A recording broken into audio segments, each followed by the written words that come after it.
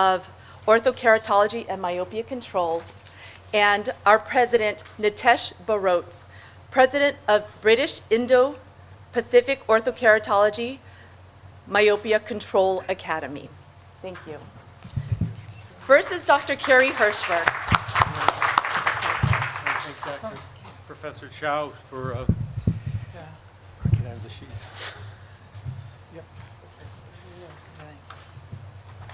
Yes, we want to thank Professor Chow, the president of Hanoi Medical Ophthalmology, for inviting us and providing that opportunity to present the world view here and the local view of orthokeratology, myopia control.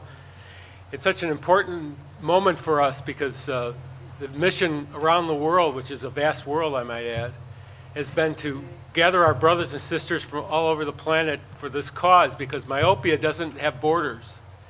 It doesn't have places where it says myopia is here but not here. Myopia is commonplace now in Southeast Asia and Asia itself, many parts of Europe and America, growing even in Latin America, Australia, other countries that haven't had this problem before. Now we're seeing, and in Europe, we see this becoming a big problem. So it's important for us to focus on that and to get the word out so that we might have an effect here and help the future generations that have to deal with this. And it's a pleasure to be a part of this. I appreciate the invitation from BIPOC to be a part of this conference. We have now 7 sections around the world, which we're quite proud of. Almost 6,000 ophthalmologists and optometrists are present in our organization. And that's something we should all feel really good about, and we're growing dramatically, you know, with this new BIPOC section. So we'll have Nitesh say a few words. Again, I'd like to thank Professor Chow, president of Hanoi Ophthalmological University, and we would like to thank you all for a warm welcome which you have given us. And this is the first conference in Vietnam by BIPOC. BIPOC obviously was formed in order to help Southeast Asia. That's the main function. Britain also, as you are aware, British at the moment, we have a Euro case section in IOMC, but there is Brexit taking place, so Britain now will be leading in this area as a separate section and coming in with Southeast Asia under the IOMC. And thanks to Kerry that this section was formed for all of us. So let's work together and make myopia our priority to control, because every child is important to us, and every child that becomes more myopic has other health issues will come with it. So education about myopia control and orthokeratology in particular, which is the best form of treatment available at the moment, which we should encourage every optometrist, ophthalmologist to do, and at the same time educate the general public and also the educators around the world. And this is not just a problem here, it's around the world. Anywhere you go, we are seeing this. So I warmly welcome you all, and let's start the process of teaching and learning about orthokeratology and myopia control from Vietnam, and thank you again. All right. Our first talk today is from Dr. Carrie Hirschberg. It's For 100 Reasons, Visual Hygiene and the Myopia Epidemic. So Dr. Hirschberg is amazing. He has been practicing orthokeratology and myopia control for over 35 years. He is the co-founder, president, board member, and fellow of the International Academy of Orthokeratology and Myopia Control, and the founder, chairman of the board of the American Academy of Orthokeratology and Myopia Control. I have known him for over a decade, and he is a pioneer and a visionary, and we have all around the world to thank him for us being here today and many of the other places that they have traveled to. So please welcome again, Dr. Carrie Hirschberg. Thank you, Lynn. Yeah. Okay. So unfortunately, there's not the time to really present this topic properly, but you know, this is an issue now, isn't it? You know, we're talking myopia. Relatively speaking, watching this curve increase in numbers, you know, close to that kind of 1 billion people that are going to be high myopes. It's an incredible number. 5 billion people are going to be nearsighted. This is a human race that started out being hunter-gatherers. And there's no way an adaptation like myopia and high myopia is going to be successful in that kind of an environment. So obviously, we're dealing with something here that's really unusual. And it took us forever to get this to the world to notice. I mean, when we talked about this in the 1980s, people would laugh at us. They thought, what's going on here? You can't be serious. Myopia is a refractive condition. It can be treated with glasses or contact lenses. It's not this other thing you're talking about, which is this growing epidemic. And so, this caught up with, I think, everyone. When we looked at these staggering numbers of the incidence of, epidemic levels of myopia all over Asia was the first place we saw you want to see the center of the epidemic. And of course, now we realize that it's growing everywhere. I mean, we see, evidence of the degree increasing. This is what we're really worried about, the retinopathies, the pathologies. Not that we should even gloss over the fact that myopia is a disability. Okay, kids that start becoming nearsighted, it's not normal. People, they can't interrelate even with their friends. Without glasses or contact lenses, they're basically, unable to work within the environment, so that they are immediately from very young ages now starting to wear prescriptions. So this is limiting their growth as human beings. We have to be aware that myopia in any form that it exists today is a threat to vision. So if there's any way possible to limit this or even to eliminate it, I mean, that's something we need to work towards. There's no amount of myopia that's safe. You can have a 2-diopter myope with a detached retina. I've seen them, okay? So it can happen even in low myopes. They can have all kinds of other issues with that as well. So these are the big ones. I mean, you can go on and on with the cataract likelihoods, the glaucomas, the retinopathies, the increases in incidence of the numbers here, 16 times and 10 times and 4 times. As it increases, you see dramatically, it goes over 6, and look at the numbers, how that staggers. So the key thing here now in just the trenches that we have to work at is hold it down to this low myopia. And how do you do that? You've got to start early. So, if this happened to another part of the body, as humans, it'd be atrocious. I mean, you couldn't live with yourself to watch this distortion that happens in an eyeball, and it's asymmetric. That the elongation that happens to a part of the human body, that's something that can be controlled and lessened at least, so it doesn't become as bad as that. So the thing about this is you've got to look at that from the first point. Why do I want this to happen? Why do I want this to occur? These kinds of effects on the eyeball, if I can avoid it. I care too much about my patients, to want this to do this on purpose. And basically that's what it is. When they say, I have a blind eye to this, they mean it. You're going to cause blindness by having a blind eye, by not seeing this thing. It's very appropriate. You have to do something. I think as a human being, from one to the other. Forget the fact that I'm a doctor. Forget the fact that all of us are doctors. And we deal with, the human eyeball. Forget that for a moment. This is fundamentally a requirement as a human being to do for another human being, for the kids of the world, to prevent this from happening to them from other human beings. So it's unconscionable to turn our back on this. So the causes of myopia, I mean, for the longest time, the argument was that it was genetic. I remember at Ohio State University, there was a big argument back in the 80s and 90s. We were saying, no, it's got to be a lot more than genetics. They said, no, it's genetic. If one parent's nearsighted, blah, blah, blah, so much a percentage. 2 parents are nearsighted, you increase the percentages of myopia dramatically. And it's all, it's just genetic. And then we saw these other things happening with the environment. We saw the increases. How do you get this 96% incidence of myopia in China, in Seoul, in Taiwan, and other areas in Southeast Asia? How do you get this 75% incidence in Singapore, without doing something more than this, and in Vietnam? So we understand now that this condition is multifactorial. That's really important to understand. Yeah, genetics plays a role, but if genetics plays a role, that means that pretty much half of us are genetically predisposed for this, or more. It's exposure kind of a thing. The more and more it happens, the more likelihood we are to see this occurring. And the younger the age it begins, the diagnosis becomes worse because we have more likely to becoming even higher levels of myopia. Though that doesn't even stop the talk here, because you can see myopia take on late onset after college even. It depends on what you do. So, we are very strongly now, we don't have all the solid evidence isn't yet, but we feel very strongly that this is a product of near-point stress, that this is something that's occurring when human beings look at monitors, at iPhones, reading close work under poor lighting conditions, and under too much, they're too close to the object they're looking at, without being outside enough and other things, with developing other kinds of byproducts of this, which is not lack of exercise, poorer diets, everything else, that this is something that's, the whole equation.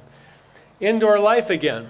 Big factors are played here with the lighting that occurs, with the near point. Remember, when we're working outside, even if we're reading outside, we have reference points that are distance reference points. But when we're near point, inside, we don't have those far distance things to look at where the eye can relax. It has an effect. And these things, you're going to see more and more of these kinds of illustrations where we know that the higher the education goes, by birth decade, how late, as it conspires to education, that we're looking at more and more myopia as a final result. So yes, it is. Close work and myopia is a very solid association. And again, look, we're, arguably back down again. Posture plays a huge role in this thing as well. We're just beginning to delve into that.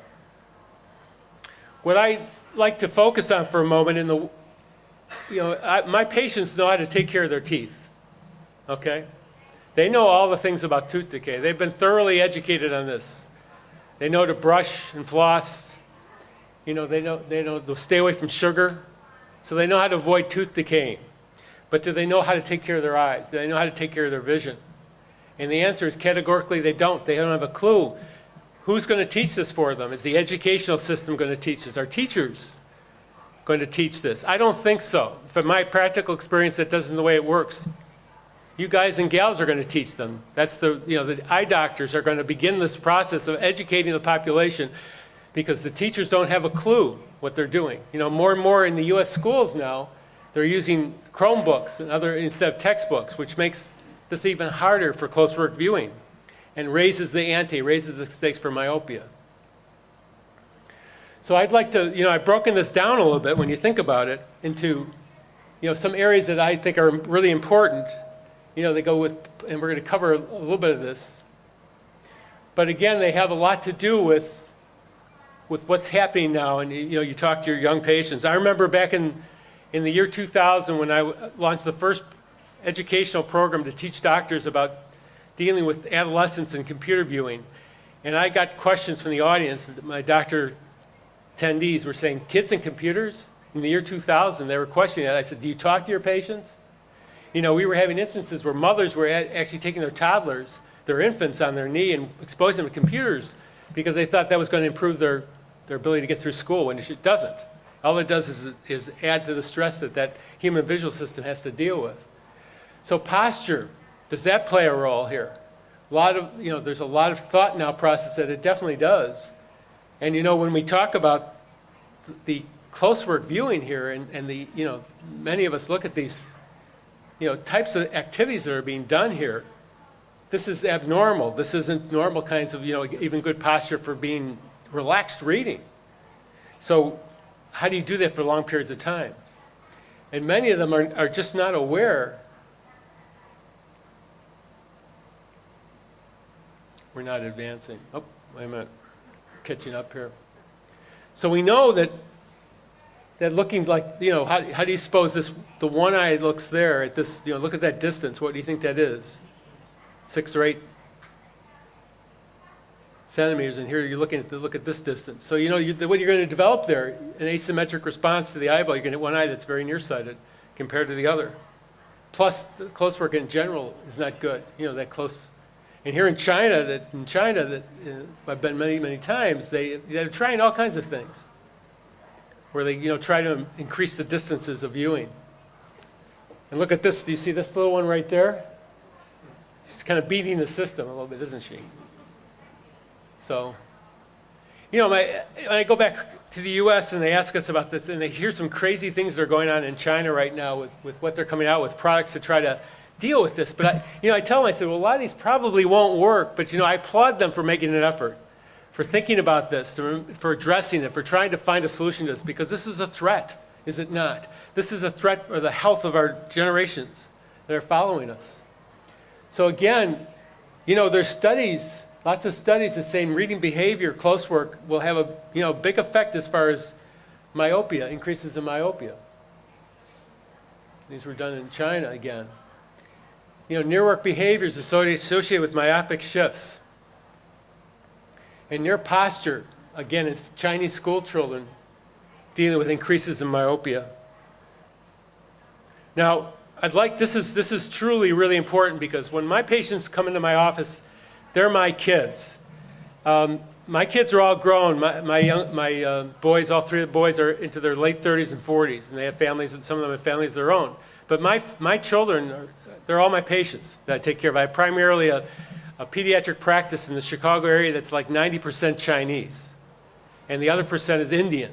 So this is in Chicago, in the suburbs of Chicago. And they come to me because of my reputation. They know who I am. They want to have their kids doing these myopic, controlling things. So what we teach them coming in, we teach them some of these visual hygiene things. So everybody hold out your right hand, okay? And take your knuckles, put your knuckles on your chin and hold your elbow out.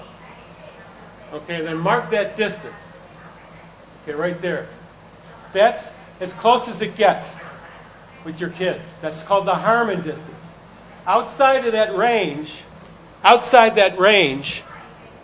less and less stress on the visual system. Inside that range, you raise the ante up as far as stress in the visual system and the likelihood of myopia. So if you're going to teach them anything, teach them to follow, obey the Harmon distance. And parents want to know this. They know there's something wrong. They know when their kids come in. They ask me all the time, are they ruining their eyesight with all this critical viewing they're doing, playing video games, whatever it is they're doing on these things? And the answer is yes, they are. But we're doing Ortho-K for them to help. But you could help too. Push. So we show the kids this. The parents look at it, shake their head. Yes, that makes sense. And then we start them on that. That's how the education happens. Until we get a sponsor who's willing to commit the money, like Crest Toothpaste was in the U.S., that devotes that kind of money and breath to talking about dealing with myopia and these kinds of visual hygiene issues. We're not going to get that. The only way we're going to get this is by educating our patient base. So we already know, that there's genes. There's a cell in the human eye that responds to light, and if they don't get at least 2.5 hours of light, outdoor light, sunlight a day, it stimulates the eyeball to grow. Okay, now we don't know why this is happening, but it's happening. So you have to be really aware of that your kids have to be outdoors. When I'm going to China now, the first times I went, I was talking a lot to ophthalmologists, of course. Now I'm talking a lot to pediatricians, because they're the primary caregivers here for the kids. We want them to get to telling their parents to make sure those kids get outdoors. And when do they need to get outdoors? Toddlers. After they start crawling, put them outside before they get nearsighted, because once they become nearsighted, it doesn't have any effect anymore.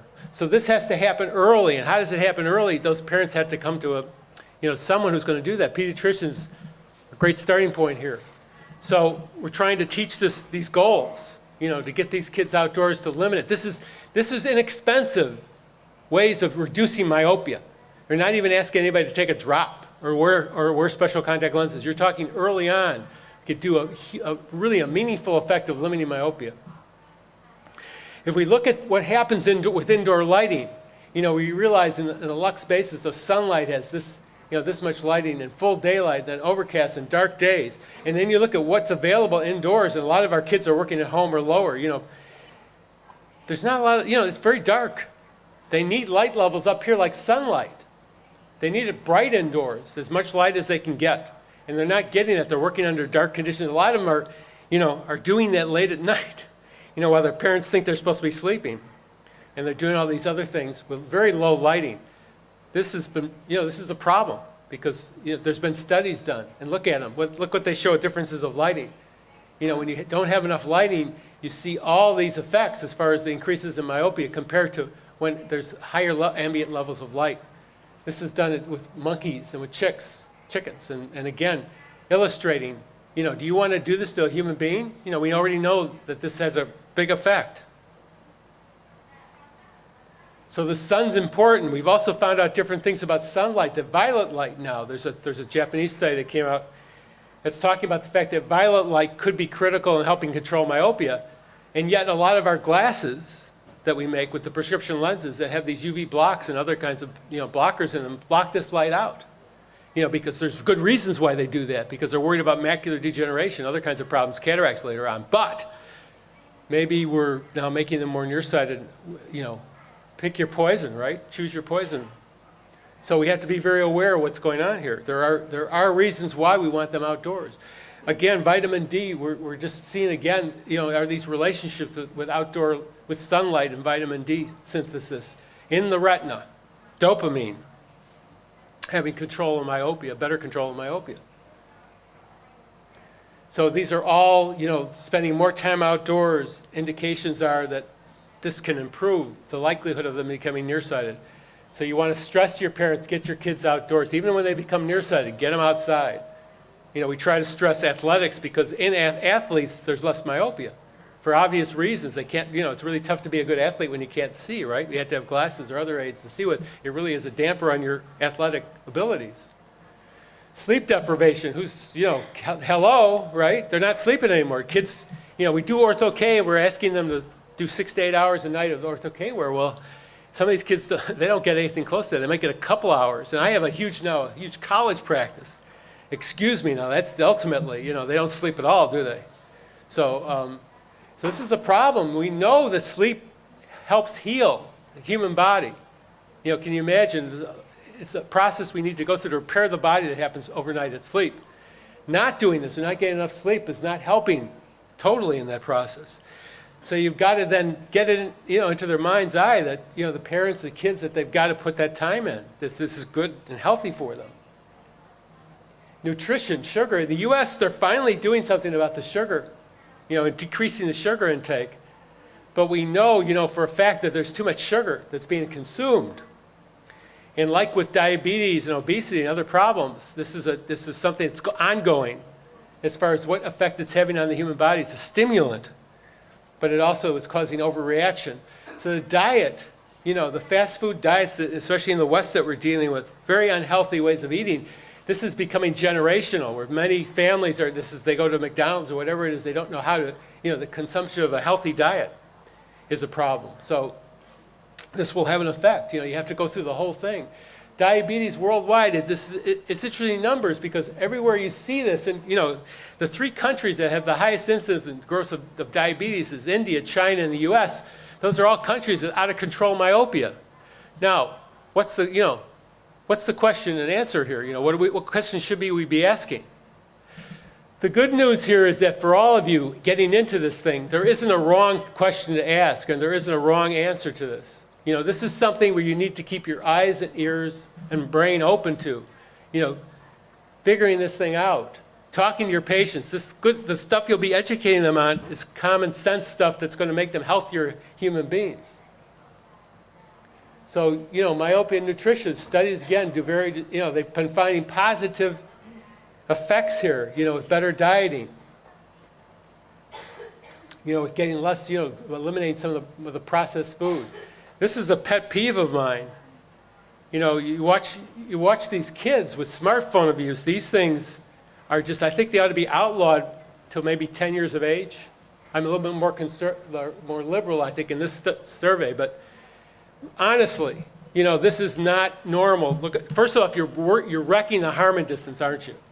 Because to hold this thing, this is even a large screen one. This is a 6+, but you're going to be holding this thing, inside. Look at the distance here. Right? This is already violating those Harmon distance rules, plus looking at this thing, and they play video games on this thing. Some of my patients spend 7 to 8 hours a day on these things. 7 to 8 hours a day. Do you talk to your patients? This is not normal. Okay, this is, My wife and I go on cruises when we get a chance, and it's not uncommon to see toddlers, year-and-a-half-old toddlers, in a stroller with an iPad plugged in at a year and a half years of age. What is that? That's parental abuse on 3 levels: cognitive, auditory, and visual abuse. The human brain develops through 25 years of life. This overstimulation of these systems is definitely affecting brain development. And if you looked at the new generations coming by, that they can't sit, they have no attention span. Do you think that's by accident? No, it's behavior, it's learned behavior. So we have to take a step back here. You know, there's some things that are better for humans. Talking to other humans are better than dealing with these other forms. When we talk to each other, we read our kids' stories and allowing for these electronic babysitters. Okay? There's a time to step back and start taking control again. Ergonomics, back when I was growing up, they taught ergonomics, they paid for it in the workplace. You know, but now, no one knows, nobody understands those rules. You have these huge monitors that you're looking straight ahead or above. When we know, I taught computer vision as an optometrist, and we know looking down is much more physically easier to do on a computer screen. It's physiological. Looking straight ahead is very tiring. If you don't believe me, try it. Try reading that smartphone straight ahead when you're looking ahead at it instead of looking down. So, again, it's time to talk about these posture influences here, the working distance. We also realize that these inclined planes, which we had in the States years ago, are actually easier because they put the visual system and the angles that it approaches that reading material in a much better place than it does on a flat surface. So what is it with myopia prevention practice? Well, a couple closing things here. I'm running short. But if there's anything that we take home today besides the harm and distance, working distance, stop doing this. Stop doing this to kids who are myopic. Stop giving them single vision glasses. It doesn't work. The only way that's going to help is if they take them off when they read. And how many times do you see kids doing that? Okay, you cannot do this because it's not normal for a child to use their distance myopia correction to look up at close work. They don't need that much power. It creates all sorts of problems. It's like throwing gasoline on a fire when you're trying to put the fire out. Okay? You've got to start thinking out of the box here. You've got to start prescribing, even if they're in spectacles. Out here in the Asia region, there's now glasses that are available that will slow it down, but you've got to stop talking about single vision lenses for your kids. If they have myopic risk, any risk of progressive myopia, they got parents who are nearsighted, they're young age, whatever it is, all the risk factors you go through, no single vision glasses. At least bifocals are one of the newer designs that are out there that you learn about that can control this better. Soft contact lenses as well. They can't even take the soft lenses out. How many times can I tell you that my kids coming in here looking for Ortho-K other solutions are wearing single vision soft contact lenses? And the first thing you do when you find out there, even if they don't do Ortho-K, they go into a bifocal, we fit them into a bifocal soft lens, they immediately say, God, this is a lot easier to read with. Of course it is. It's less of a accommodative effect. Years ago, the parents used to argue, and I used to listen about the fact is the kids have accommodative systems. They know how to focus. They're young, they can focus a lot. True, true, true. The one difference here is that now the demands for close work are so much over the top. Over the top, gone. Over the bridge, under the water, whatever it is, it's done. They're doing too much close work. It's not natural, it's not normal. I have to do all I can to deal with that, to lessen that stress. And I will, and you should as well. So we know, and the reasons, we could go into that, but the reasons, we don't really have time, but the reasons are the image shell out in the peripheral retina is actually going to stimulate more myopia, hyperopic defocus. So what do we recommend? We talked about a lot of it. Stay active, play outside, adequate lighting and posture, near tasks, watch that. You got to counsel your patients on what not to do, as well as what to do. And what you're going to be doing, please, there's one thing you do out of this whole thing, support your parents. Support the kids' parents. They know, a lot of them know what's best for them. A lot of them are nearsighted already. They know what they went through. They do not want to watch their kids go through the same thing. They learn what it become more nearsighted. It's a scary process watching your vision deteriorate. They don't want their kids to do that too. Listen to them, support them, give them reinforcement, because you're going to be one of the few people in our society today that does that. Because most of the rest of the professionals in society are not listening to them. Let's listen to them, and let's support them. So you got to invest in your kids. You got to talk about it. You got to do the testing. You got to do near point testing. If you're just doing distance testing, you don't know what the stresses are at near point, right? You got to check them at near point as well as distance. If you're doing kids, you got to do both, okay? You should do it anyway for everyone, but at least for children, do it.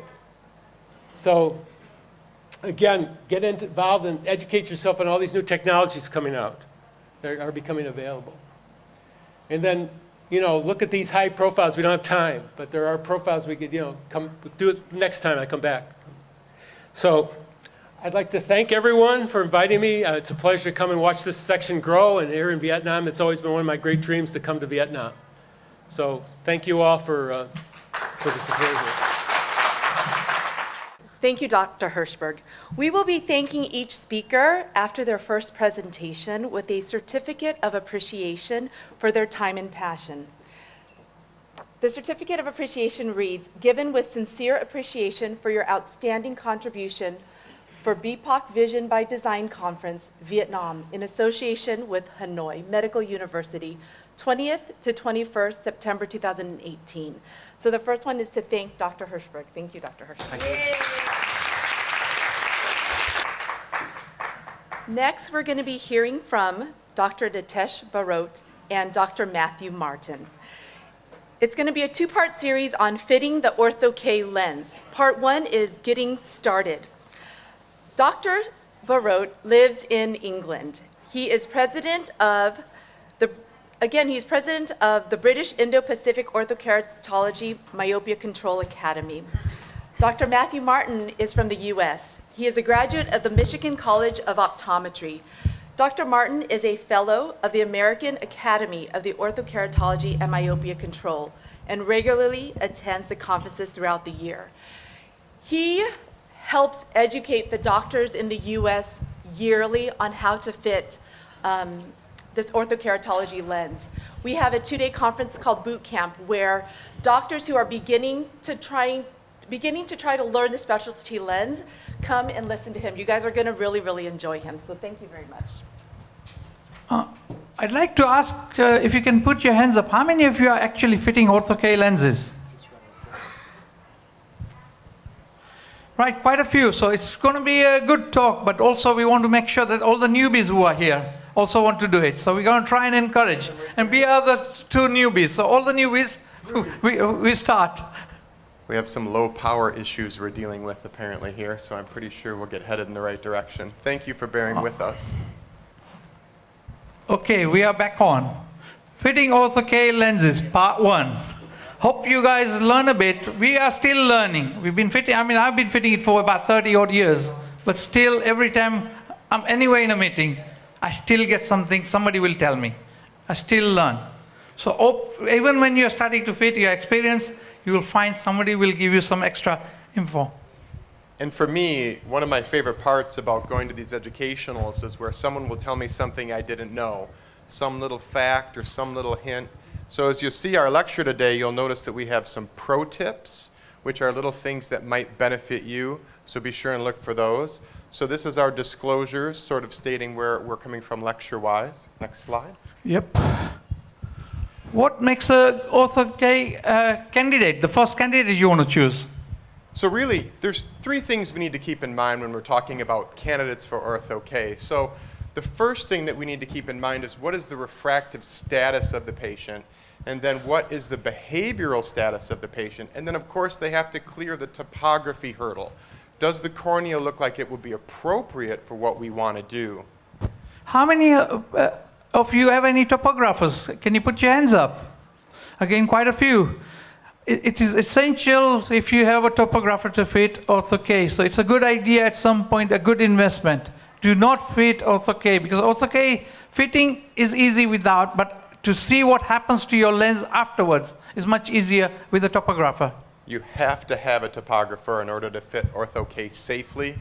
It's just as simple as that. So we're going to talk about the candidates as far as good, bad, and terrible. So let's start with the easy candidates. So some people in here said they had not been fitting or had not fit long. So when we're talking about the good candidates, we're talking about myopes from -1 to -4. Those are really your bread and butter patients, aren't they, Dr. Yeah, Natesh? they are definitely your bread and butter because you're going to see a lot of them. I mean, 70 to 80% of your patients are going to be in that category. And if you're a new fitter, please don't go only fitting those initially. Learn from that. And that also will give you a higher level of success as well. Certainly, we want you to become very expert at ortho-K and myopia control, but we also want you to have good success to make you feel good so that you'll be encouraged to do more of it. So you also want to target patients who have more nearsightedness than astigmatism. And when we get to the tips and tricks later on, we'll talk about some of the rules that you might want to keep in mind. Also, we want to keep that corneal astigmatism down. Ideally, less than 3/4 of a diopter with the rule. And then, talk to me about Ks, Natesh. Case, again, 41, 45 is what we want. And that's the one we all should be looking for initially. As I said, quite a lot of you are new here. So do not try anything, below that. The average is that, what I see in my practice. At least for the first while. If you start out with a 46 or 47 or a 39, you're going to have some difficulties. You might as well make it accessible. Next slide, if you would. So it's important if you're bringing ortho-K in to get a feel for what terminology you're going to use. Different regions have different descriptions of the procedure. I think that ortho-K is pretty accepted here. But in the United States, sometimes people will differ in their nomenclature. And so we want to make sure that you and your staff are all on the same page before you begin. I mean, I use molding term or general vision shaping. I think, Doctor, you use the same? Yes, I use molds or retainers. I prefer that as well. My patients seem to relate to that. It goes back to Dr. Herzberg's comment about the dental system. Next slide. So what about health considerations, Natesh? What do you look for when you're looking for an ideal patient? The first thing you want to do under a slit lamp examination, make sure the lids are healthy. You do not want blepharitis. Treat it first. If you've got a dry eye, treat that first.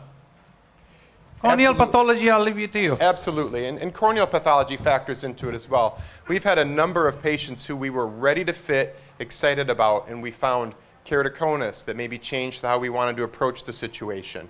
Or maybe the patient has something that's unique to their cornea, or I actually attempted to fit a patient who had epithelial basement dystrophy one time and caught that at the last possible moment. So that's very much an important issue. What about dryness, Natasha? Dryness, again, you're looking for meibomian glands. Make sure you check them. Make sure they are working. If they're not working, treat that first. If it's extreme dry eye, usually we do not fit ortho-K lenses. But I don't know what your philosophy is on that. Well, we've done some dry eye patients with success, but as a general rule, you want a nice, healthy eye going in. It certainly simplifies the situation, and I would recommend if you're just getting started, or if you have not done this for too long, that you really do want to stick with the healthy eyes rather than try anything that's a little bit sketchy. Patients should be reasonably healthy. I look at if there's a diabetic patient, I do not fit them. There are reasons for those. So be aware of that. Do not fit. There are other health issues where they may not be able to wear them. Medication, what they take, would they affect the cornea in any way? Have you had any Accutane patients? Yes, I have, and problems with them too. So Okay. yes. So there's a perfect example of one that you'd want to be aware of. But next slide, if you would, please. So also we want good social influences. Is the patient clean? Is the patient motivated? Is the family motivated? That's very important because the family needs to be on the same page as the doctor and the same page as the patient. I've had some families that were very strongly motivated and the children weren't, and that caused all kinds of problems. I had other families where the child got virtually no support. Have you run into that at all? Yes, I have. And what's important is you do need the mom and dad to work with you. So they should be part of the team. The child is important as much as the parents. If they are willing to look after them, in my case, they travel a long journey. If they cannot make it, I do not want to see them. I'd rather they go to a practitioner nearby. Yeah, that's where I'm at as well. And I find that children are often super receptive, and sometimes parents can be hesitant. Or if you have a child who's not ready and the parents are forcing, then you end up with them rebelling, and then that causes problems as well. So what about bad? What types of patients should you take a moment and think about before starting? So when you're first getting started with Ortho-K, you want to stay away from the hyperopic patients, at least to start. Yeah. Later on, certainly, absolutely, I do hyperopic presbyopic, I do all kinds of stuff now that I would not have approached when I first started. So you also want to stay away from the high myopes. And talk to me about astigmatism is how it relates. Again, with astigmatism, same story. Do not go beyond 1.75 cil if you can help it. I mean, initially it used to be 0.75. I do a lot more higher. I've done -4s and -6 cils. But initially, you need to be on a lower cils, obviously. Against the rule, astigmatism, no area for new fitters to be initially. And as an addendum to what Nitesh was saying, when I first started fitting Ortho-K, I fit a patient who was -8, -3, 180, and that was within like my first year. And I spent so much time on that patient, and it was so stressful for both the patient and I. And if I had approached that differently at the time, I would have had more success and been a lot more confident. Now, I might be willing to try that, but certainly at the time I was ill-prepared to be swimming in those deep of waters. Also, I look at it this way. When you're fitting higher prescriptions, you are going to be using a lot more lenses. Sometimes you may not get a one-fit lens. So what you want to do is start with lower, get used to it. It'll save you the long-term hassle. Also, cost-wise, it's beneficial if you are experienced, know how the fitting is taking place. So we're not saying you cannot fit them, but do those once you are fully experienced. So for health considerations, we spoke a little bit about this earlier. So corneal disease would be an issue, severe dry eye would be an issue, persistent lid disease, pregnancy can affect outcome. We see changes perhaps in hysteresis of the cornea, or certainly we see changes in refraction. And then herpes obviously would be a counter. I would say no onto that. Yeah. Run. No, I don't fit. Run away. I'm sorry. Next And slide. also avoid it. And we spoke a little bit about this earlier. Children who are immature, helicopter parents who are involved, sometimes the engineer-type personalities. I am in an area with a high level of engineering patients, and so engineering patients can be very challenging. They will say things like, when I turn my head like this, it extends for some reason, the letters are at a 37-degree angle, and I get a lot of very complicated, what, really? You know, if I go like this, doctor, and I look, and it just doesn't look right. So you want to make sure you're choosing your patients. Be very selective. Those patients are going to cause you problems. So let them stay on specs or other optical corrections, because you need to judge those patients initially. Saves you hassle, your reputation. And Dr. Herzberg spoke about this earlier. I have a number of firefighters who would like to have Ortho-K, but it just does not work for them because they have to get up repeatedly in the middle of the night. Sometimes they're going on calls any hour of the night. They don't get that nice sleep schedule. And Carrie spoke about college students. It can be sometimes difficult if they haven't been in it for a while. Next slide, if you will. Yep. So have you done any -10s? And if you did, when did you start? Did you do that right away? Did you? No. After about 7 years, I started fitting anything above -7. So I did not fit anything to -10 or anything. I was learning. I was going to America, learning what was happening over there.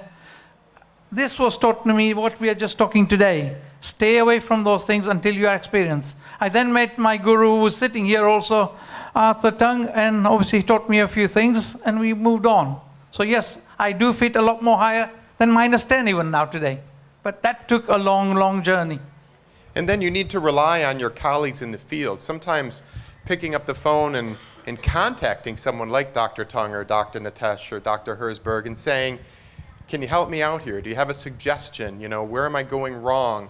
I know that the mentorship of Dr. Herzberg and Nitesh and many others has been very essential for me. Just being able to know those people have your back makes a big difference. That's one of the reasons why the Ortho-K Academy, the International Academy, is just amazing. And yeah, we have a mentorship program. So if you guys need us, get in touch with us. We will help you through it. Even your patients were simple. Sometimes you will encounter a problem. And there are people all around the world who are willing to help. Please do not hesitate. We are here. You can skip this one. This is just a summation of what we discussed. Okay, so education, warnings and discussions. Next slide, if you would. So we're going to be talking here about how are you going to explain orthokeratology. So orthokeratology is defined by the American Academy of Orthokeratology as a non-surgical procedure specially designed contact lenses to gently reshape the curvature of the eye to improve vision. That's a great clinical definition, but that's very hard to convey to your patient. Yes, and the other question I always get, and sometimes they will come to you to be fitted with orthokeratology, and the question they'll ask you is, I went down to another doctor and says, oh, you're pressing down on my eye. I do not want to do it. Explain to them, no, we are not pressing your eye. All we are doing is hydraulic forces are working under the lens, and it's the fluid which is doing the movement of the epithelial cells. That's what's gonna, so explanation is important. And if you explain that to the child and the parent at the same time, it's always a good idea. For sure, and this next slide talks a little bit about that. So we talked about curves under the lens using the hydraulic forces. And the example that I used, Nitesh, is 2 glass slides. Did you ever do this when you were in elementary school or when you were in young school? They take 2 glass slides and you put them together dry, and they're very easy to separate. But then you put a drop of water or 2 between those 2 slides and you try and pull them apart and they won't come apart. That's hydraulic forces at work. And so those hydraulic forces is a really nice, neat way of explaining to the patient exactly what you're doing. Next slide, perfect. You'll also need to wrap your mind around discussing hyperopic defocus and how that's going to affect the elongation of the eye. And then you have to try to avoid words, at least in my setting, people get turned off by some of the more complicated medical jargon. So that's always tricky because you have to have conversations explaining things in very simplified terms. So what I tend to do is get a plain piece of paper and draw on a paper and show it to the parent and the child together again. Now, we got a lot of professors here from university. As we know, in the physics textbooks, we have got straight lines for ray diagrams. So I always ask a parent, have you done any physics? And they'll say, yes, I have done physics. Now draw me a ray diagram. When they draw it, that's what they do, straight lines. And the ray diagram, your child is short-sighted. What's happening? The rays are entering in the middle of the 2 lines. And I turn around and say, yes, you're right, it's not reaching the retina. But let's now do this, I cover my hands. That's how the eye is. Now we got a problem. Dr. Herzberg just told you earlier on, single vision specs are going to cause a problem. It's going to increase myopia because of overshooting. That diagram tells you the whole story. And as soon as you actually explain that, the parent wants it done. And that also, there's an experiment by in Houston on the monkeys. I don't know whether you know that experiment, where he lasered the eyes. Yes, that would be a little bit difficult to discuss within the bounds of what we're talking about today, but only because we have to move along. But I will try to mention that later if we get a chance. So this is just talking more about what types of wording to use to simplify it for your patients. Next slide again. I'm going to try and catch us up. I feel like we're running a little behind. So you also need to discuss the risks associated with orthokeratology. So do you have this discussion with your patients? Because I do. I specifically mention microbial keratitis. I can think, again, swimming and that we always say, if there's soft lens, we explain this, but we explain to orthocare even more. Be critical. Make sure you give them the actual risk factors. And I discuss acanthamoeba, which is, of course, the big scary thing that's in the room. And I'm very thorough with patients. I explain that absolutely to them. Water is just absolutely not allowed, and here's why, and here's what happened. We talk about the China experience a little bit. We talk about maintenance and the things that we need to do to prevent that, and we'll show that in here on a slide in just a few moments. So in 1997 to 2001, I'm sure you all know this, but there was 47 cases of microbial keratitis in China and Taiwan. And that was acanthamoeba, and Pseudomonas was a big part of that. And it would boil down to protocols. There was a heavy use of water and a lack of cleaning regimen, which caused innumerable problems. And the International Academy of Orthokeratology reached out, if I'm not mistaken, and were able to change some of those protocols for the better. And we'll talk about what solutions on the next slide right here. I always tell my patients that the risks associated with Ortho-K are essentially the same as if you were wearing an overnight contact lens. So I do discuss with them, and it's Bullimore and Liu, who had studies that support that. So that's very good information to have. That's, yeah, information for parents is ideal. Keep that around. Make sure you pass it on. And I make sure everyone knows that when we go in. Next slide, thank you. So what are we going to do to clean those? Because, you know, we're putting something on our eye. There's a risk of microbial keratitis or acanthamoeba. So we really want to be hydrogen peroxide based, at least stateside. That's the big one. You told me that you have a somewhat different protocol, but Yeah, in the United States, we don't have access to... Yeah, you don't have it. I don't think they have it here. I've got an oxychloride system where it actually is a solution system. Will disinfect the lens is quite much better than even hydrogen peroxide. But at the same time, if actually touches your body, it becomes hydrogen and water. So it's a very good solution. It's manufactured in Italy, but it's used in Europe quite a lot. It's not, I don't think it's available elsewhere at the moment. And then it's very important to, again, have that discussion about no water and hydrogen peroxide. And then, of course, having the discussion about not putting the hydrogen peroxide directly in the eye, because I've had many patients choose to disinfect their eye. But I always tell them this, I have good news. When they're done, I always say, good news, there's no bacteria in your eye now. So I need to just add one thing. On Euro-OK, which I'm a board member too, we have on a protocol, no water, no water. Water must not be used on any lenses. Ever. Ever. And the other thing is make sure hygiene of hands, cleaning, is thoroughly taught. In my practice, we actually give them an hand wash gel to take home. So make sure that from day one, hygiene is the priority. If you do that, I've got patients now wearing them over 20 plus years and haven't had any problems. And the hygiene is interesting because my son wears Ortho-K lenses. Same here with my two boys, where we started at a very young age. And both have been wearing it for, now they're adults, and one of them is a dentist and the other one is an optometrist too. So they have grown up in Ortho-K lenses, and myopia has been prevented. And I think I lecture my son every night at bedtime about washing his hands. I don't think there's a night that's gone by where I haven't said, get back in the bathroom and wash your hands. So it's something that you really need to reinforce to your patients because they will drift. So yes, this is just acanthamoeba. This is just something to give you nightmares tonight. So to make sure this does not happen, what we just said, the protocol must be followed. Okay, so what do you use when you have them put in their Ortho-K lenses? Do you use sterile saline? In the United States, we have some natural ophthalmic drops that I like in my practice, but I have used sodium chloride inhalation solution. I mean, there's a couple of choices there. Yeah, thin solutions is always a good idea, but in my case, because I use that oxychloride solution system, it actually breaks down into hydrogen and water. So I use only that solution, even for insertion, and patients don't have any problems. You really want to avoid a thick, viscous drop, because a thick, viscous drop, a very thick drop, that will cause you to have problems associated with adhesion.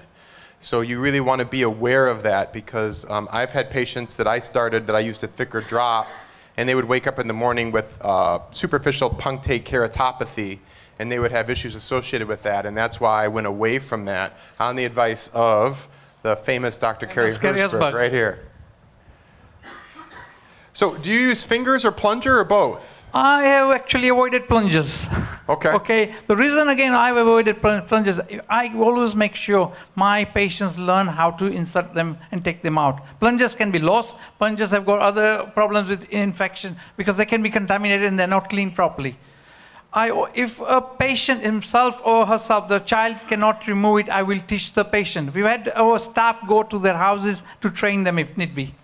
But they will have to learn. And that's stipulated in the contract. Yes, and so we use plungers some of the time. Although with the plungers, you have to be very aware that they need to be cleaned as well, because that plunger can harbor bacteria, and it's a very nice environment for that. So really, fingers are the way to go, although I do have some people that have to rely on the plunger because they just don't have what it takes. And I do make them hydrogen peroxide, the plunger, a couple times a week as a general rule. Although I need a better protocol for that. So I think, as I said, plunger is the last resort. I would still I'd use the fingers. So be prepared to answer some questions. How does sleep time affect orthokeratology? This is a big question.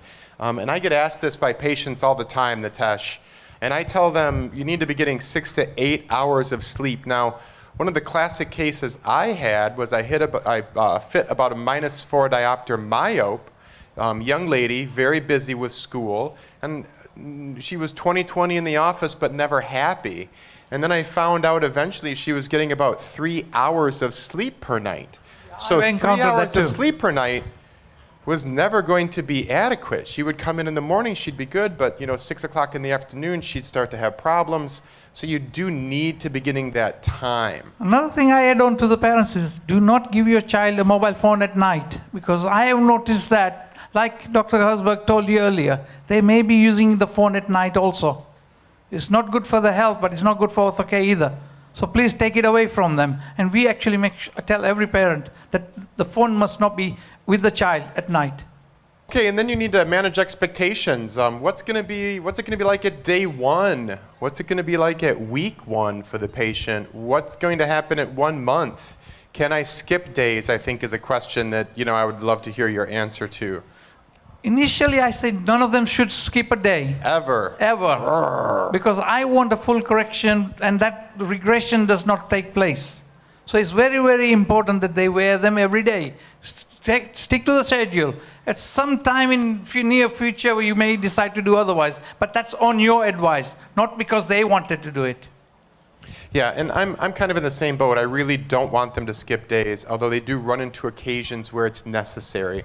They're away on a trip. Circumstances are such that they're not able to get them in. Next slide, please, and thank you. So it's also important to have a discussion on comfort for that first evening and that next morning. I mean, how many times do you have patients who you fit who are, they were like, oh, last night was terrible, and then the next morning they come in and they take them out and tell, what happens the next night? So I always tell them, that this halos and all this is going to happen, especially if you're doing myopic control lenses. You want to create that, actually. It's important for a child. But they're not driving, so is it important? In that sense, no. So for that, yes, explain that there will be halos, but explain to them, the car in front of you, when you see a brake light coming on, you'll see the light, the red will be slightly starry. If you explain, they see that, oh, yes, it happens, normal. That's exactly right. And then on the next slide here, we're jumping right now, for time purposes, to what data to collect. So pre-fitting stages of orthokeratology, absolutely topography. We emphasized that earlier, and Nitesh spoke about it. Absolutely need to have a topographer. You should not be fitting ortho-K lenses without a topographer. It's essential. Topographer gives you all the data which you'll require after the fitting. It's very, very important before fitting, but it's very, very important after fitting to actually assess the fit and get it right. Biomicroscopy is essential. A Yes. good refraction is essential because you want to make sure you truly are getting the correct amount of myopia. I get a lot of patients who come in who are over-prescribed, so we want to back that, get the right amount there. And then corneal diameter, that is such an important part of the process for me. I mean, it's very, very important in the sense of limbal area. We need to make sure we do not touch the limbal area. The stem cells there are regenerating. So if you're fitting ortho-K lenses, either you have to jump over it or you go under, but you do not touch it at any cost. Next slide, Natasha, if you will. We talked about topography being the standard of care. Next slide again. Sorry, I'm trying to make sure we get everything in here. So you need to make sure you capture good pre-fit maps. So there is a big difference between a good topography and a bad topography. If you have a bad topography, you are going to have a very difficult time with the fit. I really can't emphasize that enough, and I can't tell you how many patients I have gotten off on the wrong foot because I had a bad topography and it gave me all kinds of problems. 3, 4, 5 lenses, I'm designing things and switching stuff, and then I wash them out and I go back and take a topography and I go, oh, there's my problem. So Always important. The maps So are important. important. It's like the sat So navs you got important. in your car nowadays. You want to get to a direction, a good sat nav will take you to there. This is going to guide you. This is the guiding one. That make sure that topography map is pristine, perfect. And- if you made a mistake, redo it. Don't fit a lens until you got a proper map. in multiple maps. Multiple maps. I mean, yes. sometimes my staff will take 10 of them. I mean, I can never have enough maps. I feel like, do you feel the same way? Like I can never have enough maps. I use the Medmont topographer, as Oh, you know. same. And you get 4 of them. Look for the percentage, it says 98, 97. That's the figure you want. Because then you got a good map. I feel a lot of Indians who have got long eyelashes. So clear those eyelashes if possible by making sure the lids are wide apart. The other problem is we have got long noses. So those long noses, this is what I've been trying to teach in India at the moment. Is on a topographer, you need to move the face at an angle in order to look straight into the topographer. We get a good map that way. Next slide, Natasha, if you would. You can skip this one. This just talks about how you need to make sure you get good maps. You can skip this one because, yep, we're going to skip a couple here, I think. We'll skip that one and probably skip this one as well. We'll talk about contracts at later today, hopefully, If you get time. right, if we have time. And if not, you can always email me and I can get you the information from that PowerPoint. Or email me. Any of us can help you. But those contracts are all available on our websites. EuroK it's available on. I think MOC website is available on. IMC is live now, Kerry? The website, IMC. Yeah, so we got various websites where you can pick those up from. Thank you, Nitesh. And you do need a service agreement, but again, we'll talk about that hopefully later. It's important if you have a private practice to designate people who are going to assist you with your myopia control. So in my office, I have designated staff members who assist me with myopia control, and they get special time in order to do that, and they have a special title to go with that as well. Oh, we're burning part 2 already. Well, let's move to the next, let's go a couple slides. Skip that one. Oh, good, we're right at the end. Skip this one. All right, there, perfect. Timing wasn't too bad. Part 1 done. I hope you enjoyed the part 1. Let's go to part 2. You guys have not got rid of us just because part 2 is coming up now. Watch us now, I'm because going to move across that way. watch us now because we move fast. Yes. All right, now we're going to be talking a little bit more about fitting the Ortho K lens. So this particular lecture is supposed to go hand in hand with the last one. So, Nitesh, you want to be my slide guy? Is that working okay for you? All right, those are our disclosures again, so we're not going to spend a whole lot of time. Yeah, I think we can skip this. We already talked about it. So let's say that you're someone in the audience who hasn't fit a lot of patients. How do you start? Well, you've really got 3 basic methodologies of fitting an Ortho K lens. You have the empirical method, which is basically taking your information, picking up the phone, calling someone and having them design a lens for you. You have a trial or diagnostic lens fitting, which is a lot of what I do for efficiency's sake. And then you also have topographical based software designs, and those are the fun ones, where you can get in there That's the ones we're and fitting there. you can fool around and change things and move this and move that, which can be great or it And can be horrifying. It can feel like an artist. You're painting it, when you're doing those ones. Next slide, if you will, Nitesh. So empirical fitting requires the same things we talked about earlier. So empirical fitting is going to require that HVID, the refraction, the topographical data. Lenses are going to be calculated by the manufacturer. So you call the manufacturer, you say, this is what I need. Maybe you call Dr. Tung, or maybe you call Context, or maybe you call Euclid, and you say, this is what I need in order to have this made for me. And then the lens comes in, the practitioner puts that lens on, and then you use the topographies and the fit of that lens, and you consult with the manufacturer in order to have them help you to problem solve. We have got a lot of good manufacturers out there in the foyer today, so please talk to them. Absolutely. Yeah, please, they are helping BIPOC. So we need to make sure that you guys go and talk to them too. Make them welcome. And is the empirical method how you got started, Nitesh? Yes, originally that's how I did. I was working with contacts originally. And then obviously GOV was the next one I went on to. So yes, empirically was the lenses I originally started fitting. So talking about the pros and cons, like anything, there's going to be good and there's going to be bad associated with any of these methods. So the pros of a empirical method is the concept of it being a custom lens. So I'm making a call, I get the lens in, patient sees the lens come into my office, I place that lens on the patient. And it's definitely the easiest of the methods is to just pick up the phone. Cons, though, are time, because it takes time. Time. In my case, the lenses were coming from America originally, so it was taking quite a long time to get them to UK. And then also reliance on fitting assistance. So what if someone's not available? Yeah, and relying on those guys at the lab telling you what to do. So ideally, as I say, it was a good system, but I moved on later on. And then a lack of knowledge about the design, because some of these designs are what are called black box designs, which means you don't know what is in the design. Curves, yeah, so you don't know what curves are going in there. Somebody else is designing them for you.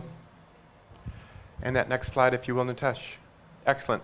So for a simple, quick overview, an Ortho-K lens on the eye, I use a little blue LED light, and I would highly recommend that you go out and get one of these little blue LED lights because they're super quick. Do you use one in your office? I do. It's definitely, I know as I said, it's ideal. Even quickly, you can check the patient straight up. Boom, boom.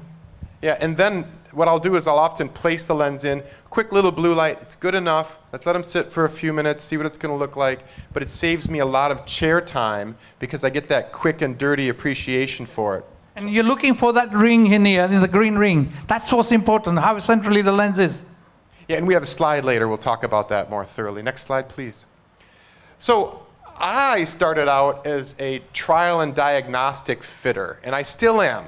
One of the first global orthokeratology symposiums, Dr. Carrie Herzberg, I really wanted to get into Ortho-K, and on an elevator ride to someone's room, Dr. Herzberg said, well, why don't you just get a couple of fit sets and start fitting people? And I was like, what? And he's like, yeah, just try it, you know? Brave. He was so encouraging. And so when I went out and I bought some fit sets, I bought a Contex fit set, which I use a lot in my office. I use GOV as well. I use the GOV fit set. And it was wonderful for me. And I'm a big trial fitter because I like to see things on the eye and I like to be able to make changes. You know, a lot of times I'll put a lens on, I don't like that one. I'm gonna change to this one here. Oh, it's perfect. I love that, you know? And so I'm a trial fitting guy myself. So it allows you for a quick fluorescein pattern analysis and over-refraction. It allows adjustments of the lens depending on what parameters the trial set contains. And then it lets me then order a custom lens based on that trial fitting. Next slide, if you will. And so do you have any of these fit sets? What do you have, Nitesh? In fact, originally that was the fittings that I had. Then I went on to the GOV there. With context, obviously the empirical fitting I was doing, so I didn't have a set there, but then I now have a set of those. So yes, it's everything here, what you see, I have got in my practice. I'm not maybe using it now, but I was using a lot of that at one time. And I still do a fair amount of fitting out of the trial set. I don't tend to have to make changes like I once did, but a lot of times I will take a look at the patient, I know just what I want, and I can get, if it's an easy fit, it's an off-the-shelf. And also quick. the advantage is you can create a wow factor with the patient. When you put that lens on, sometimes, you know, with the lower myopes, they could be corrected immediately. Not all of them, but some of them. And when you take them out after, 20, 30 minutes, I've had patients lying for a couple of hours even in the practice. Or I came to Vietnam a few months ago, where we went to do a clinic, where we actually had children come in, and what we did was put the lenses in, and those children were sleeping. Some of you might have seen on the Facebook, I did put them on. And within, for 45 minutes. They were half corrected. So the parents were happy because I put them on a chart and say, what can you read now? So that wow factor, again, makes a big difference. Yeah, I think that makes, and I wish I don't have room at my practice to lay patients down. We got recliner chairs, so we just put them on there. But sometimes we will fit them at the end of the day, and I'll put the lenses in, and then I'll go work on charts or paperwork or something, and I come back and they're like, oh, I can see, and they're so happy. And I love when people are happy. That makes, in fact, the wow factor is very, very, it energizes you. You'll find that when you start fitting this, especially when they come for their first checkup, sometimes they want the lens, they come in there and you take them out, or they take them out, put them on a chair and ask them to see the chart, and suddenly, oh, I can read the bottom line. The happiness part happiness part of Ortho-K is why you should do Ortho-K and why you should tell all your colleagues to do Ortho-K, because people will love you. It's just and recommend they're you. just delighted. I love that. Next slide, if you will. So pros and cons. Pro is it's an in-office fitting. It saves time. It's less expensive for sure.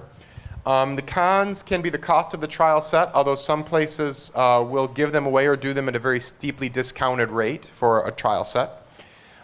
Maintenance of the trial lens set can be an issue, especially if you fit out of your trial set, which I often still do. And then sometimes you can run into limited parameters that can be a problem. Yeah, that's one of the issues with those. But as I said, you can fit in quite 60 to 70% of your patients quite easily on those. So it's not a difficult thing. And then the labs are very, very good at helping you to get it right. So it's a good way of fitting. But as I said, starting is the best way on that. Okay, so HVID, size does matter.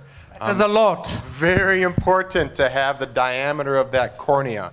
I know when I first started fitting, I always ignored corneal diameter.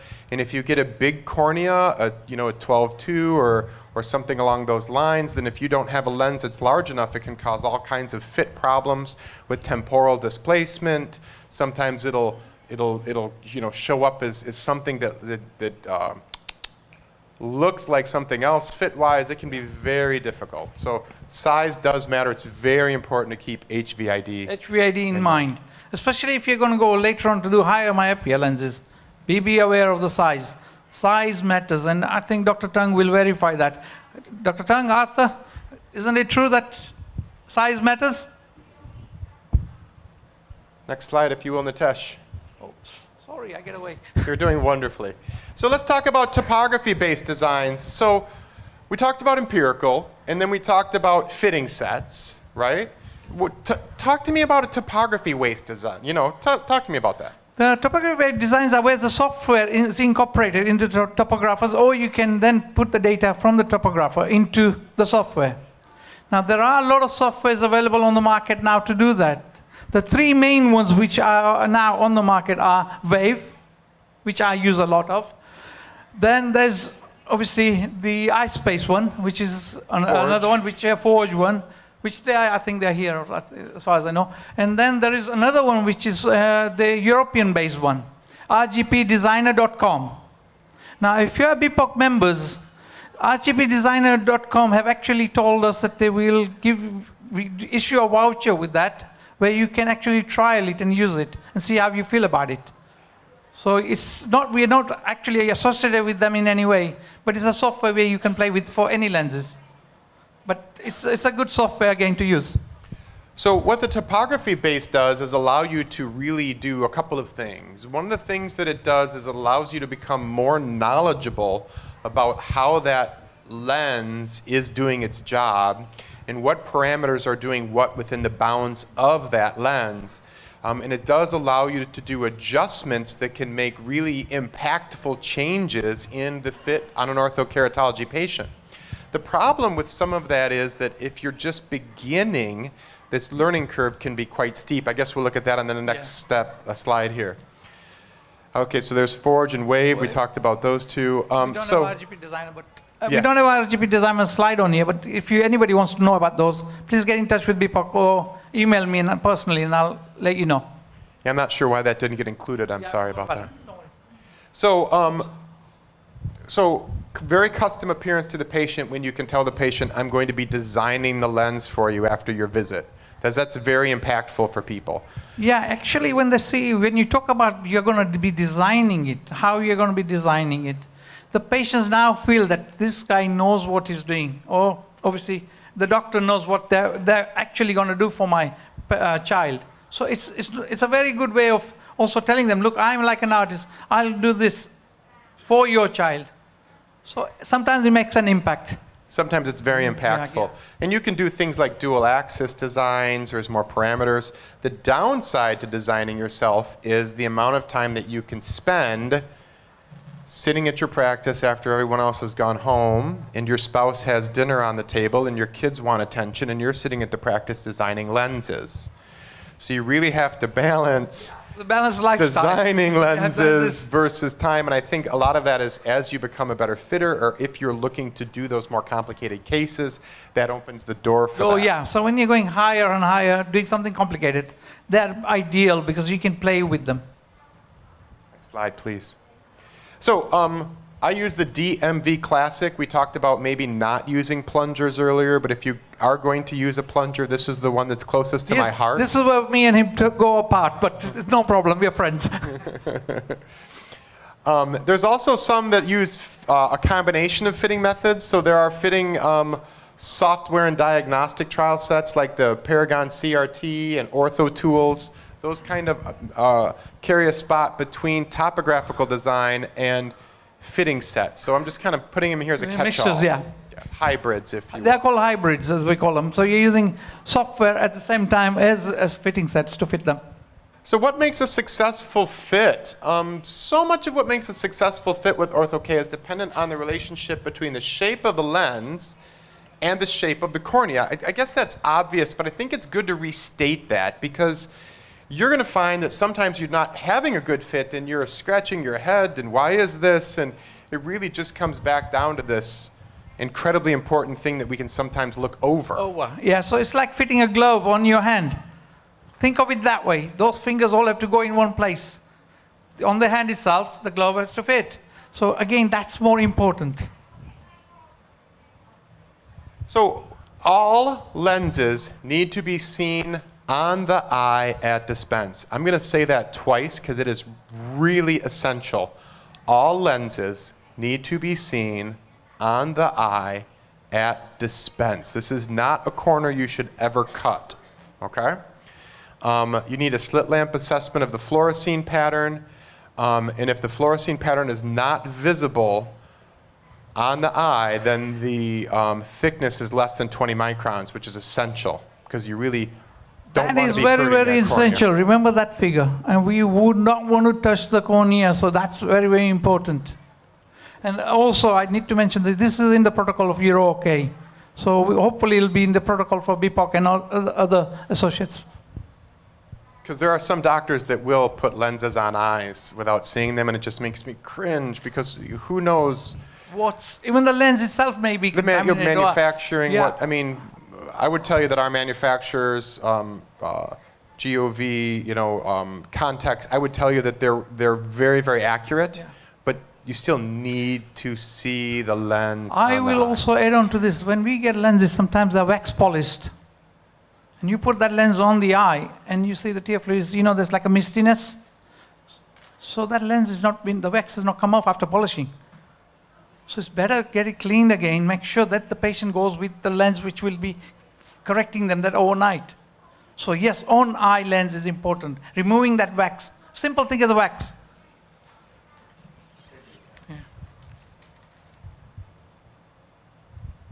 Okay, everyone should have a Ratten filter. Does everyone have a Ratten filter? That's definitely something you want to look into getting. It makes a big, big difference when you're evaluating these lenses. But some of the slit lamps now come with them. So if you've got a modern slit lamps, they are incorporated into them. Yeah, I really like that. Ratten filter is like magic. And labs will send you those for free a lot of the And time. Bosch and Lomb, I think, sends them free too. So we want to place the lens on the eye with fluorescein. We talked about that. And then here is the most important slide of Nitesh and I's discussion. Should be coming up right here. The most important one. I want everyone to get out their phone and take a picture. Get out your phone. Take a picture. This is what you should have ingrained in your brain. I need you to dream about this tonight. Yes. I need you to lay in bed tonight thinking, this is where you need to be right here. This is the ideal fit, actually. This is the one fit lens we are looking for. So, Nitesh, why don't you walk me through what I'm looking at here? I mean, first of all, you got the central bearing area. You can see a little bit of fluorescein there. It's very difficult, but you need to be aware of that. The reverse curve is up here. I love that. It's well demarcated. It's Demarcated. crisp. And that reverse curve is very, very important because that's what's going to give you good correction in myopia control. Absolutely. That's your hyperopic defocus right there. Yeah, hyperopic defocus, what you put earlier on the picture. And then you're going to have an area of mid-peripheral bearing. Now that mid-peripheral bearing is very essential because it's going to help build that annulus. Yep. And you have to have that.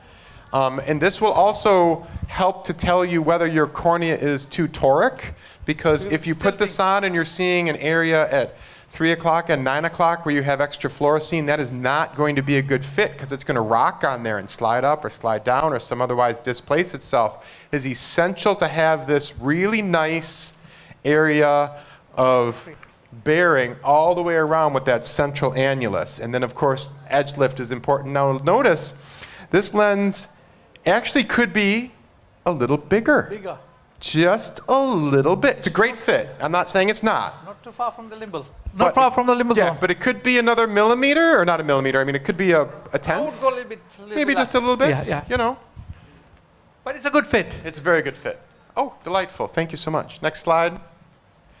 So at Dispense, I use proparacaine first on the eye, and then I load my lens with a couple of drops of fluorescein before I place it on.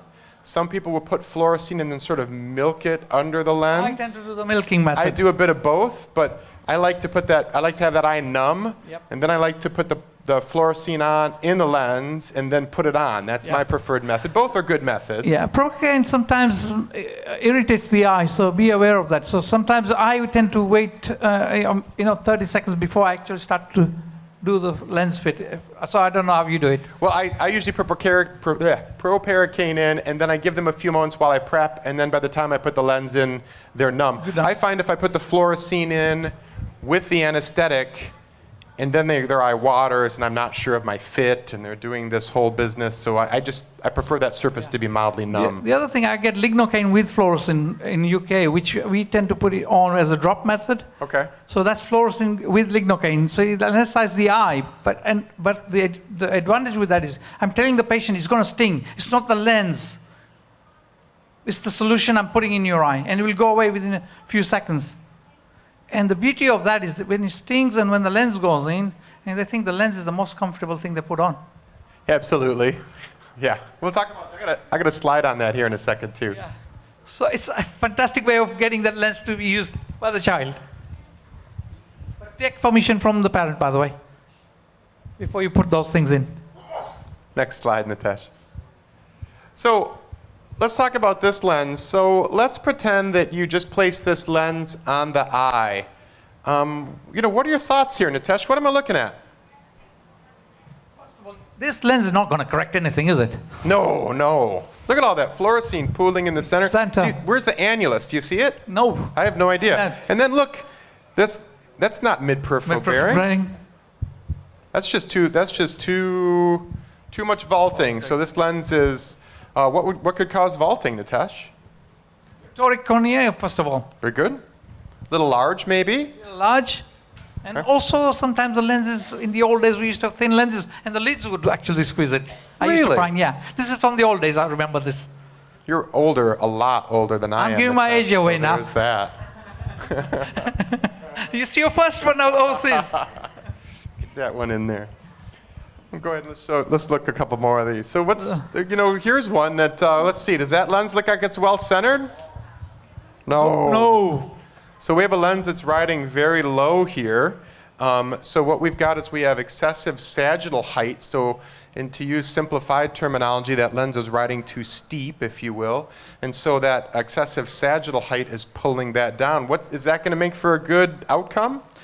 Now, this is where again I may be slightly different. I have had lenses which when I'm fitting higher myopia lenses. Sometimes this I've is- had that where it's happened originally, but a few days later, the whole fit changes. Let's say this is not a high No, high myope. myopia. Let's say this is a Low minus yeah. 3. Yeah, -3, then no, this is gone. Okay. This needs to be taken out. Now, if it's a minus 8, Yeah, then it's okay. that's not Sometimes we- unreasonable. Yeah. But that's That's a different yeah. This philosophy, is yeah. this is again that Yeah. those -1 to -5. Yeah. Keeping it simple here. Next You slide. don't if want will. that, when you see that, that's not a good fit. Okay, so this did is this. something that I do. And so strictly, this is something that I do. I'm not sure anyone else does this, but this is strictly for me. So take it with a grain of salt. This would be an off-label use. Off record. So what I do is I use a drop of a bottle of artificial tears, and I, in a sterile manner, remove the top of that bottle, and I place about 7 drops of proparacaine in that bottle, and I shake it up really good. And then I have the patient use that bottle for the first week of wearing their Ortho-K lenses. So what that does is give them a very, very, very mild comfort for the first week, because most patients will go through that whole bottle in a week, and they never get another bottle like this. It's only the first one. But I find it really helps with my kids who are nervous about putting that lens in their eye. It gives them a little bit of comfort. Do you do this, or am I the only one that does this? I mean, I think I used to do it and I still do it, but I have to actually say here that we need to be careful.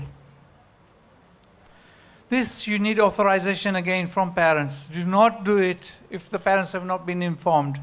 They get on the contract signed that you've given them. Because I feel legality is a problem sometimes, so we need to be very careful what we do. Matt has a different view on this, but my view in the UK, the way I work, sometimes I got to be careful with what I do. Next slide. So, thank you so much. And so let's talk about this one here. So, do we have is this a good centration here? Is this good? No. Does it look like that beautiful slide we had earlier? No. We're looking at a lens here that's riding really quite high. So we're going to get a situation where that's going to want to ride up underneath that upper lid. Yep. And we have inadequate sagittal height here. So this is a lens that is, in essence, fit too flat, if you will. Yep. And have you had success on patients with a fit like this? Never. This never works. for me. This will never work. Yeah. So again, this is to save you the hassle for patients coming back and forth. You see this on dispense, you just don't want to give it. Yeah, this is one where if I was fitting out of the fit set, I would Yeah. fix it right there. I would change The lenses. fitting and set will do it straight. I'm but on yeah. my way. Good. Would you send that lens home? No. I wouldn't either. Would you send the steep one home? I have done that because of the If it what was I a told big, you yeah, earlier. if it was a big Yeah. prescription, I would Yeah. too. So at dispense, you're looking for excessive pooling. You're looking for that lack of return zone, that nice annulus we talked about earlier. You're looking for the edge clearance, okay? You're looking for movement of that lens. You want a little bit of movement, not excessive. It's too flat. You'll see it picking up and going all over the place. And then for me, since I put the fluorescein inside, I'm judging how quickly the fluorescein comes out. Now, The people- leakage is important. yeah, I like that. So I'll put the fluorescein in. I've got what I think is a good fit. I'll have the patient close their eyes for a certain amount of time. I'll go back and take a look, and if I can just see that brilliant ring after 5 or 10 minutes, I'm like, oh, magic. I'm right where I need to be. Okay, I have the patient close their eyes and count to 10, and then when they open their eye, I immediately evaluate that lens, because I think it does a better job. Sometimes if they open their eye too long, you'll see that lens drop down, and it changes what that fit ultimately will look like. Yeah. So it's very, very important that you look at it immediately while it's central. Boom. How the fit looks. So what do you do if you have a very toric cornea and are fitting a spherical Ortho-K lens? So this is interesting. This is a patient who was fit with a spherical Ortho-K lens on a toric cornea. Can you explain sort of what's going on down there for me, Nitesh? You can see again here where it's not actually rocking the lens. So you can see where the fluorescent is not round, which is what we're looking for. It's a toric cornea. So the lens is bouncing up and down at that point. Yeah, and it will just, Yeah. that's going to be, whew, We are rocking away. So correction is not going to take place with that properly. Not So you might have proper. residual, seals or again against the rules instigated by you. Exactly. And I've induced against Yeah, the rule. we induced it. So we all have. When we're learning, we all do these things. But it can be corrected. So even if you induce it, you know it's reversible. Ortho-K is reversible. It's safe. Is reversible. The word is reversible, and make sure that, again, you're telling the parents it's reversible. So when you're looking at laser surgery, it's not reversible. This is. Excellent. Next slide. So when you're dispensing, you're going to need what types of things? You're going to need the visual acuity, and you're going to need the over-refraction. That's going to be very essential. Yep, next slide if you will, Nitesh. You can skip this one if you'd like. Thank you, sir. Topographies are essential for establishing candidacy. We talked about that for assessment of fit. I'll show you the next slide here real quick. You want that bullseye post-wear response, and I'm going to show you in just a minute one slide, but I'm not going to go deep into topography because I only have 37 seconds. We have got Randy. And also because we have Randy Kojima, the master of topography. So The next guru is slide. here. So there's a beautiful, and I love this as an explanation of what we're doing. I just love that. Next slide. Okay, so last pro tip. The last thing that you need to remember is, I don't know how popular poker is here. Does anyone play poker or familiar with poker at all? Okay, maybe. It's more popular stateside, Yep. and you have to know when to fold them. So sometimes you're not going to get a good fit. Everybody has a patient that just they cannot fit for whatever reason. Just comes across the occasional patient, corneal hysteresis, fill in the blank, dryness, age, menopause. You need to cannot know. win all. You need to know when to say, I'm giving up. I'm giving up. Thank you very much. Thank you very much. And It's about 9:40 a.m. and our session will end at 10:15 a.m. Our last presentation for this morning before the coffee break is by Randy Kojima. And Randy is the Clinical Research and Development Director for Precision Technology based in Vancouver, Canada. He also serves as the research scientist and teaches at the Pacific University College of Optometry in the U.S. in the state of Oregon. Additionally, he is a clinical advisor to Medmont Instruments in Melbourne, Australia. Randy has published many articles and submitted many posters related to contact lens topics. And he is an excellent lecturer. He is going to share with you how to analyze topography. All right, thank you, Randy. Thank you, Lynn. Good morning, everybody. this is the guru of topography. Everything you're going to learn from is Randy. Yeah, and he also is here tomorrow. So learn everything you can. I learned a lot from Randy. Thank you, Randy.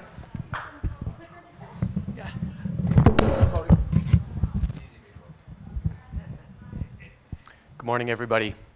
My pleasure to be here. This is my first time to Vietnam, and so far it's been absolutely fabulous. Is there a clicker around? Thank you very much. Hey, so what we're going to talk about in this section is how we use corneal topography in orthokeratology practice. So let's look at all the ways this instrument can be used to help us before we begin Ortho-K and then after we start Ortho-K. Now, for many of us, the keratometer is the instrument that we've relied on for everything related to contact lenses. But in orthokeratology, this instrument is almost useless to us. What we really want is thousands and thousands of points of data. We need to understand the center of the cornea, we need to understand the mid-periphery of the cornea, and we need to understand the periphery. A keratometer measures 3 millimeters of the center of the eye. It has one single ring of measurement at approximately 3 millimeters. A topographer tells you what's happening on the visual axis. It tells you how big you made the treatment zone. It tells you how you've altered the peripheral corneal shape. So topography is critical to successful ortho-K practice. Now, why do I say that? Why is a topographer important? Why is it important that we get good information from it?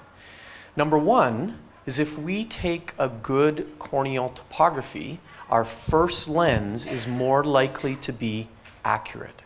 The second thing that's important about the capture of topography is if we do a good job of the post-wear capture, it means we understand how we've altered eye shape.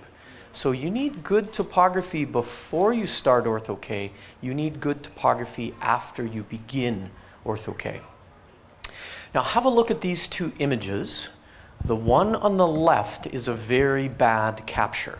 And of course, you can see the lids in the way of the rings. It's blocking information at the top of the cornea.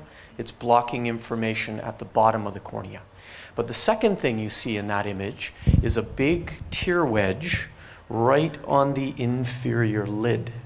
And what that causes is the rings to become distorted, and the topographer doesn't know how to read it because you've got this big curved fluid layer from that tear film, and that's going to create topographical error.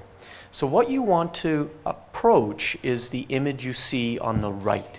Notice the lids are beyond the borders of the visible iris. All the rings look parallel and even. The eyelashes aren't coming down and blocking the rings from hitting the cornea. So this is your goal in capturing topography. Now have a look at this video. Notice the rings reflecting off the corneal surface. Notice how distorted they look. They look gray. They look black. They lack any parallel nature. And this is an older patient with very poor tear film. So when you take corneal topography, you are reflecting the light off the tear film and measuring it coming back. If the tear film is no good, the topography is going to be no good. So make sure the patient's tear film is smooth and even. Now, thankfully, we take topography in ortho-K on kids. So their tear film is generally perfect, and we don't have to worry about it too much.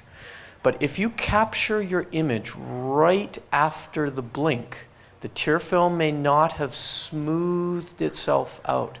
So make sure you wait a split second after the blink before you take that photo. You want the tear film to be smooth and even. Now, if you look at that reflection on the the left, notice the rings all appear parallel and even to each other. The next thing you want to do is you want to zoom in and look at those rings up close. The topographer constructs the eye from the center to the outside. If the center is no good, the rest of the topography is no good. So it's very important that you look at those central rings and make sure that they are perfect. The central 10 to 15 rings determine the rest of the cornea. So as an example, if you want to measure how tall or how short I am, you would need to know where the floor is. And if we don't know the center rings, you can't say how tall I am or how short I am. You have to know the center.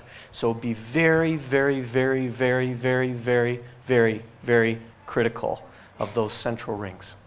Now, if you look at the topography on the right, that's derived, that was created by that image you see on the left. And I want you to look at all the colors. Notice how each contour appears smooth and even. As you go from the center to the periphery, each one of these rings is well rounded. And that's what a normal, healthy, disease-free eye looks like.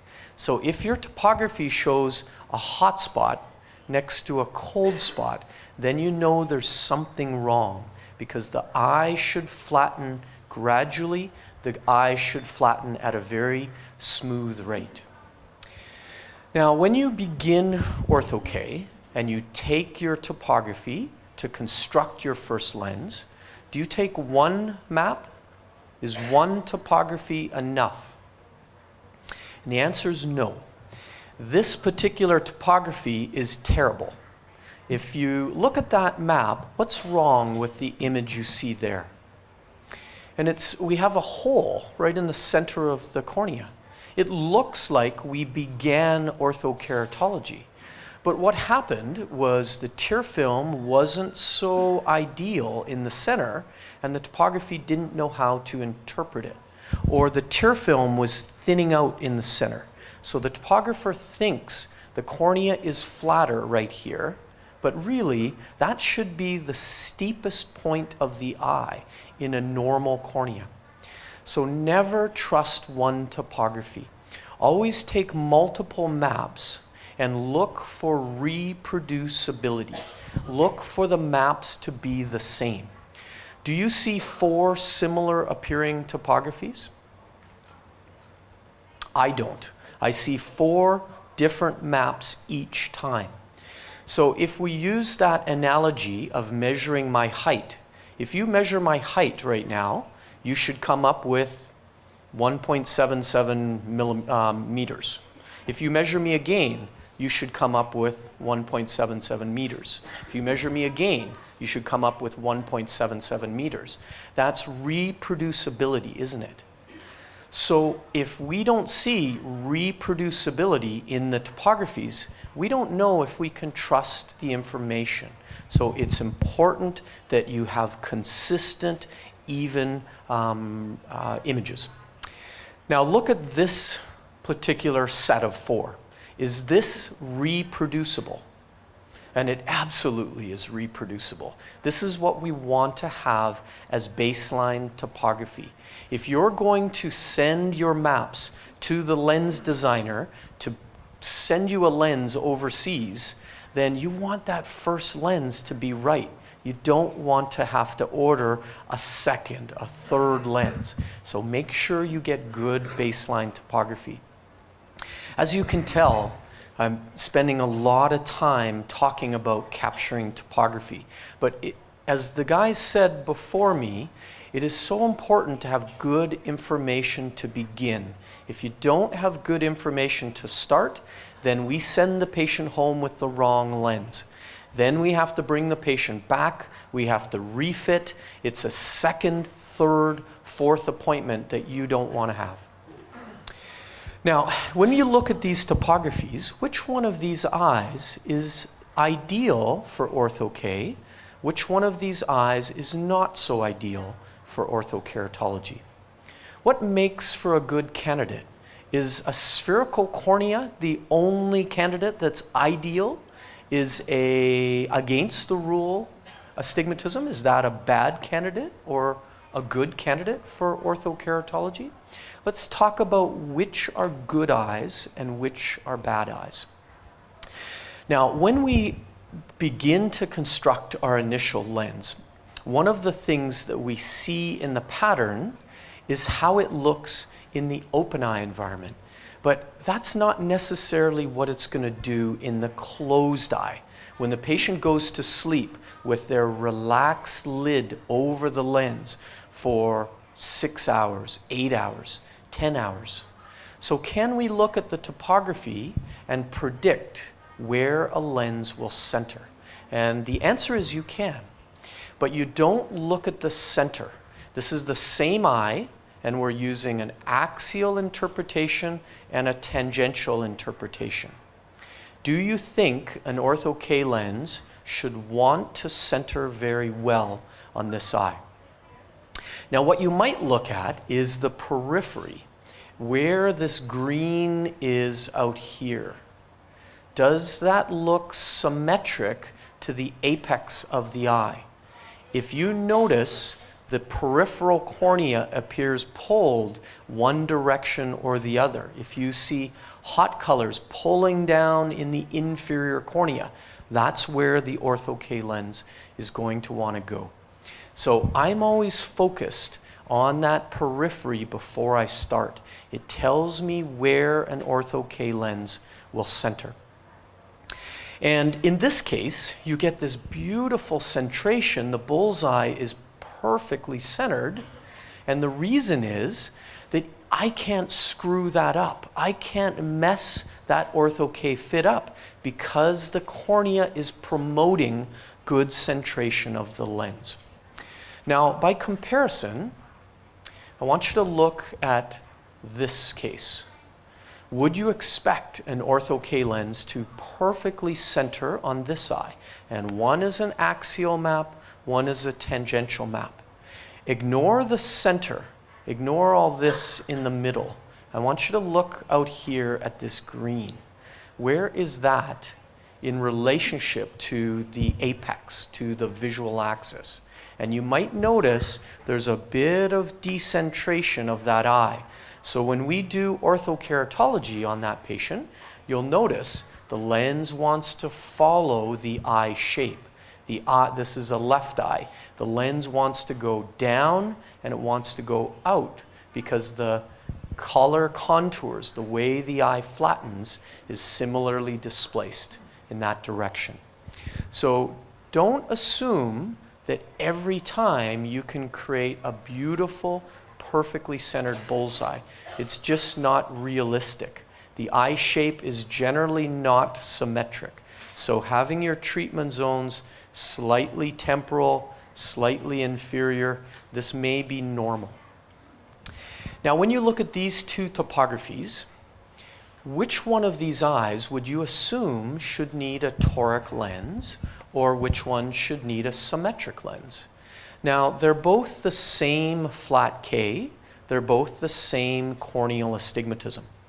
If you think in terms of millimeters, the flat K is 8.08 millimeters, and we have approximately 0.4 millimeters of corneal astigmatism.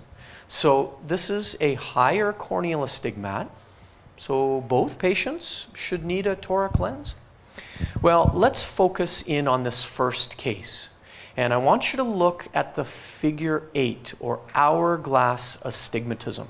That's this area that defines the steep meridian of the eye. Notice how it's very confined to the center of the cornea. You can see green almost 360 degrees around. So this cornea is astigmatic in the center, but it's spherical in the periphery. So what does that mean to you? Well, let's look at this eye another way. Let's look at this eye in terms of its height. Let's treat the cornea like a mountain. How high is the mountain? So if we measure the flat meridian, then we measure the steep meridian, and we subtract the difference. There's only 17 microns of height difference between the eye this way and the eye this way. 17 microns is nothing. But this is a very toric cornea. This is 2 diopters of corneal astigmatism. This is 0.4 millimeters of corneal astigmatism. This patient should require a toric lens.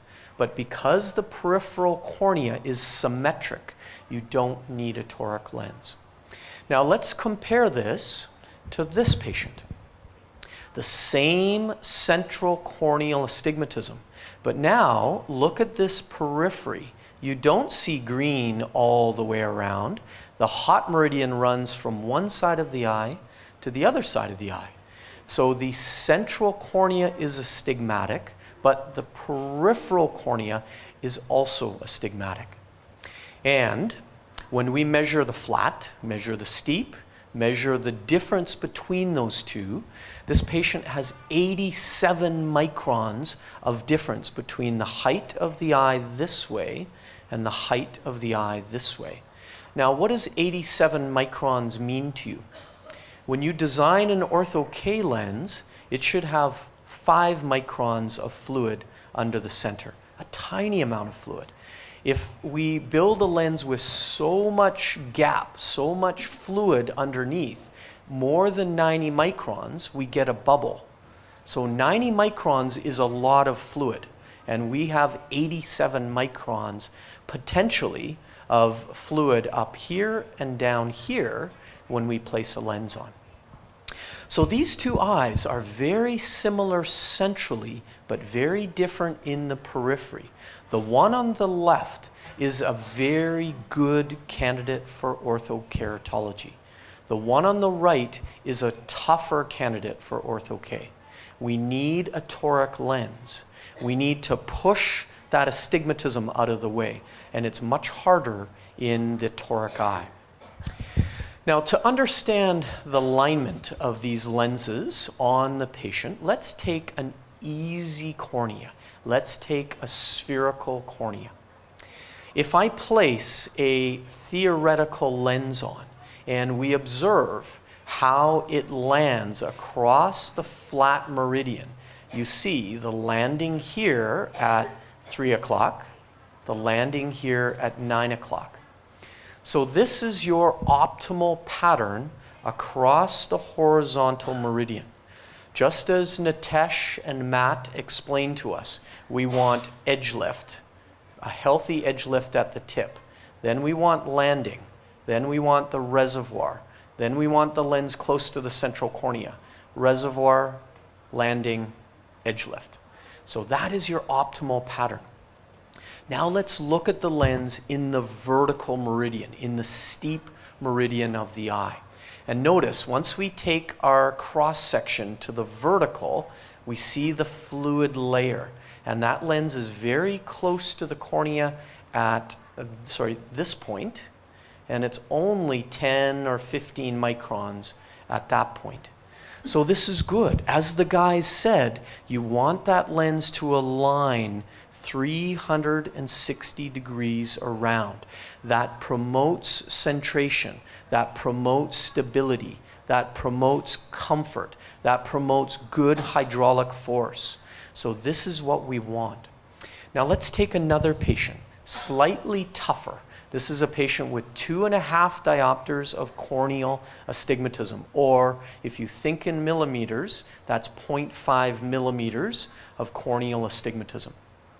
So it's a very high corneal astigmat. Now, as you know, a rigid contact lens always lands hardest on the flat meridian of the eye. So here across the flat meridian, we see the landing at 3 o'clock and the landing at 9 o'clock. So this is an optimal relationship with the eye. The lens sits at 3 and 9 o'clock. It's sitting on the train tracks. It can't move this way. It can't move this way. You've aligned it down and it has nowhere to move, except if we allow a channel in the opposing meridian. So when we go to the vertical, we take that line to the vertical meridian, you notice there's approximately 60 or 70 microns up top. There's approximately 60 microns down below. So that lens has so much room to move and rock back and forth, decenter, move excessively, be uncomfortable, and not produce the hydraulic force we need. So at this point here, we need that lens to be closer. At this point here, we need that lens to be much closer to the eye. Now, if we reconstruct a toric lens, we have the same relationship across the flat meridian, landing at 3 o'clock, landing at 9 o'clock. But let's build a second depth in the steep meridian. And now you see on that same eye, we can push that lens toward the surface, align it down at 12 o'clock, push it toward the surface at 6 o'clock, and align it down. This is the benefit of a toric orthokeratology lens. When you have a toric peripheral cornea, we need to have two different depths. One depth for the flat meridian, one depth for the steep meridian. Now, when you're looking at apical astigmatism means that figure 8 is confined to the center of the eye, that you can see green almost 360 degrees around. In these patients, it's much easier to squeeze their astigmatism out of the way. And you notice that in this image here. Notice how the treatment area looks essentially spherical. So apical astigmatism is easier in ortho-K. Let's take a limbus to limbus astigmatism. That hot meridian runs from one side of the eye to the other side of the eye. Now, is it as easy to push this astigmatism out of the way? Notice the hot meridian pushing into the middle. The hot meridian down here pushing in the middle. In limbus to limbus astigmatism, it's much more difficult to push that steep meridian out. So be aware that an apical astigmatism in ortho-K is easier. Limbus to limbus will be more challenging. Maybe you want to charge a little bit more for treatment when you fit a limbus to limbus patient. Charge a little bit less when you're fitting an apical astigmatism. Now, we've talked about many things related to before ortho-K. Let's talk about after we fit the lens. Now, there are 5 different outcomes that you can do in orthokeratology, and these describe everything that's possible topographically. Only one of these 5 is us doing it right. The other 4, we've made a mistake, or we've constructed the lens incorrectly. Let's go through each one of them. Now, the first thing you want to do is pull up what's called a subtractive map. The subtractive map compares before ortho-K to after ortho-K and creates a difference map. What that means is we want to take all 15,000 points of information before ortho-K. We want to subtract each point 1 from 1 to tell us, did we steepen the cornea? Did we flatten the cornea? So here's your subtractive map. There's before ortho-K, there's after ortho-K. That's the difference. So where you see blue, you've flattened the cornea out. Where you see red, you've steepened the cornea. And what we can tell is right on the visual axis, we have a 2.86 diopter myopic reduction.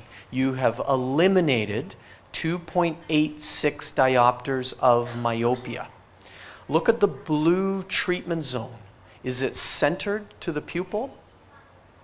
This is what you call a perfect bullseye. Look at the blue aligning perfectly to the pupil. This is our goal in orthokeratology treatment. This is not your goal in orthokeratology treatment. This is called the central island. And what you see is a beautiful little island surrounded by a lake. And that would be wonderful on a holiday, not so good for orthokeratology treatment. The reason is you have steepened the central cornea up. You have induced myopia. You have induced astigmatism. So this patient is visually very unhappy. The good news is a central island normally disappears in only about 4 hours. So you don't have to worry too much about this. What it means is the lens is too steep. What it means is the lens has too much fluid in the center and it's pulling the epithelium up in the middle. It can also be caused by a lens too tight or a lens too small or large for the eye. This is the one that you will see the most. This is called the smiley face. When you fit Asian eyes, you are always going to see a smiley face. With the tighter lids of the Asian patient, it is more common for that lid to pull the lens up and decenter the lens. So you still have a bullseye, you have the blue treatment area, but the problem is that blue treatment zone is too high. And that gives you the smile that you see down below, which is essentially the topography telling you, ha, ha, ha, you got it wrong. Now, the other one is the frowny face. And the frowny face is just like a bullseye. You've got a nice blue treatment zone, but you notice that blue treatment zone is quite low. The center of the treatment zone is here, but the visual axis is here.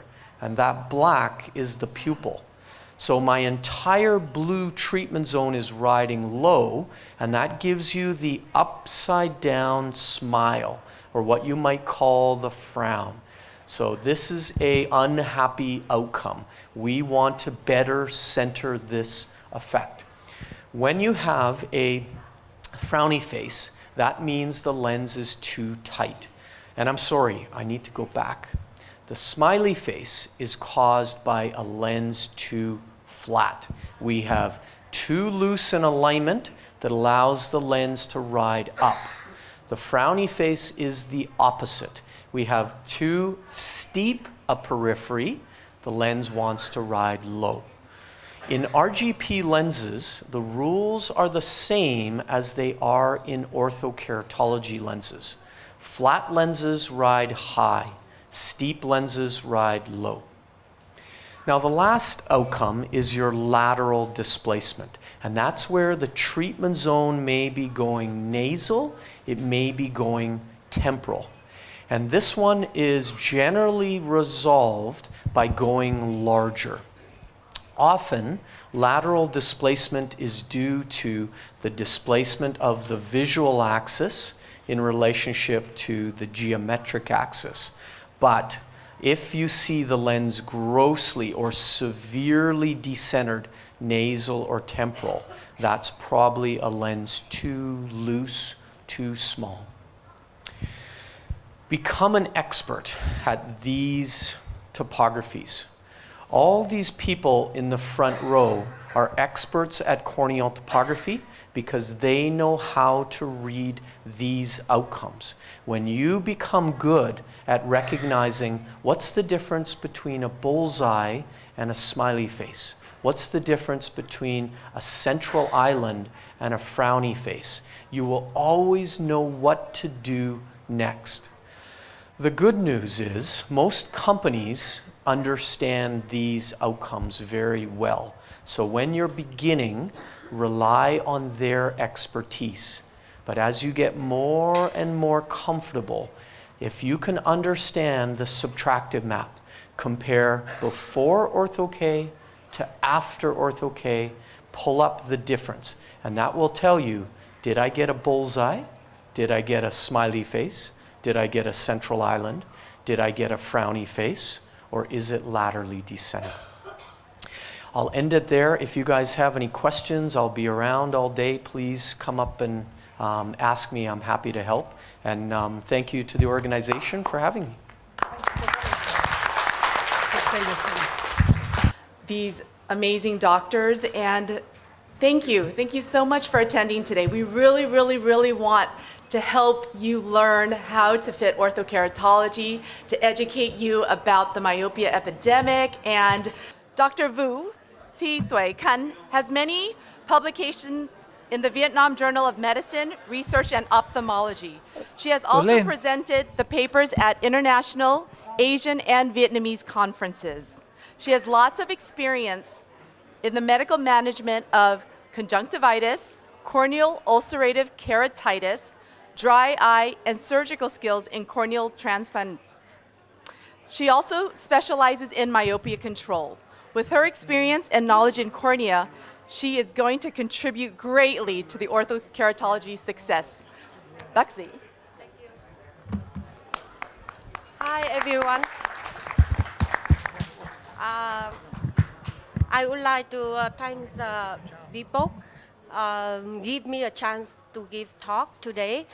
So I would like to thank all foreigner doctor. You are coming here and support to us to understand more about orthokeratology. This is a very new topic in Vietnam. So I'm cornea specialist, but I started doing AutoCAD few years ago, and I think we have a very good translator here in conference. So I would like to I want to present in Vietnamese language because it is more comfortable for me. And then the doctor, Vietnamese doctor, can take. I think we speak in our language. It's better. Yeah. Thank you. And we have a English slide, so I will start the presentation now. Tôi nói bằng tiếng Việt cho dễ. Về AutoCAD thì các anh chị bác sĩ ở Việt Nam mình cũng đã bắt đầu làm rất là nhiều, rất là phổ biến hiện nay. Thế thì tôi cũng có dịp là đi sang Mỹ để dự những cái hội nghị về AutoCAD 1-2 lần. Thế và sau đó thì có nhiều cái trao đổi kinh nghiệm để fitting hay là theo dõi bệnh nhân với các bác sĩ ở nước ngoài. Hôm nay thì trong cái chương trình hội nghị ấy, thì tôi nghĩ rằng là mình sẽ có những cái bài rất là cơ bản về về đọc bản đồ giác mạc, về fitting như thế nào. Với bài trình bày của tôi thì tôi chỉ sẽ muốn tập trung vào những cái mà tôi đã và đang làm. Và trong những năm gần đây liên tục có thể nói là từng tháng là tôi thay đổi rất là nhiều trong vấn đề thay đổi cũng như là học liên tục trong vấn đề là fitting AutoCAD như thế nào, và trong vấn đề theo dõi, rồi là điều trị bệnh nhân, rồi tư vấn, rồi lựa chọn. Thì tôi sẽ nói một chút về những cái công việc mà tôi đã làm, và trong một năm cuối thì chúng tôi đã có những cái gọi là giống như là protocol để mà làm một cái ca AutoCAD như thế nào. Thì như chúng ta đã biết, cái tác dụng của AutoCAD đấy là giúp cho người bị cận thị không phải đeo kính rộng, và nó là một cái kỹ thuật là chỉnh hình bề mặt biểu mô của giác mạc. Và nó giúp cho mọi người hạn chế, nếu như mà sử dụng AutoCAD, đặc biệt là ở trẻ em, thì có thể là hạn chế sự tiến triển của cận thị. Theo như tài liệu của các nước trên thế giới, thì khi mà đeo kính gọng thì mỗi một năm có thể là độ cận thị có thể tiến triển từ độ khoảng 0,75 cho đến 1 diop. Đó là một cái mà tôi nghĩ rằng là rất nhiều các bác sĩ, nhiều bố mẹ của bệnh nhân rất lo ngại về vấn đề là bị số cận thị của con mình sẽ bị tăng lên theo từng năm. Autokeratology là một cái kỹ thuật đã được làm rất là lâu trên thế giới, nhưng mà đến những năm gần đây, khoảng 15-20 năm gần đây thì có rất là nhiều các cái biến thay đổi, rồi là trong vấn đề ví dụ như là các cái bản đồ chụp giác mạc để hỗ trợ cho cái người mà fitter có thể là thuận tiện hơn, cũng như là trong vấn đề theo dõi bệnh nhân và xem cái kính nó đứng ở đâu ở trên bề mặt của giác mạc. Đến năm 2013 đã có một cái bài báo công nhận về hiệu quả của AutoCAD ở báo nhãn khoa của Mỹ. Thế thì khi mà đến với AutoCAD thì tôi cũng xem tất cả những cái liên quan đến bề mặt nhãn cầu, là bởi vì khi mình đặt một cái kính lên trên mắt chắc chắn nó sẽ phải như thế nào đấy, chứ nó không phải là như người bình thường. Thế thì năm ngoái thì cũng có một cái workshop nói về cái vấn đề này. Người ta nói chung là sự thay đổi của màng nước mắt cũng như là bề mặt nhãn cầu, rồi là ở trong những cái người mà đeo kính áp tròng nói chung. Rồi tôi cũng xem tất cả những cái bài về tác dụng của ô tô cây, những cái nghiên cứu xem là tác dụng và sự triển khai của ô tô cây như thế nào. Đặc biệt là tôi cũng xem rất nhiều bài báo mà đề cập đến cái sự sử dụng ô tô cây an toàn và hiệu quả. Rồi cũng nhìn đến một cái mà về liên quan đến nhiễm trùng giác mạc hoặc là viêm giác mạc thì cũng được các tác giả trên thế giới nói rất là nhiều và kỹ, và từ trong những cái bài này thì người ta sẽ phân tích ra là mình sẽ phải làm như thế nào để hạn chế tất cả những cái biến chứng có thể xảy ra trên những người đeo kính áp tròng.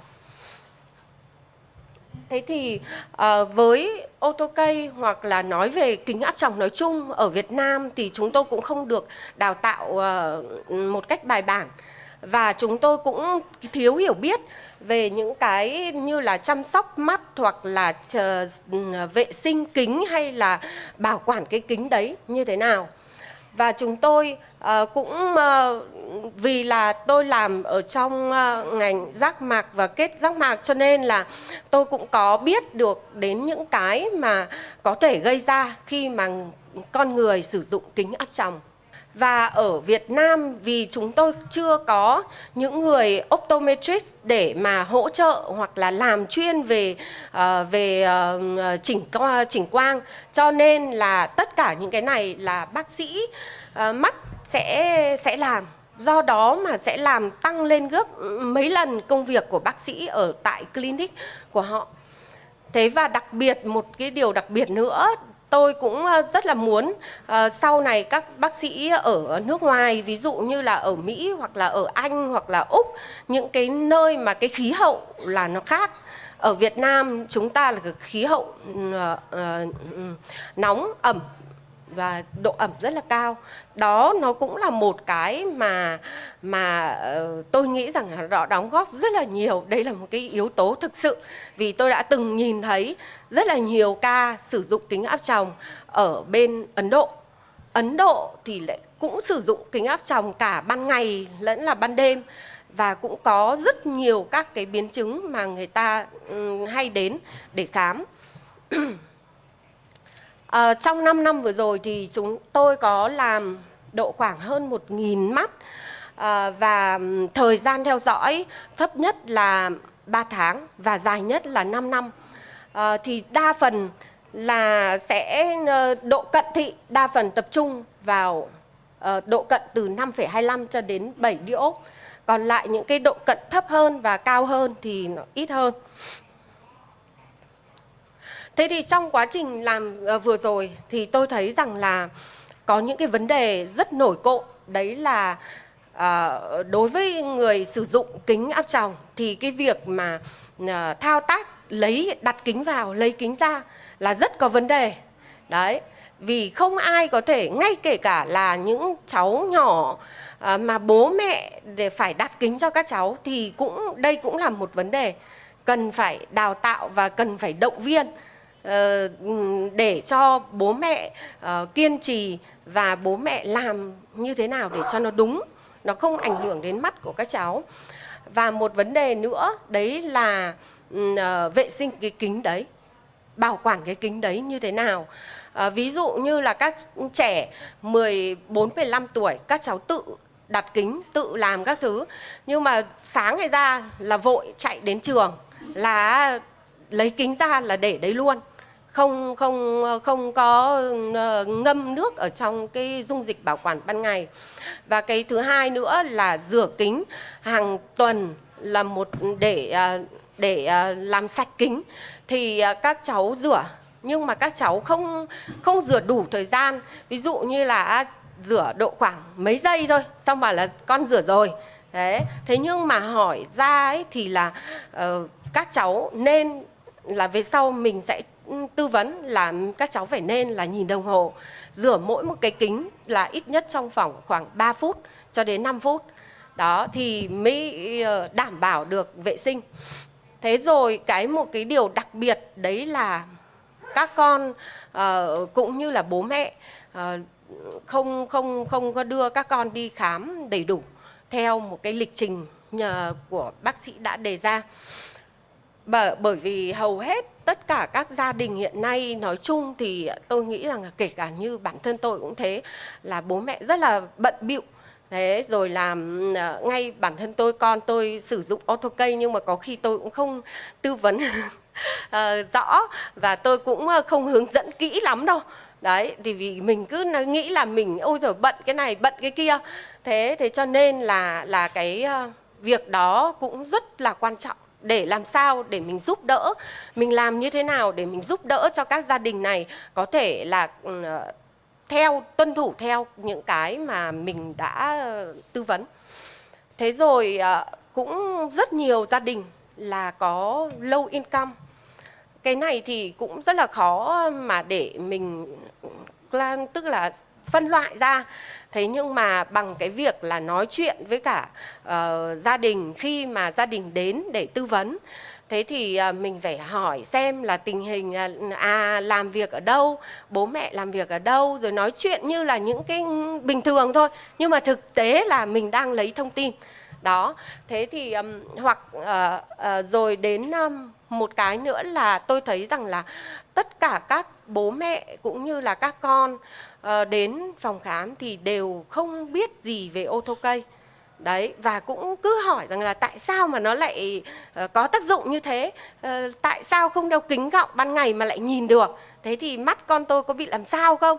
Đó, thế cho nên là cái này cũng là một cái mà chúng tôi cũng phải quan tâm và phải đề ra những cái buổi ví dụ như là seminar nhỏ, một cái group nhỏ độ khoảng vài bố mẹ. Đó. Thế thì dựa trên những cái yếu tố này thì trong những cái năm vừa rồi thì tôi thông thường tôi dựa vào 3 thứ để tôi nhận bệnh nhân, và cũng và ví dụ như là độ cận là cái mà tôi dựa vào đầu tiên. Thế rồi đến tuổi, thế rồi đến family income, tức là thu nhập của gia đình. Thì với những cái độ ví dụ như ở đây là bởi vì mọi người đều chưa quen lắm với cả cái sử dụng AutoCAD này, cho nên là với những cái độ cận thấp như thế này và tuổi nhỏ hơn 8 thì tôi sẽ đưa ra một cái, tôi sẽ nói về các cái phương pháp, những cái nhìn như là lúc sáng nay Dr. Kari đã đề cập tới là gì, ngồi này, ngồi đúng tư thế này, rồi là tăng cường hoạt động ngoài trời này, rồi là đi khám kính gọng đều này. Đó, nếu như những cái cháu đấy mà tôi nghĩ rằng là có thể thôi cứ trì hoãn đã, vì dựa trên những cái yếu tố như thế này và cái sự thân thuộc với cả kính áp tròng chưa phải là thân thuộc lắm, cho nên tôi sẽ trì hoãn những cái ca mà nhỏ hơn 8 tuổi và có thể là cận thị dưới 2 diop. Thế đa phần thì tôi sẽ tập trung vào cái nhóm tuổi này.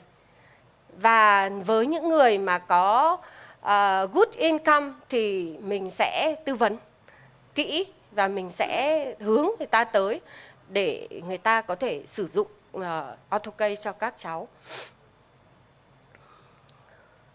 Thế thì khi mà sử dụng cái kính này thì cũng rất nhiều người hỏi rằng là thế bao nhiêu lâu thì con tôi nhìn được, bao nhiêu lâu tôi có phải đeo kính hỗ trợ thêm không? Thì hầu như trên những cái thu nhập thông số ở trên những cái bệnh nhân tôi làm ấy, thì đối với bệnh nhân mà bị cận thị thấp thì hầu như là sau 1-2 đêm, 3 đêm là hầu như không phải dùng kính hỗ trợ mà nhìn luôn bằng mắt thường. Thế còn những độ cận trung bình thì cũng rất nhanh chóng, thị lực cứ dần dần tăng lên. Thông thường là từ độ khoảng 3 tuần sau khi sử dụng kính, 4 tuần rồi đến trên 3 tháng thì thị lực sẽ ổn định và không bị di lệch, thị lực không bị dao động nữa. Đối với những người mà cận cao thì chậm chậm hơn là bởi vì có thể là sau 3 tháng cho đến 6 tháng mình sẽ phải còn chỉnh cái kính đó, thông số kính đó nữa. Thế nhưng mà khi mà sử dụng cái này trên những người mà những cháu mà đã sử dụng dài rồi ấy, thì thị lực nếu như cái fit của mình, cái fitting của mình mà tốt thì thị lực sẽ nên là lên dần chứ không có là lên xong sau đấy độ 3 tháng 6 tháng thì nó lại rớt thị lực xuống, thị lực lại kém trở lại, thì đấy là một cái điều mà mình sẽ phải quan tâm. Đây cũng là một cái vấn đề mà tôi nghĩ rằng là tôi rất hay sử dụng cái này để tôi tiên lượng bệnh nhân. Đó. Nếu như không phải là vì kính thì mình sẽ phải tìm những cái nguyên nhân khác tại sao nó lại đưa ra cái thị lực như thế. Khi mà tôi bắt đầu làm thì tôi nghĩ rằng là cái fitting này cực kỳ là quan trọng, rất là quan trọng, vai trò rất lớn. Và tôi nghĩ rằng là khi mình fitting thì mình sẽ nhìn thấy rõ cái kính nó như thế nào ở trên mắt. Mình sẽ điều chỉnh dựa trên cái hình nhuộm của fluorescein. Và tôi thấy rằng là cái sự định tâm của kính nó rất phụ thuộc vào, thứ nhất là cái mi mắt, cái thứ hai nữa là đường kính ngang của giác mạc, thứ ba nữa là cái vùng rìa. Cái vùng rìa tôi vẫn hay nói đùa với cả các bạn, các bác sĩ rằng là giác mạc mình cứ tưởng là tròn, là hình tròn cầu, là tròn đều, nhưng mà khi mà làm ô tô cây này thì tôi thấy rằng là nó rất là khác nhau và nó không ai giống ai cả. Và nó gần như là những cái điều rất là thú vị khi mà mình làm ấy, mình thấy nó không giống nhau.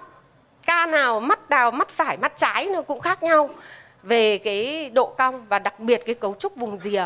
Thì cấu trúc vùng rìa ở đây lại mình cũng không nhìn hết được ra bằng topography, cho nên là cái này là một cái khó khăn, thực sự là khó khăn.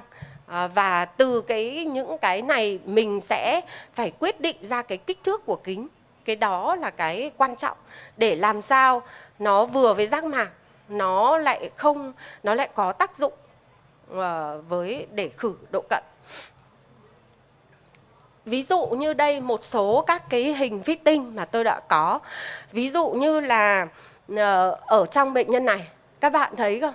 Cái mi dưới này nó không nằm ở phía vị trí này.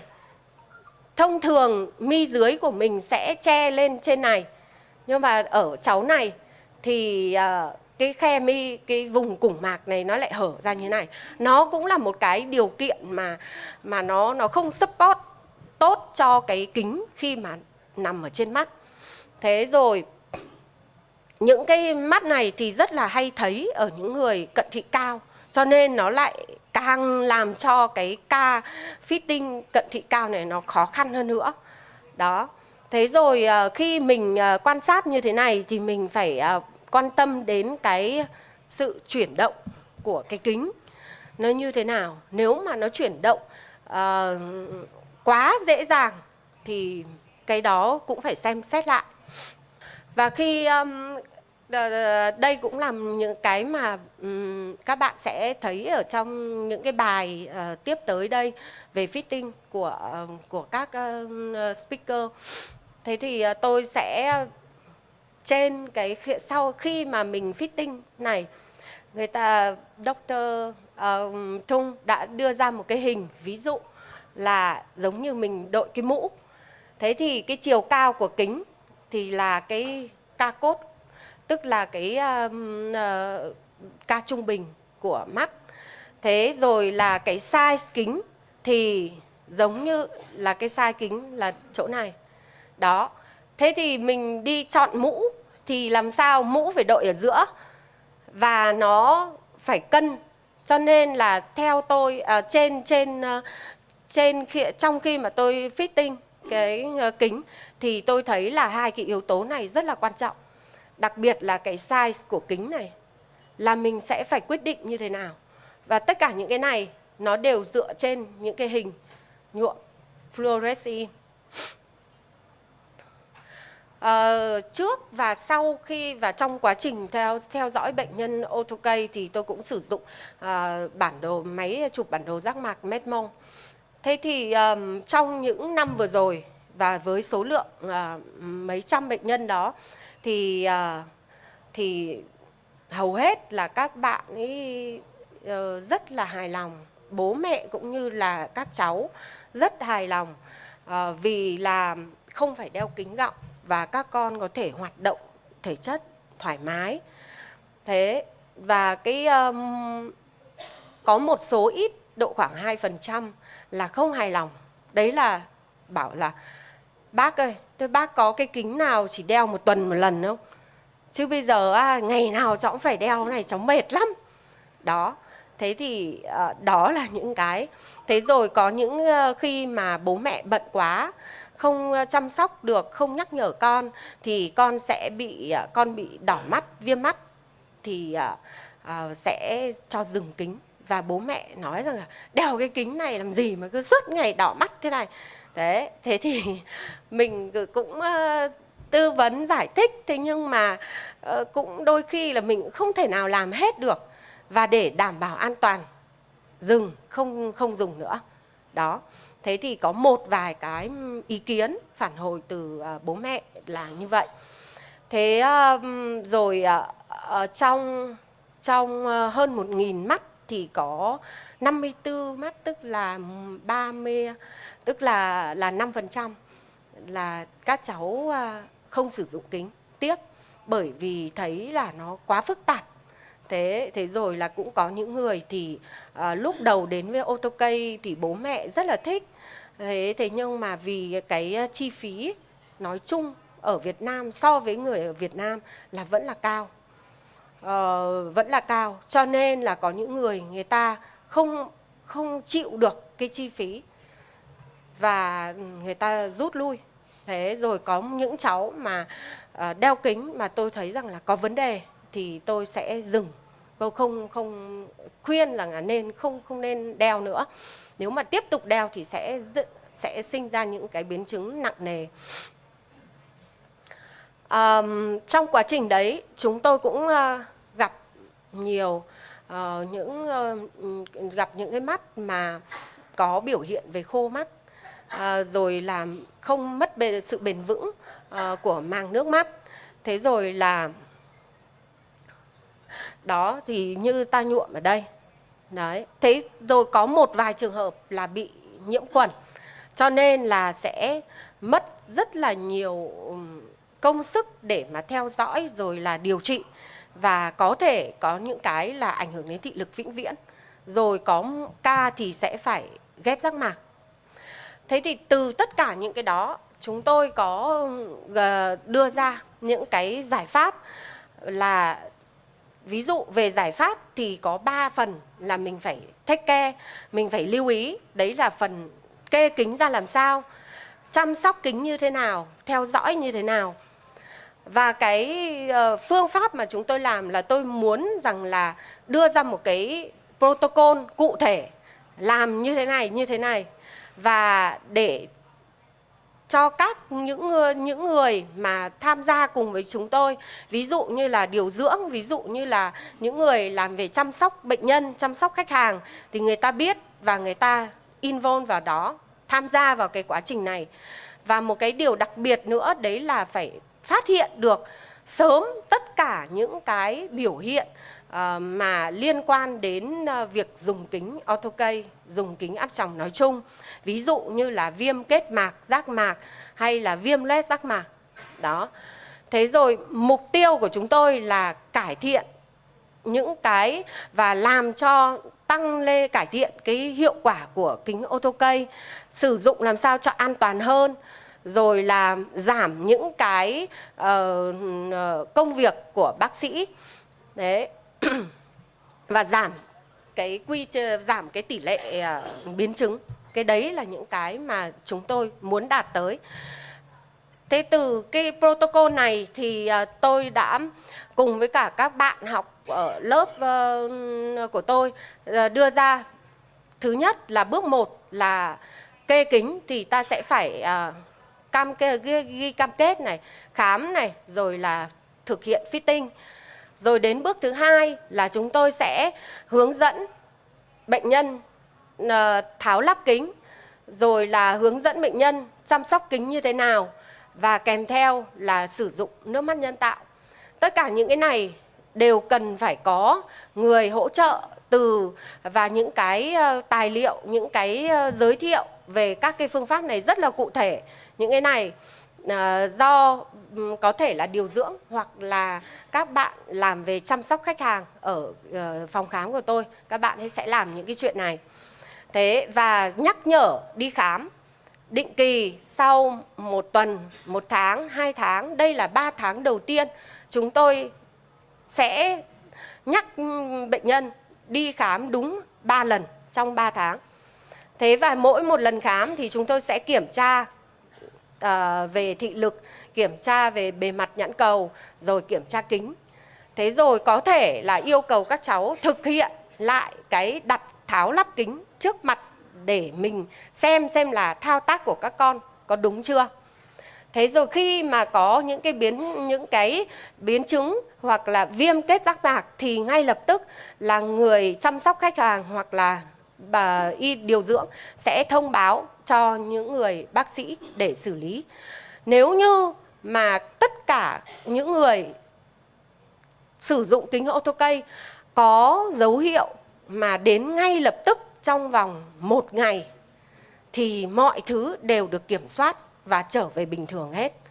Tất cả những ca mà có những cái biến chứng nặng thì hầu như là các con 3-4 ngày sau bố mẹ mới đưa đi khám.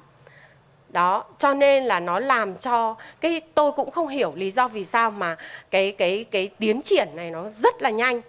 Đó, cho nên là phải hết sức là cẩn thận ở trong tức là mình phải có người để quan sát, phát hiện tất cả những cái này.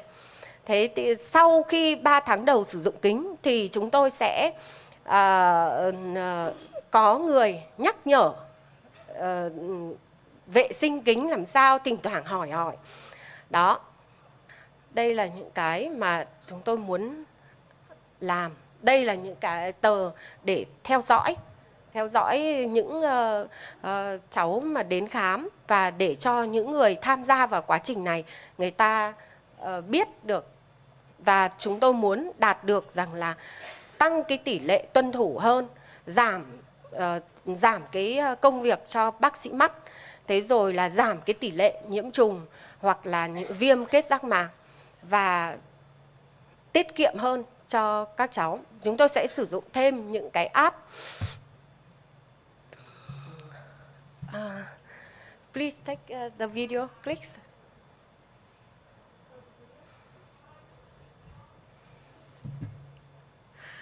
I want to show you, this is a very cute child. She removed the lens. This, very nice. Okay, thank you.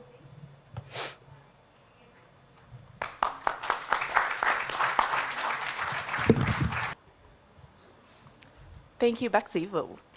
Next, we have bác sĩ Nguyễn Đình Nhân. He is going to speak to us about corneal thickness changes with the OCT RT view on ortho-K patients. Bác sĩ Nguyen is a PhD in medicine and resident ophthalmologist. He graduated from Hanoi Medical University and Vietnam Military Medical University. He was trained in medical, clinical assessment, corneal and external diseases, and umbilical cord lining epithelial stem cells. Bác sĩ Nguyen has skills of corneal transplantation procedures, especially DALK and DSEK. He is a qualified and skilled refractive surgeon with femto LASIK and the SMILE procedure.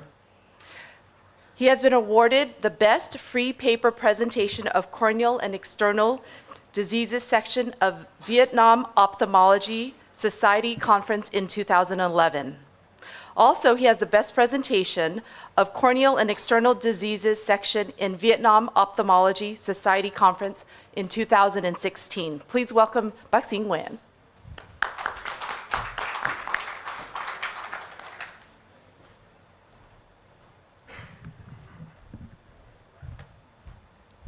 Thank you for highly appreciate. I'm very sorry.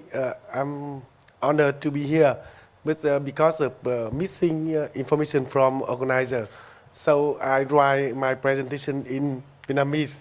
So I prepare everything in Vietnamese, and that last night I know that is in English. So I'm very sorry about this, and the translator will help me to translate into English. Bài báo cáo của tôi hôm nay tôi xin trình bày về cái nghiên cứu biến đổi độ dày giác mạc bằng máy OCT RTV trên mắt đặt kính ô tô cây. Thì như các thầy cô các anh chị đã biết thì là cái phương pháp ô tô cây thì sử dụng nó với hai mục tiêu chính là triệt tiêu cái độ cận để giúp cho cái người mang kính ban ngày thì không phải đeo kính. Thứ hai là kiểm soát cái quá trình tăng cận. Và một trong những cái chỉ định rất được quan tâm hiện nay là cái kiểm soát quá trình tăng cận. Thế cơ chế của cái kính ô tô cây là trên mắt thì như bác sĩ Khanh cũng vừa trình bày là rất nhiều bố mẹ quan tâm, hoặc các bác sĩ quan tâm là tại sao đặt cái kính ô tô cây trên mắt thì lại làm cho ban ngày không phải đeo kính. Thì trước nay thì người ta đều nói đến là liên quan đến cơ chế của ô tô cây là làm thay đổi độ dày, dẫn tới đến làm thay đổi độ cong giác mạc.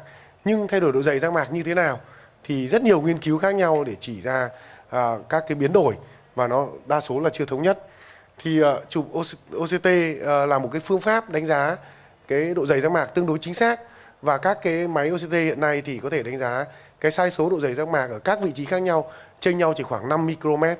Do vậy mà việc đánh giá cái biến đổi độ dày giác mạc trên máy OCT thì có thể cho chúng ta một cái hình dung về từ biến đổi độ dày ra dẫn đến biến đổi độ cong của giác mạc như thế nào.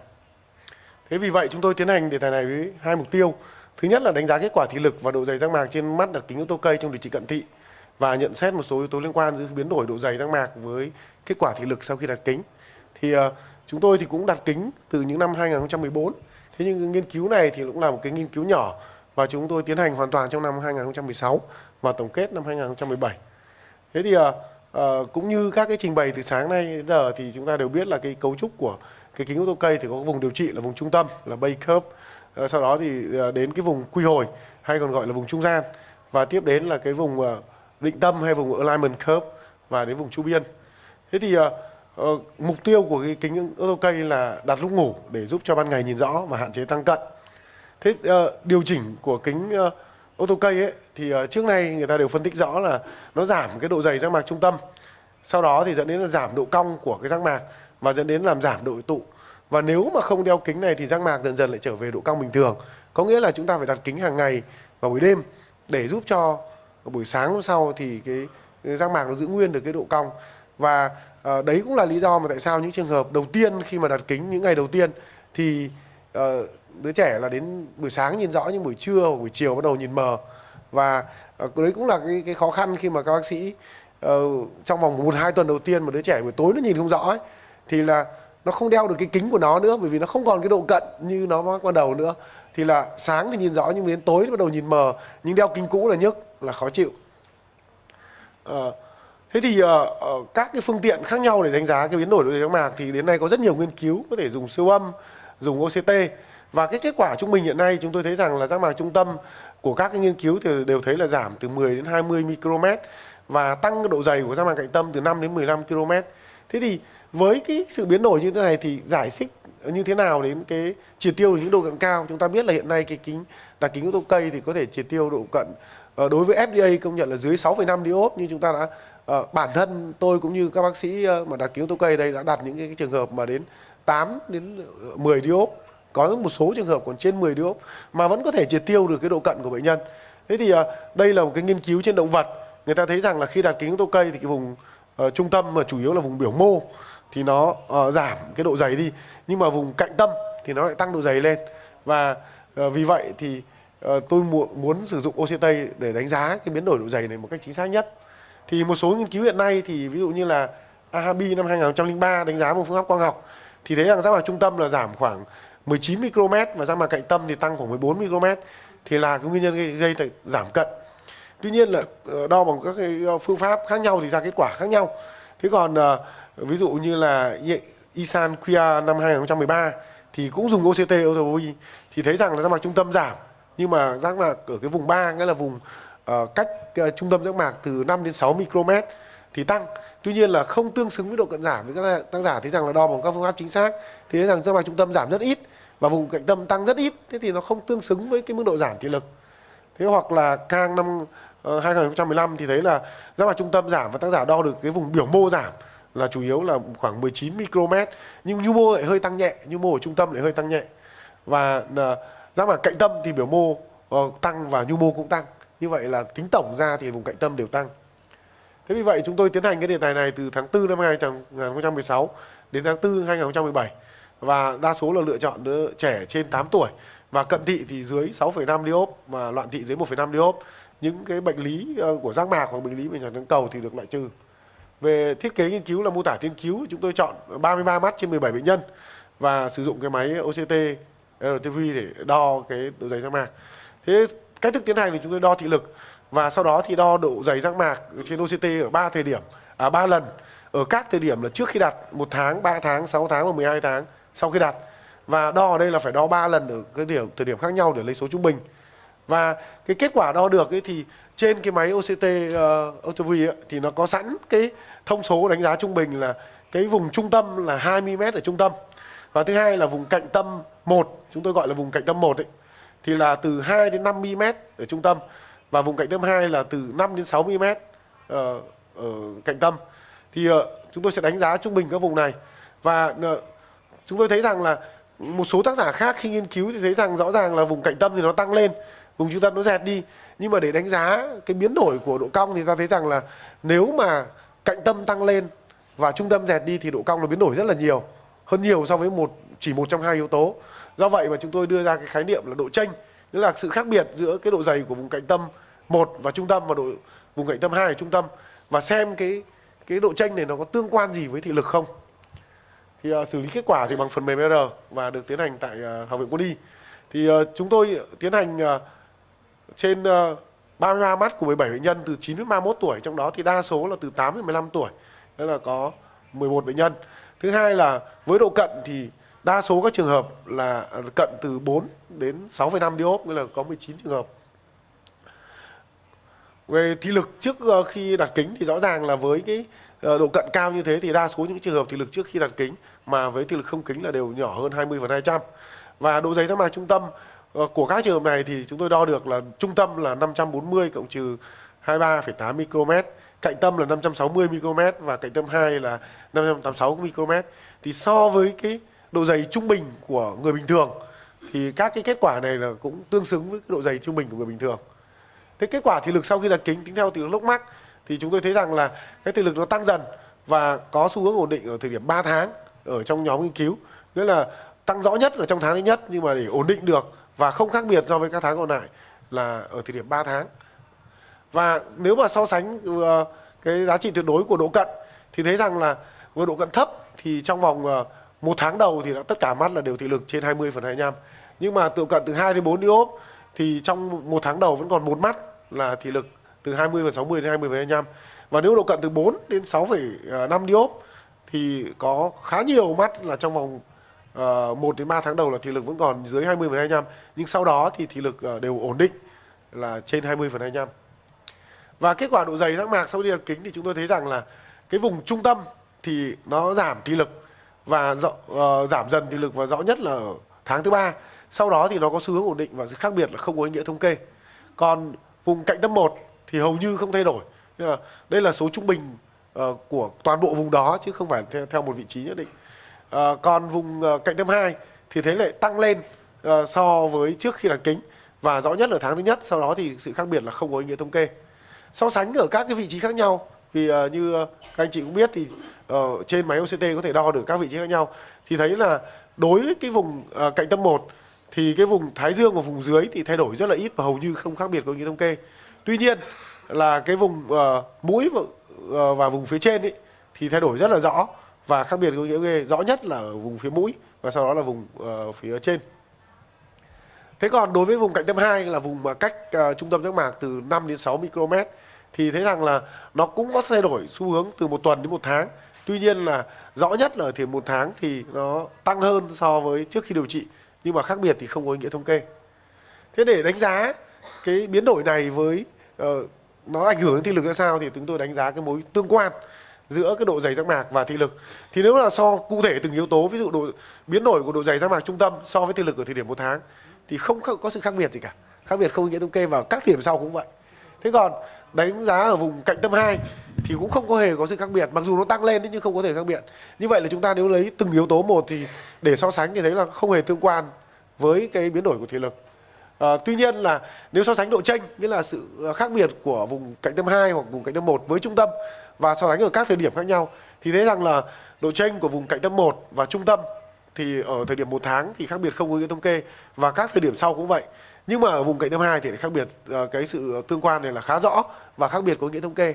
Như vậy là ở đây có thể thấy rằng là cái sự biến đổi độ chênh giữa vùng cạnh tâm 2 và trung tâm ấy thì nó ảnh hưởng đến thị lực, hay nói cách khác là nó tác động rõ đến cái độ cong của mắt. Và đánh giá với cái biến đổi độ dày giác mạc với cái mức độ biến đổi cận thị thì chúng tôi cũng thấy nó có tương quan. Thì tại sao lại đánh giá mức độ dày giác mạc với cận thị? Vì chúng ta biết là cái kính ô tô cây thì cái vùng base curve là đối với độ cận càng cao thì chúng ta cần đè càng mạnh, và vì vậy thì cái kính, lấy cái yếu tố kính đó thì chúng ta chính là cái xuất phát từ cái độ cận lúc đầu. Cho nên là rõ ràng là với trường hợp cận càng cao chúng ta đè càng mạnh thì rõ ràng độ dày giác mạc trung tâm thì là tương quan với độ cận rất là hợp lý. Thế vì vậy qua cái nghiên cứu thì tôi kết luận rằng là đối với đặt kính ô tô cây thì thị lực của nhóm nghiên cứu là ổn định từ tháng thứ 3, và độ dày thì trung tâm thì giảm và rõ từ tháng thứ nhất, sau đó thì ổn định. Cạnh tâm 1 thì hầu như không biến đổi, và cạnh tâm 2 thì tăng và ổn định ở tháng thứ nhất. Yếu tố liên quan thì thấy rằng nếu mà lấy đơn độc từng yếu tố thì không có yếu tố tương quan. Nhưng mà nếu mà so sánh cái độ chênh lệch giữa độ dày của vùng cạnh tâm 2 với trung tâm mà so với thị lực thì thấy là tương quan rất là rõ, với R bằng 0,655 và P nhỏ hơn 0,05. Và so sánh độ cận trước khi đặt kính với độ dày giác mạc trung tâm thì thấy rằng là nó cũng có tương quan rõ. Như vậy qua cái nghiên cứu này chúng tôi thấy rằng nó có một số yếu tố để áp dụng được vào trong lâm sàng. Đó là chúng ta biết là cái kính ô tô cây ấy thì đặt nó có 4 vùng như vậy. Nhưng mà rất nhiều người sẽ hỏi là nếu mà như cái lý thuyết trước đây chúng ta chỉ quan tâm là làm sao đè được giác mạc trung tâm, giảm độ cong đi, thế cần gì cái vùng trung gian nữa, cần gì cái vùng quy hồi nữa. Thì qua cái nghiên cứu này chúng ta thấy là rõ ràng là cái vùng quy hồi đấy là cái vùng để giúp cho cái độ dày giác mạc ở vùng đó nó tăng lên, và khi độ dày giác mạc ở vùng đó tăng lên thì độ cong nó giảm đi một cách rất là nhanh chóng, chứ không đơn thuần chỉ là giảm cái độ dày ở trung tâm. Do vậy thì ứng dụng trên lâm sàng chúng tôi thực tế cũng thấy là với những trường hợp mà chúng tôi fitting kính mà cái độ dày cái vùng quy hồi ấy, nó nhỏ, quá nhỏ, thì rất nhiều trường hợp là mặc dù chúng ta đặt kính đúng số, đè rất đúng, fitting rất tốt, nhưng mà thị lực bệnh nhân tăng không nhiều, hoặc có bệnh nhân thì tăng rất ổn nhưng cứ đến chiều là mờ. Nhưng mà chúng ta chỉ cần điều chỉnh để cho cái vùng quy hồi nó rộng hơn một chút thì là thị lực bệnh nhân sẽ ổn định. Xin chân thành sự cảm ơn sự lắng nghe của các anh các chị.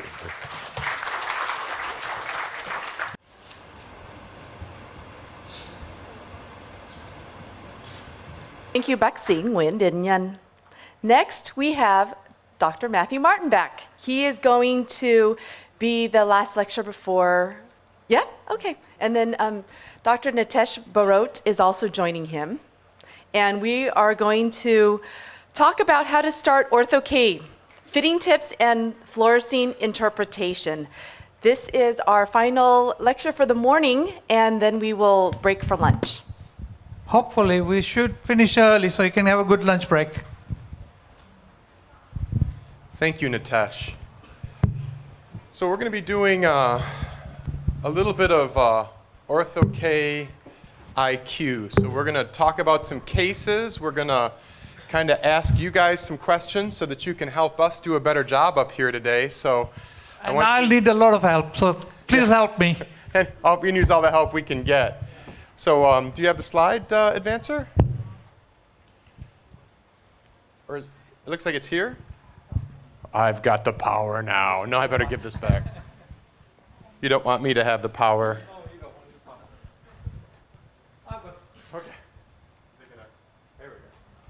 Okay, so the next slide, and this was co-written by Caroline Kauke. She wrote the majority of this. Nitesh and I will be giving this lecture, and those are our financial disclosures again. So let's first talk about candidate selection. That's one of the most important things to this whole process, is picking that ideal candidate so you can have success right out of the chute. So let's take a look at some candidates here, Nitesh, if you will. So which patient would present the most challenge to a new fitter? So the first one is age 10, -2 diopter sphere, 43, 4375 at 180. Second patient is 18, -2, -150, axes 085. And you can see the Ks down there are 44 and 43 at 180. And then C would be age 27, which is a -450 sphere with Ks of about 44. Nitesh, is there anything here that kind of sends up your radar or makes you think, something's a little different here? I'm looking at the astigmatic first of all. Yeah? And something is there. So I think it's a clue up there we have to look at. Now, I'm new to this too. So I would like the audience to help us out. What do you guys think? What makes you uncomfortable? Is it this -2 diopter sphere? Is it the person with a 1.50 at axes 90, which would be against the rule? Yeah. Or is it the person who's the -450 sphere? Is it A? Hence? Is it B? B, very good. And let's go ahead to the next slide. Yep. Yeah, it's that against the rule astigmatism that's showing up there. As a first early case, that's one that you want to avoid. So early fitters, like as a side like me, we would avoid that.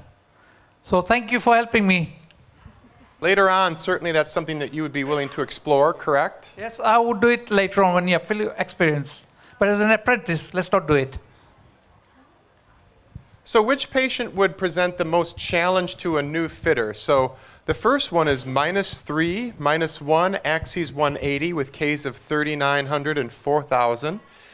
The next is a -5 sphere with Ks of 43 and 43 and a quarter. And then the last one is -2, -75, axes 45. So which one makes you guys nervous? Let's have the answers A, B, and C. So can we get an answer for A? Anybody wants to do A?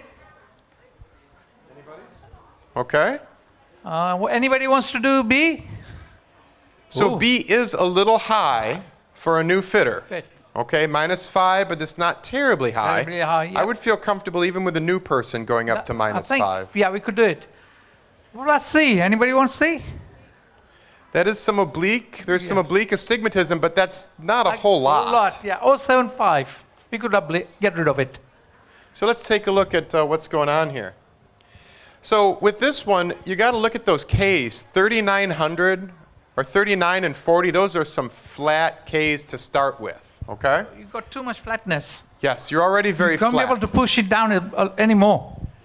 So you can have the potential with a very flat cornea of having halos and glare, and you're going to need to spend some time speaking to the patient about expectations on a cornea that flat. Now, the same thing can be said about a cornea that's a 46 and a half or 45 and a half. Something along those lines that are very steep has its own set of problems. So for a beginning fitter, those flat Ks would make me nervous. Yep, and I agree with you, Matt, on that. Yeah, I have it set up in stages, talking about each one. So go ahead and keep hitting the button there. So that first one is a -5. It's a little bit of a high RX, but not much. So very, very doable even for a first-time fitter. And keep going with the button there. And then the oblique on this one at 45, but it's only 3/4 of a diopter of SIL, Nitesh. So Yeah, and I think even if there was a residual 075 still, most of them can tolerate it. and I find a lot of those just go away.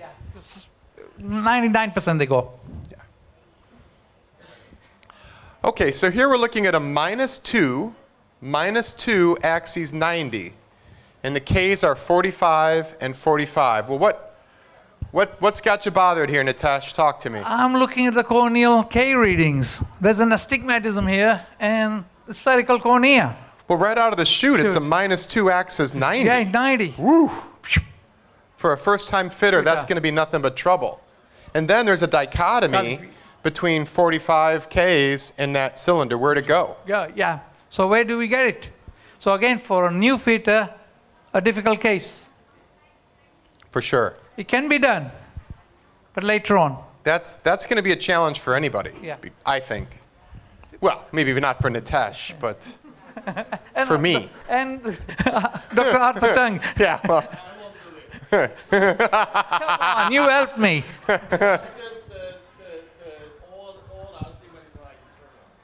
yes. Yeah, that's what we were looking for. He's just answered it. Internal astigmatism. Or poor, So you have to curate a toric cornea.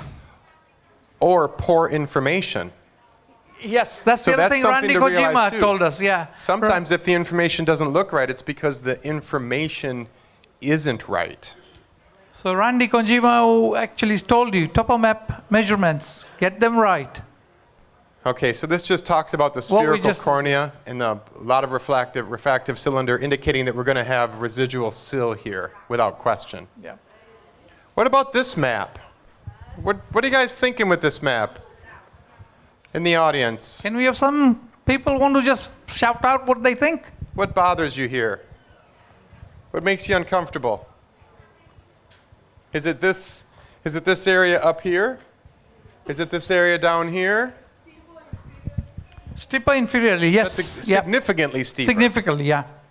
So what could it be? Possibly, yes. Likely keratoconus? Yes. Likely keratoconus, yes, for sure. So is that a good candidate for a first-time fitter? First time fitter, no. Okay. Because there are some doctors that are fitting keratoconics with Ortho-K and slowing it down or attempting that process? Control it, yes. Okay. Some of us to try to control, but again, this should be not an issue here. We shouldn't be talking about that. Off-label? Off-label at the moment. So definitely a keratoconic patient, and that's a recipe for trouble. Yep. Avoid. As a new fitter, if you see that topo map, just say, sorry, I cannot fit you. And I've had a few of those where you're so excited. You have this patient who really wants to do Ortho-K, and you know the parents are nearsighted. And I'm not, hang on there with that slide. I'm excited, and the patient's excited, and the parents are excited, and then you look at a keratoconic map like that, and you go, we're not going to be able to do it. All right, moving on. What do you think of this map? Nitesh? What do you got going here? Talk to me. We are looking at a pre-fitting map. Look at that peripheral reverse curve area with the lens would have fitted. What would have happened afterwards? Yeah, or it looks like someone's already done something. Done something, yes. So What- there's something has happened to that cornea. What do you guys think happened? What does What this happened? make you think? Yes. Yes. Some type of refractive surgery, LASIK, maybe Yep. Intacs. And we could possibly, we have a candidate here who we could put on. Yes. Yes, total secret. Can you come out with it? Tell us. Tell us about me? Yes. Yeah, I'm a post-LASIK patient myself. I had LASIK when I was in my mid-20s, and it lasted till I was 39. And I've been hesitant to fit myself in Ortho-K only because there's no one there to help evaluate me but me, and I'm not quite up to being in two places at once yet. I am working on that, by the way. There's a patent. No, I'm kidding. But so isn't he a because good I can't be in two places at once, we're thinking about maybe fitting me, right? But, Are we? Yeah, are we? We're thinking about it. But at the same time, here is a classic example. Laser surgery is not permanent. He's standing in front of you. I don't know, optometry doctor. I was younger and more foolish at that time. We all are. We all have been. So definitely a refractive, this looks like refractive surgery. And patients will not tell you that. A lot of times you don't know until you look at their cornea, and then you're like, oh, have you had refractive surgery? Oh, yes, I have. Oh, thank you. Would have been nice to know. No, yep. Okay, so yeah, notice the red ring, previous refractive surgery. Fitting is controversial, Yes, controversial. and definitely Again, not for a newcomer. Who would make the best candidate A candidate who has never been comfortable with any soft contact lenses, a firefighter, or a shy child with involved helicopter parents. Again, we should, I think, ask the audience here. Okay. We need to get the A, B, and C. So show of hands for A. Only Make one. the best candidate, the best. Remember, it's best candidate. Show of hands for B. Nobody. Okay. Show of hands for C. 1, 2, 3. I kind of get the feeling no one likes these candidates. Yes. Going to be hard to make your mortgage payment if you don't fit somebody. So what do you, let's break it down. The next slide breaks these down here individually. So a patient who has never been comfortable with a soft mold could potentially be a complicated patient. But I've also had patients who could not wear a soft lens who are very happy with orthokeratology. So have you had that before? Yes, I have. And usually soft lens wearers, when they've worn it, they've overworn it, so the eyes have gone red, or something has gone into their eye, or the friction of the lens, and those are the issues that's causing them the problem. Now, when you're fitting an ortho-K lens, they've got no frictional movement. There's no lens movement, because when they go to bed, close their eyes. So actually, they can be fitted, and they are comfortable. Yeah, I have patients who could not wear a soft lens who are very happy with their ortho-K. Very happy. Firefighters have weird sleeping habits. So I have a couple of very close friends of mine who are firefighters who I would love to fit in ortho-K. But when they work 24-hour shifts and they're up and down in the middle of the night, it's just not practical for them. And there are not a majority, so I think we can deal with them or not deal with them. But the next one, the C, is the most important one. Yes, those can be quite complicated. Do you get a lot of these? I get a lot of these. Yes, yeah. That's where you either look at the parent and child. If they're not working as a team, I avoid them. I just say, sorry, you cannot be fitted. Yeah, I run into the same thing. And sometimes you can manage your way through these if you prepare the child and you prepare the parents. Sometimes I'll have an extensive class where I'll talk to the parents about what we're going to do and how we're going to do it. And then I set up parameters so that they know they can contact me, but they shouldn't be contacting me at 3 in the morning for something that's not really important, because I have access, my patients have access to me all the time. Yeah, same here. We give them an emergency mobile phone. And we get parents ringing us up. We've forgotten solutions somewhere when they've gone on a trip. Now, the emergency number is not for that. Do I want? Mold, I think we've given them the answer there. haven't we? Yeah, we did. Yep. So really, I don't really see this in decentered molds very often. I really see it in unclean molds. Mold, yeah. So if a mold or a retainer or a lens in ortho-K is decentered superiorly, which map is most likely to be the map result? So do you think it is A? Okay. Do you think a superior decentration is B? Okay. Or do you think it's C? No one for C? Nitesh, what do you think?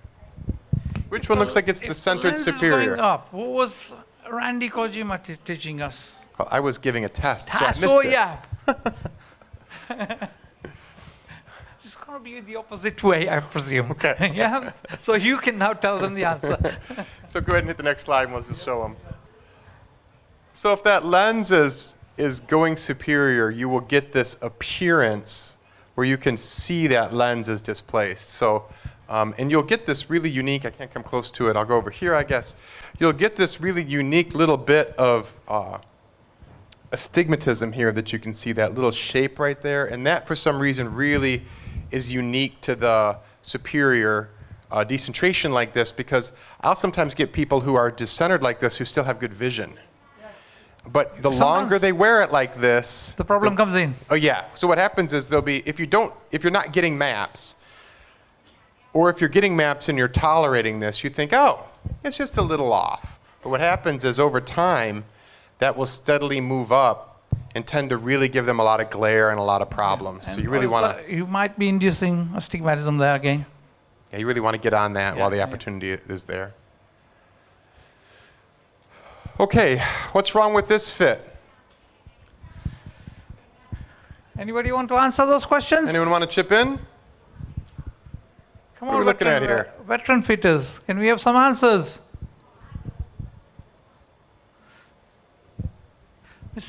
I think- Anybody? I think the professor from Bangkok could be helping us. We need your help. Swami? What are you seeing? Yes. Yeah.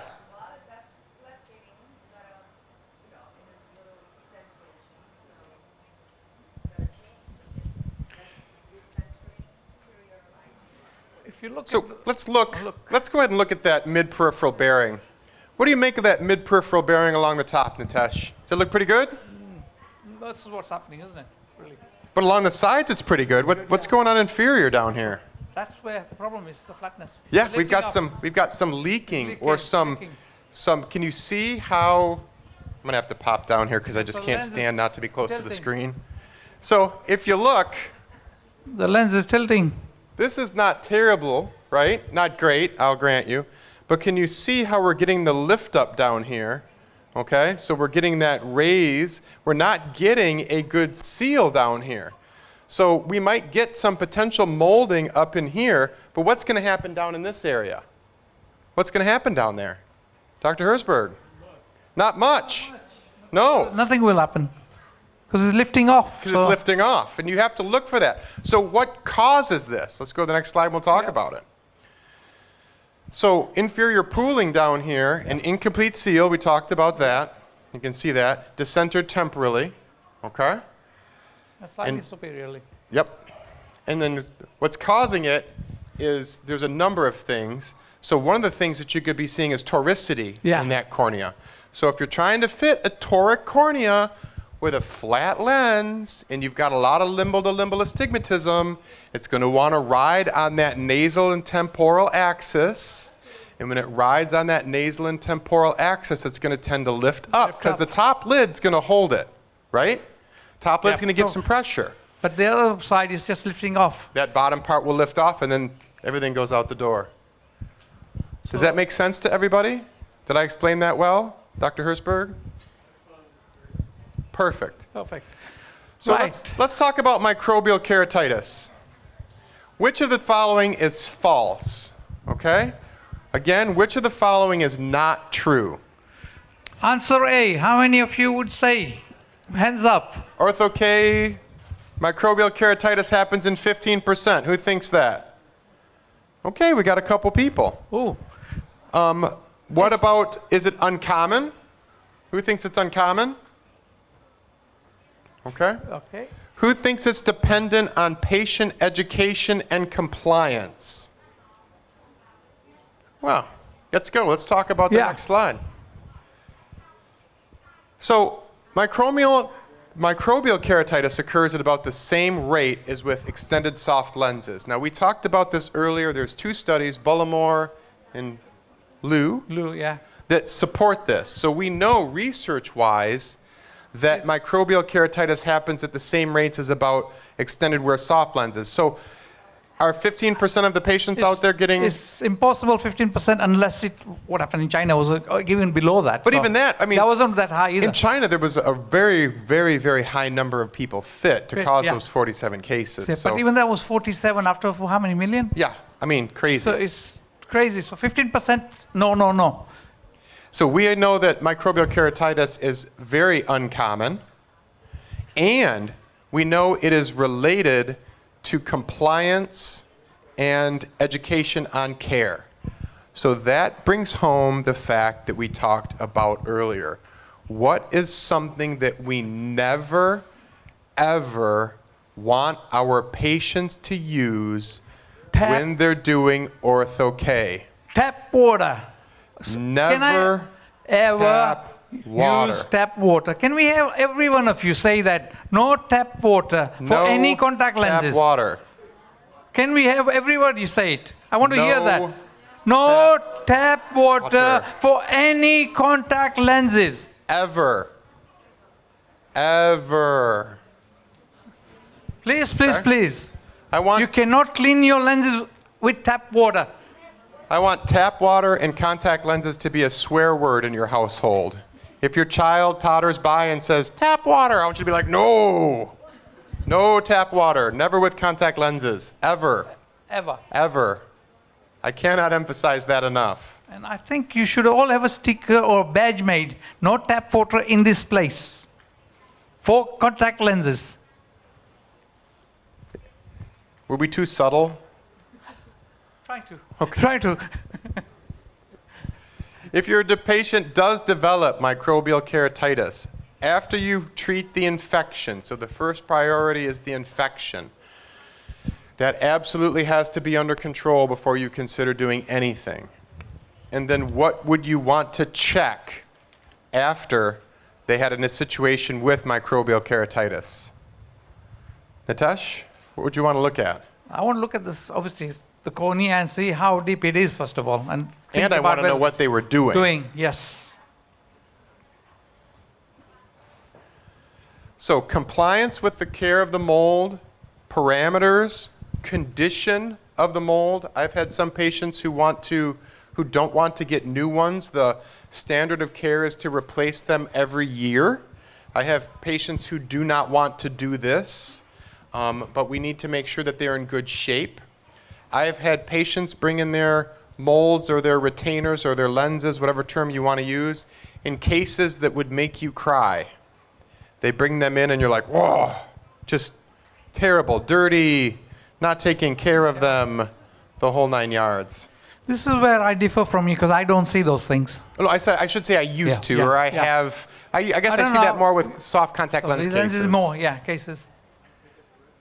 I guess with my ortho K patients, they all use hydrogen peroxide, so and we are I guess their educating them cases are clean. properly. Although they sometimes don't change their cases when they're supposed to.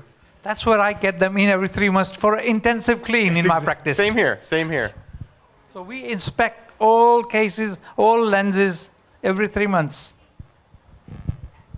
Because I don't trust patients. They'll tell you a story. So always get them checked. And ask the questions, what you do with them. Of course, we supply solutions with contact lenses, or with ortho-K. And we find if they don't come to collect the bottles on time, something is fishy here. So we do not want MK.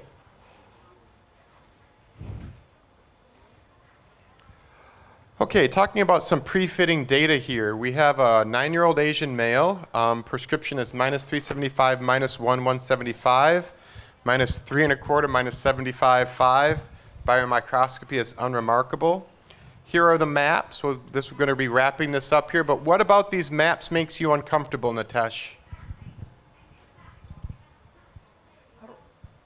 Look at that astigmatism. Limbal to limbal astigmatism. Well, we're running out of time, so. Limbal to limbal astigmatism is going to cause you problems. Do you remember my slide where we showed you the topography and we showed you how the fluorescein was leaking out the bottom? And that's because it's limbal to limbal astigmatism and that lens is rocking, okay? Limbal to limbal astigmatism, unless you're fitting a toric periphery, is going to cause you problems. And also, I think Randy Kojima showed you a similar slide. Okay, let's go real quick here because we only have another minute. Yeah. So is this a good case for a newcomer? No. Not until you've done a few. You can just go. Yes, charge higher, more complex, but again, new fetus shouldn't be doing this. Okay, so real quick, what is this? Is this mold decentration? Is it adherence or is it corneal edema? Answers? Quick ones? Because we quick. only got less than half a minute. Yell it out. You want to shout? All right, this is adherence. Yep. Nice job, whoever said that. So adherence, you can go ahead and click. Adherence can be caused by the binding, and that can be a dirty lens, or too viscous of an insertion drop. So if you're using a very thick viscous drop, like a Sustain or a thick substance, then it will tend to want to stick on that cornea and cause you all kinds of problems, and you won't get good results. Also, I find sometimes they're trying to take the lens out too early, straight away. Yes, for so sure. teach them to blink, move the lens. Maybe even before wet taking the out. lens before they remove it. Remove it. Yeah, we can just kick right through these. I think that pretty much wraps it up. That should be right at the end. Final pearl of knowledge is, next slide. If your data seems wrong, Perhaps they are wrong. might be wrong. Oh, data, data, data. The maps tell you the story. So if it's wrong, it looks wrong, recheck it, redo it. Today you've been told this 3 or 4 times. Data, data, data, topography, topography. Thank you so much. So much.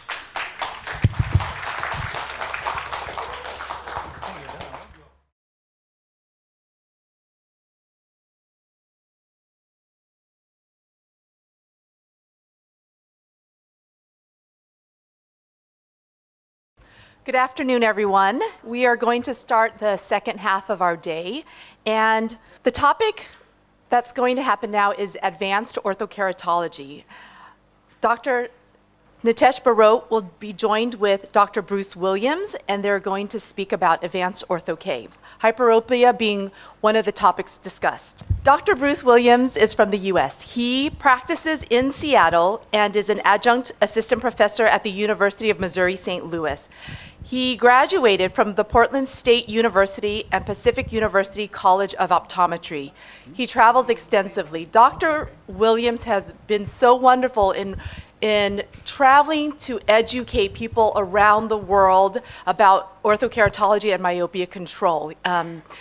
He's been to so many places, and I'm so happy that he has joined us today in Vietnam.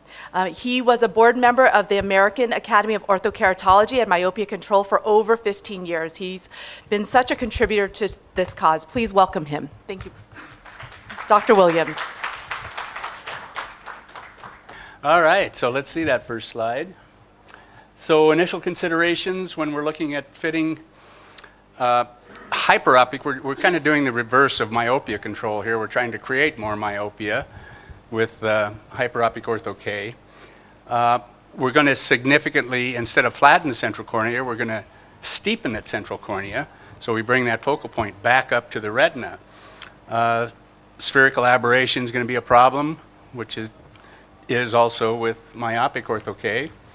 Paracentral compression is probably more important than central suction on hyperopic ortho-K. We need to force that peripheral tissue down rather than try to pull that central tissue up. Okay? So this is basically the concept here. I don't have a pointer, but we've got some central clearance, and the central base curve isn't that important because we aren't molding that central cornea to fit that central base curve. What we're doing is trying to raise that central cornea or increase the curvature of the central cornea, but we don't want to hit the bottom of the lens because that's going to stop it from increasing. So what we are doing here is pushing the cells up. So you're pushing down and creating that to come inwards. So instead of this, we're doing this, which just steepens that central area. And we got to be clear here is because we know that tissue is going to be coming up. Because you're stiffening, you're creating a mountain. You know those rocks at Halong Bay coming out of the sea? That's what we're trying to achieve. So that area in the mid-peripheral clearance here with the reverse curve, what it does is it gives us a little negative pressure there, which helps force down that knee compression, as they call it. And then, of course, we have the alignment zone, which is going to keep the lens centered. So basically that area is just to hold the lens in place. So there's a really good representation of what it looks like. You've got the central clearance, that knee compression in the mid-periphery, the paracentral region, and then the mid-periphery, you've got that negative section, and then the peripheral compression. So again, the tissue is pushed up, but you're creating that force that way, down, that way. It sounds like we're pushing, but I think what we're doing is compressing and steepening rather than moving anything. It's the right word, yeah. Those epithelial cells are pretty tightly bonded. It's hard to move them.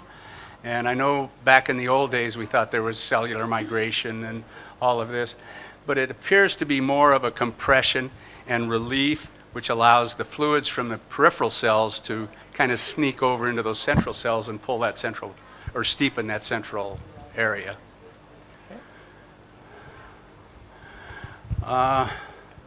This was way back in 1980. Aller and friends decided that they would try to find out what are the pressures, what's going on, what is this squeeze film force underneath the lens.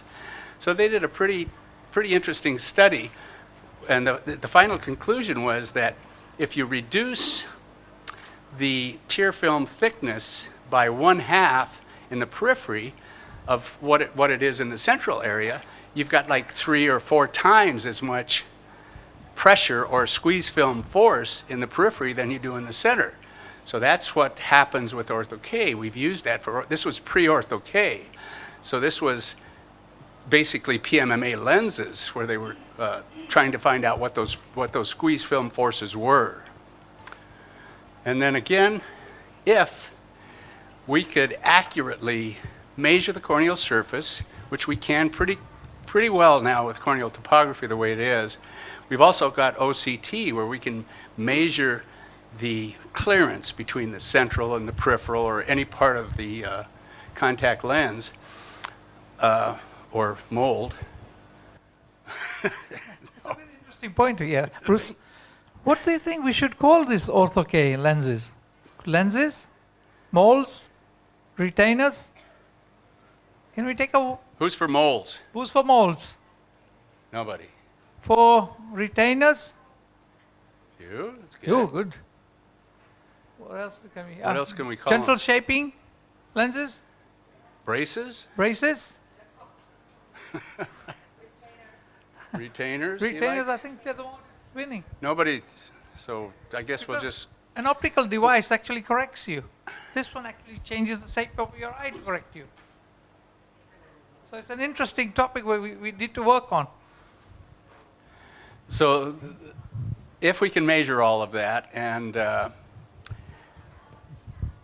if we can use like OCT to really define those thicknesses and what that does to the squeeze film forces between the lens and the cornea, maybe, let's go to the next slide, maybe we could predict exactly 360 degrees around the cornea how much tear film we need, what's the thickness going to be, what's the squeeze film force, and we could design a lens that was perfect every single time. So this is fluctuation analysis, and it's something I've been kind of working on, but my mathematical skills aren't quite up to par yet. But We got some young guys here from I university, know. so I think this is something you need to look at. fortunately, I'm in We could have a Seattle, one-fit lens someday. so we have a lot of Boeing engineers and software engineers from Amazon, and a lot of them are my patients, and they've been kind of helping me with this. But we're going to see if we can design or figure out what kind of squeeze film force we need in every single area under the contact lens. Okay, preparing the patient. We know we're not going to have super crisp vision in the distance or at near, but it's going to be like wearing a center Multifocal lens. center near multifocal lens. So luckily we have the opportunity to have these, most of us have these in our practice. We can trial fit the patient with a center near Multifocal lens. multifocal lens and give them an idea of what it's going to look like in the future if they decide to go with the program. So again, the symptoms over time, as we've learned with children and adults, and of course with hyperopia, we're doing hyperopia and presbyopia, we're doing more adults. But even with kids, you know, they'll come in and they'll say, you know, everything has stars around it and all of that, and then 2 months later they have no complaints at all. So we get the same kind of a situation with hyperopic and presbyopic. So these are some of the designs I've worked with over the years, and interesting, when I put this lecture together, I had all of my recent stuff on there, and then I was looking at some stuff, and I saw some stuff from quite a while ago, so I put those slides in there too, so you'll see them later. But Paragon CRT, Contex Ortho Plus, GOV, dual geometric wave, And some of those guys are here up there, so if you want to learn more, you can talk about this. So Paragon CRT, they have this formula. They also have a hyperopic lens, but I never used it. I never bought the trial set. I just used the lenses that I had. And you can fabricate, basically design a hyperopic prescription from these lenses by changing a few things you can see there. You need to determine what the final base curve you want is, and usually you're going to end up reducing the return zone depth by, I think it's 50 microns, and then use that in the slide rule. Use the myopic power, just convert it to hyperopic. So that's what it looks like on the cornea. So now we have a myopic CRT lens, which is now designed to correct hyperopia.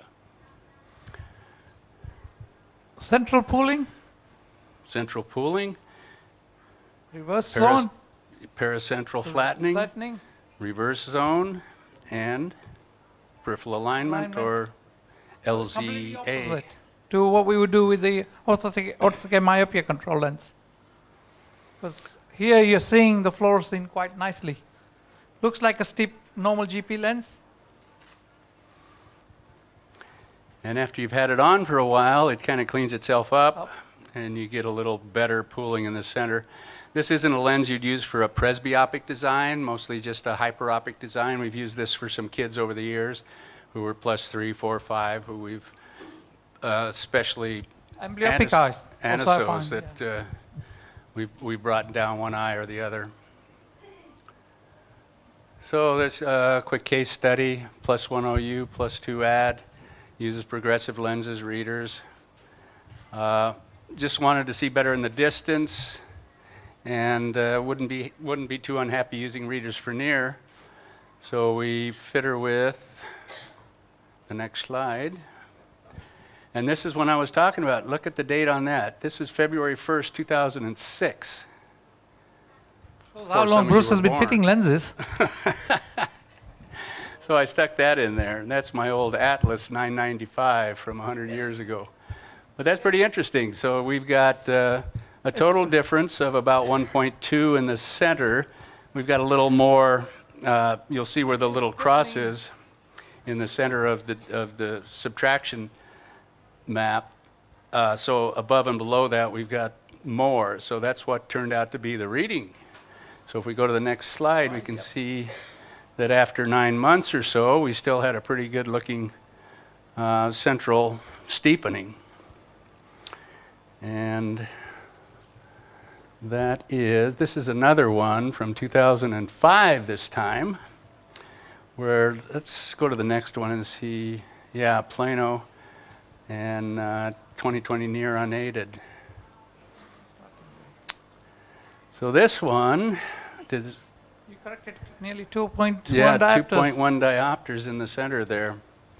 This is, I think, yeah, that would be in 2005, that would be Paragon. You're going the wrong way. There we go. Then there was another one I used a few times, which is the Ortho Plus lens from Contact. This is a different design. It's an aspheric design. It doesn't have a reverse curve. It's got an aspheric curve that goes from the central and steepens as it goes to the periphery. So it gradually steepens the lens. It takes a little bit longer to get the final result, but once you get there, it really holds nice and solid. So you get that aspheric type of multifocal effect.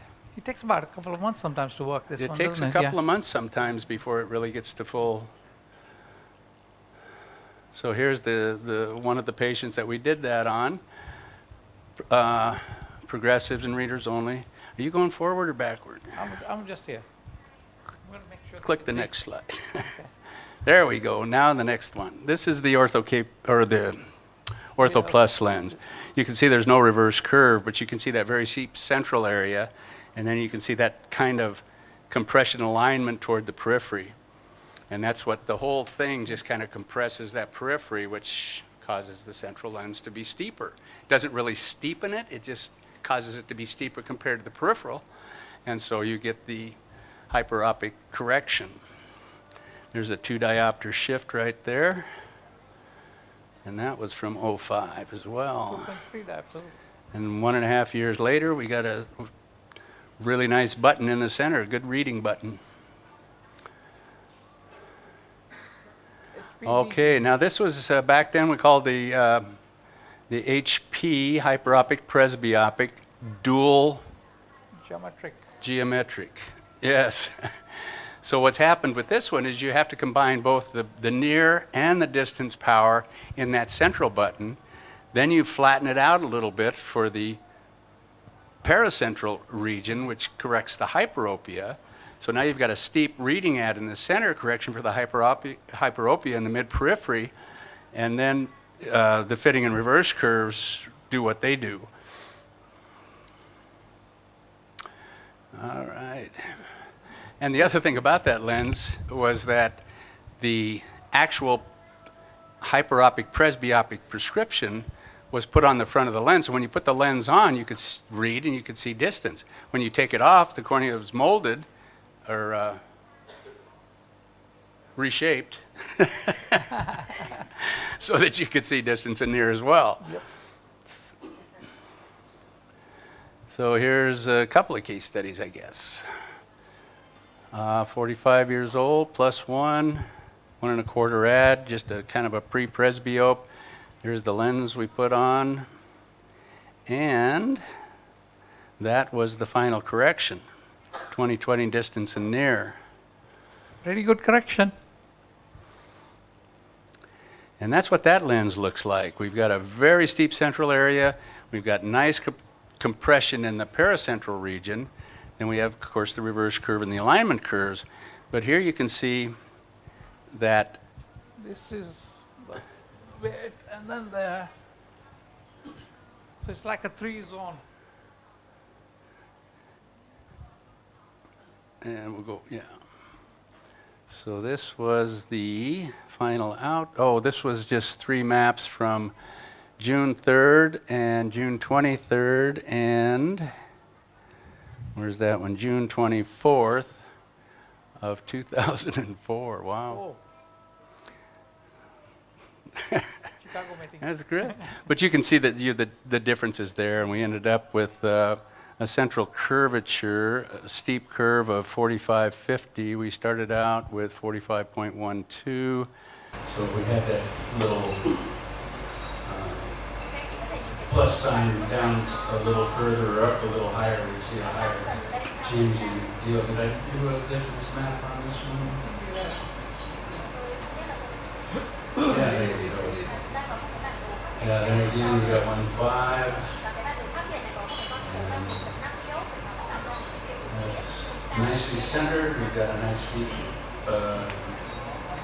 steep correction area there. Everything looks good.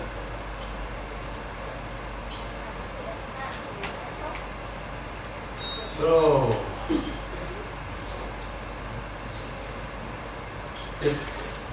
I've looked at these at the elevation maps on these patients, and if you look at the 2 maps separately, not as a subtraction map, you'll see that you don't see a lot of difference. And if you go to the next slide, you can see that overall the appearance is the same.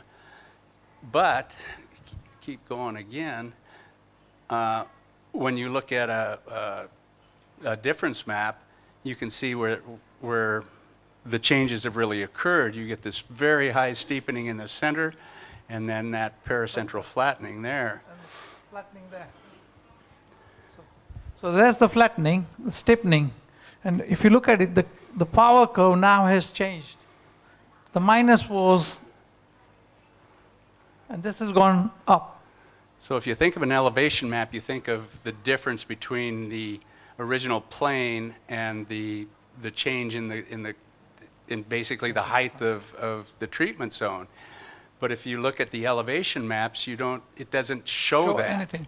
So I think what's happening, rather than elevating the central area, is we're compressing that paracentral area. So, and there's that lens again. You can see the central pooling. You always have to have central pooling. You can't have central touch on these, or your correction is has ended right there. Edge lift is pretty standard. Paracentral compression, peripheral compression. That paracentral and peripheral compression is what the peripheral more than the paracentral is what centers the lens over the pupil. So those are very important. Not so much the central pooling, because you're always going to have some. Compression. You just can't have too much where you'll start to get bubbles and central lakes and things like that. So here's two different curvatures on the same eye, and you can see the difference in the fluorescein patterns. This one is a little bit too flat in the periphery, a little too steep in the center. If you change the curvature a little bit, you get a more concentrated central pooling, which is going to give you the reading part of the prescription, and a nice dark paracentral band, which will correct any hyperopia that you may have So in there. this needs to be darker. Right. See, that's not dark.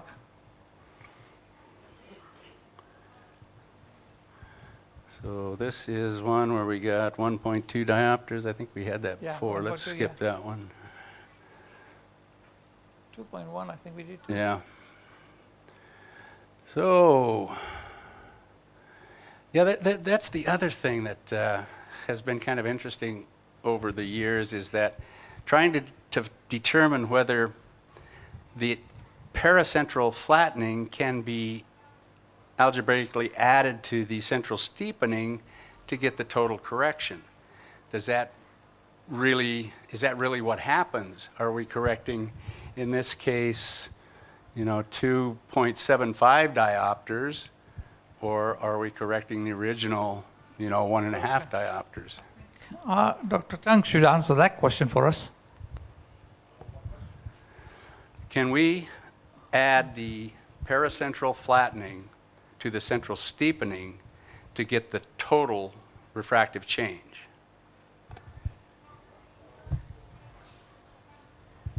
Okay, the concept of hyperopia molding is that we use the peripheral flattening to highlight the center steepening. But actually the center part of the curve has to be also steeper than the cornea so that it can pile up the tissue there. It has to be higher than the Has to be steeper. But I use the spheric curvatures to lower down the sagittal height so that we do not need a lot of tissue to pile up there. If we use a lot of space there, leave a lot of space there for a spherical center, then you have to push a lot of tissue to pile up higher.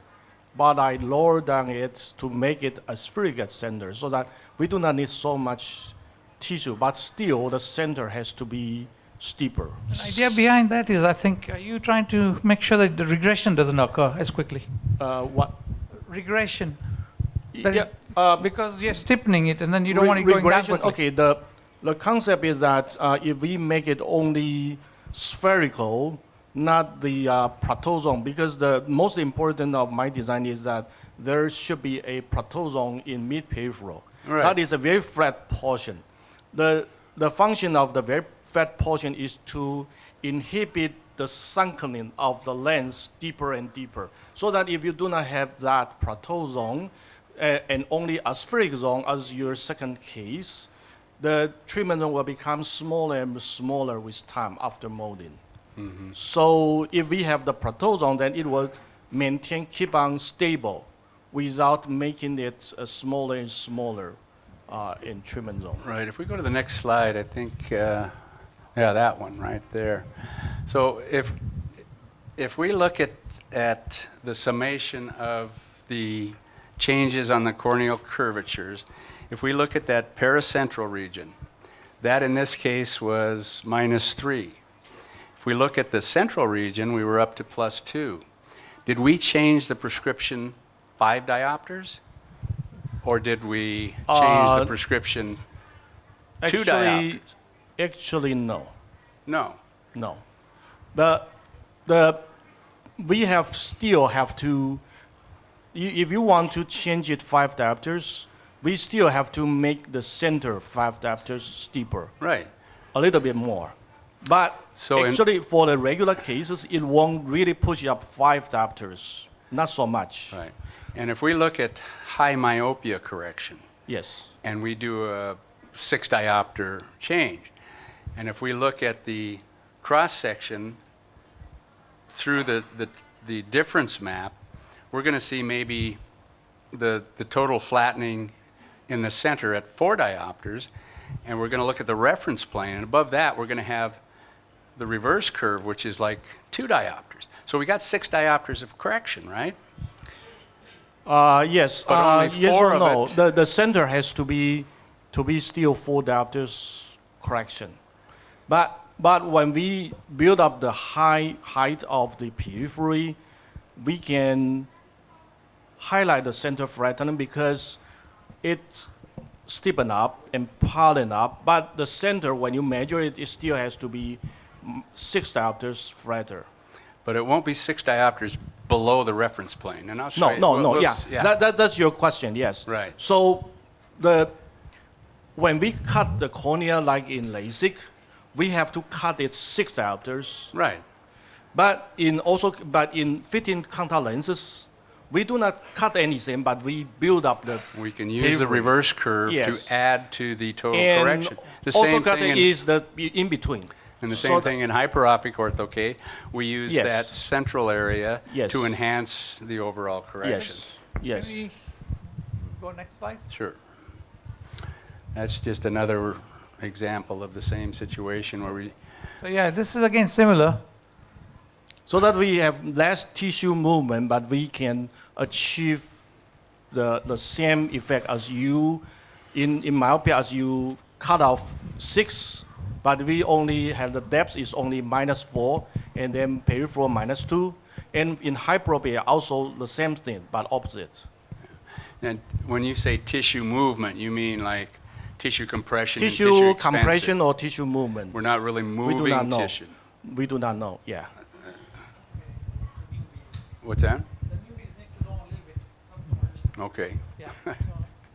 The range. Okay. So just here's another example of higher hyperopic, presbyopic correction where we've really steepened up that central zone. So we can skip that one too, I guess. And now this is the elevation map in the tangential view where you can see that there is some elevation in the center. If you look at the cross section across the bottom, you can see that there's a little elevation there, but it doesn't seem to relate a one-to-one to the amount of correction we get. So that tells me that we're not really pulling that cornea up, we're just pushing down around it because we get much lower elevation in the mid or the paracentral region.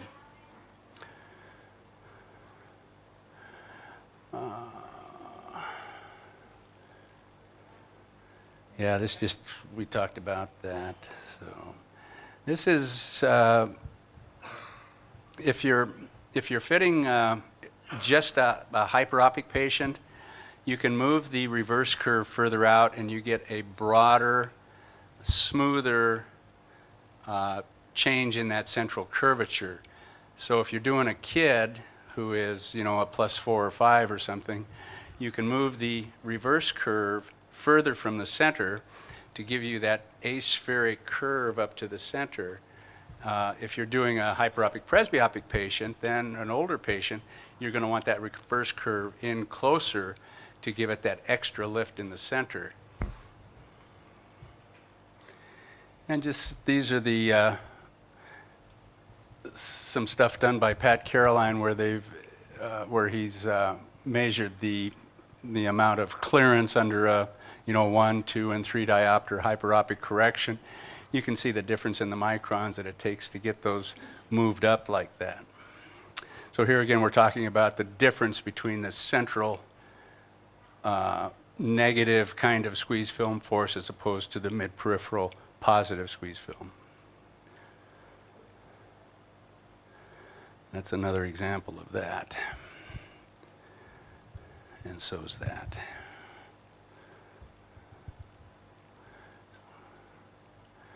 Yeah, here's one that where you can see that reverse curve has moved out quite a ways, and we got a nicer central, broader central compression or central treatment zone.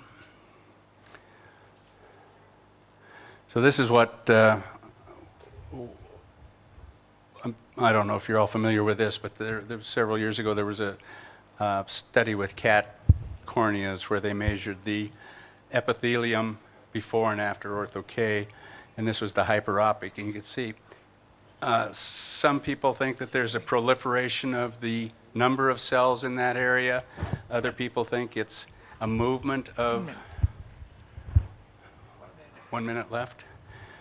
Okay, there's a movement of cells from the periphery to the center. Other people think it's the swelling.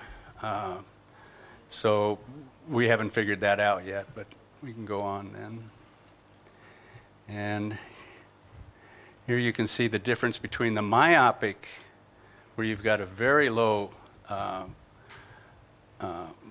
clearance in the center, as opposed to the hyperopic, where you've got it very high.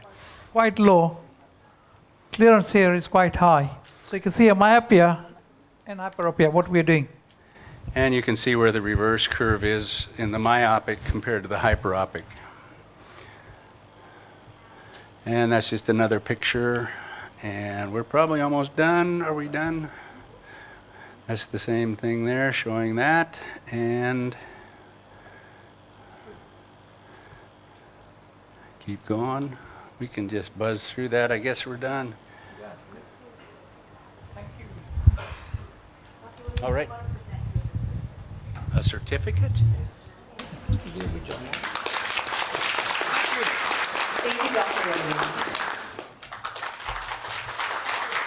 Thank you, Dr. Williams. Our next speaker is Dr. Somi Oh. She lives in the U.S. Dr. Oh graduated from UC Berkeley School of Optometry in 1993, and she is in private practice in the San Francisco Bay Area. She has established 5 specialty practices emphasizing orthokeratology, specialty contact lenses, and pediatric eye care. Dr. Oh is the lady who introduced orthokeratology to Korea in 1993. She still travels there often. Actually, when she leaves here in Vietnam, she'll be traveling to Korea. She continues to lead the efforts of several groups of Korean ophthalmologists to learn and research on orthokeratology. She has published numerous articles in the field of orthokeratology, and she has lectured in the US, in China, Japan, and Korea. Once receiving her fellowship in orthokeratology in 1995 from the Orthokeratology Academy of America, she has been actively serving the American and the International Academies of Orthokeratology and Myopia Control. Her topic is on her personal journey in orthokeratology and myopia control, based on statistical data in the US and in the world. Please help me welcome Dr. Somi Oh.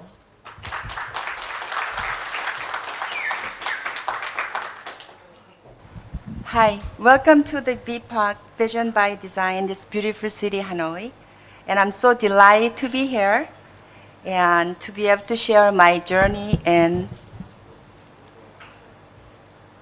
orthokeratology and myopia control based on statistical data in the US and in the world. I'm disclosing that I have no financial affiliations with any brands nor companies that will be mentioned in this presentation. And we are here because of this reason, myopia epidemic. I came here to share my personal past 30+ years of journey in orthokeratology in the hope of providing some useful tips and encouraging new doctors who want to do orthokeratology in their practice. Before I talk about orthokeratology, I would like to go over the history of orthokeratology briefly. In 1947, Tohoi introduced plastic corneal mold, PMMA lenses, and noticed PMMA lenses have some myopia controlling effect on patients. So in 1955, National Eye Research Foundation was founded by Wesley and Jessen. In 62, orthokeratology concept was introduced first time, and IOS, International Orthokeratology Section, was formed within the National Eye Research Foundation. In 1978, Kearns presented 5-year study of orthokeratology. Oh, I'm sorry. I know. I actually did not even watch this. So this is kind of where sorry. So this is the history.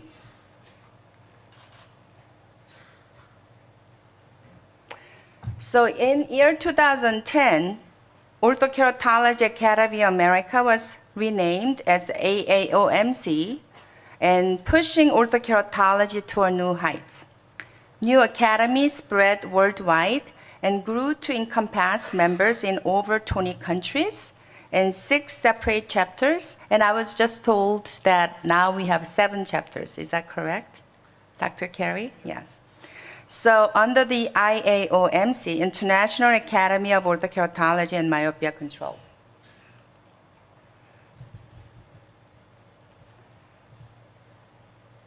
So why are we getting all concerned with what goes on in orthokeratology community?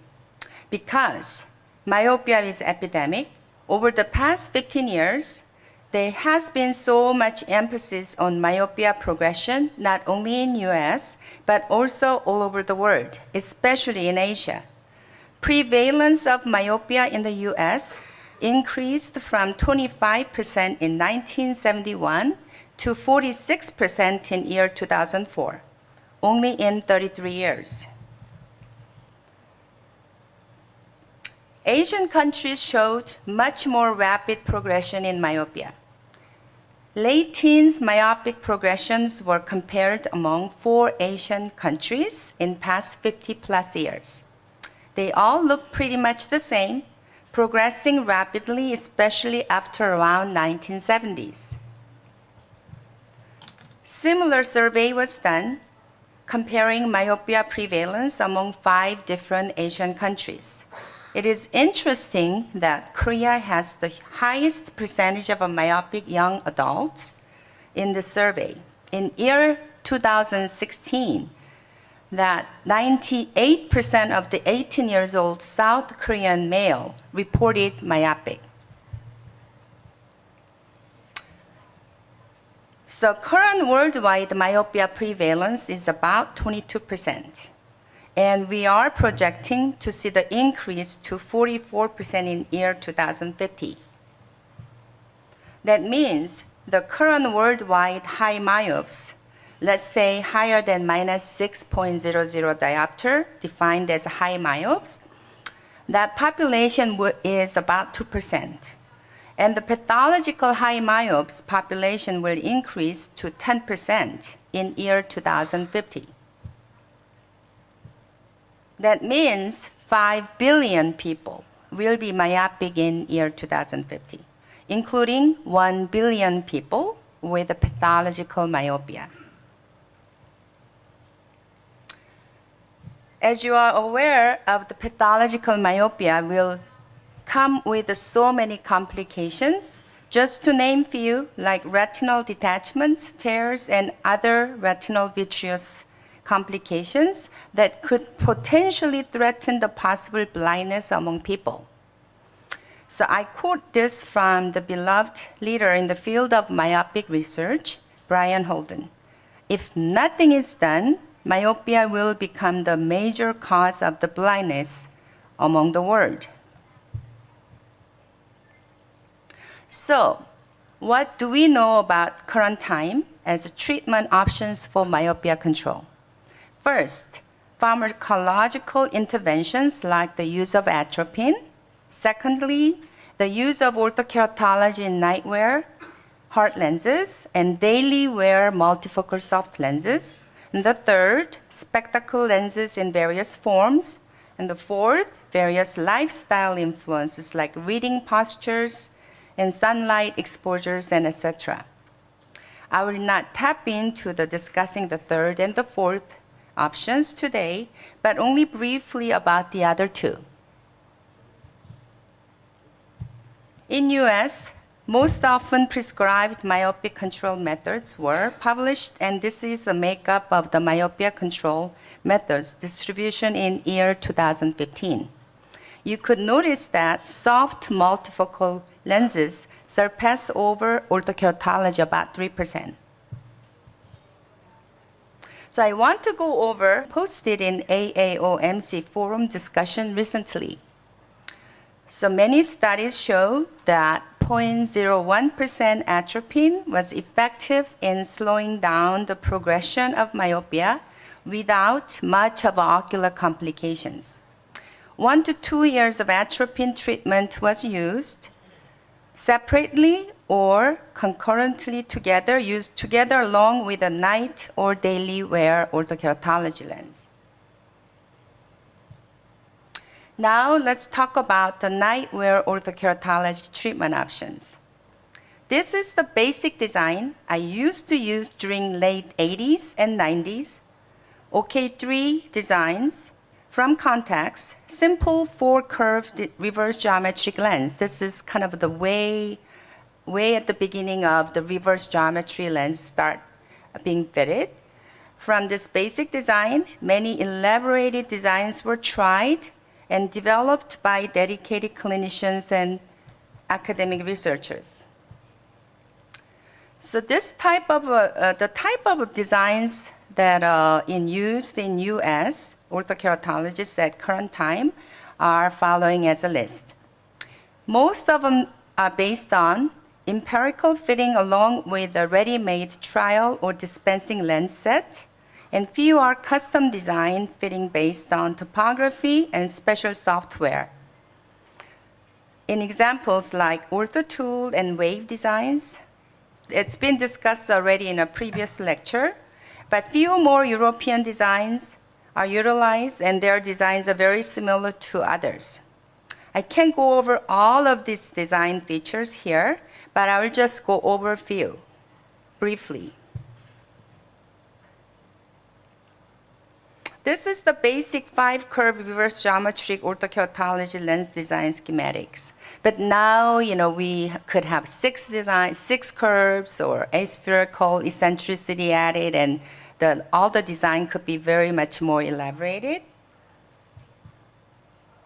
So the first CRT design is similar to the basic 5-curve design, except they differentiate theirs with a sigmoid curve return zone depth, which moves the lens up and down in about 25 microns increments. And recently, they introduced the dual axis zone design to cover some stigmatism corneal molding. So Contax Ortho-K lenses are also similar, more advanced now from the OK3 lens design, of course, I previously mentioned.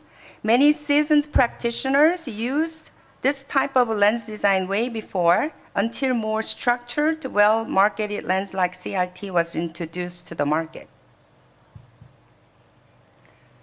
GOV lenses emphasize the molding forces come from the central as well as the mid-peripheral bearing zones.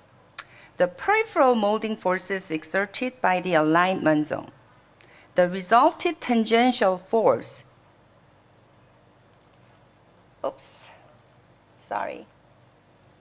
so that's the GOV. The tissues inward pile up at the mid-peripheral because of this well-orchestrated bearing and exerting dual forces on the cornea. Extreme myopes up to -10 and over could be treated with this kind of a design.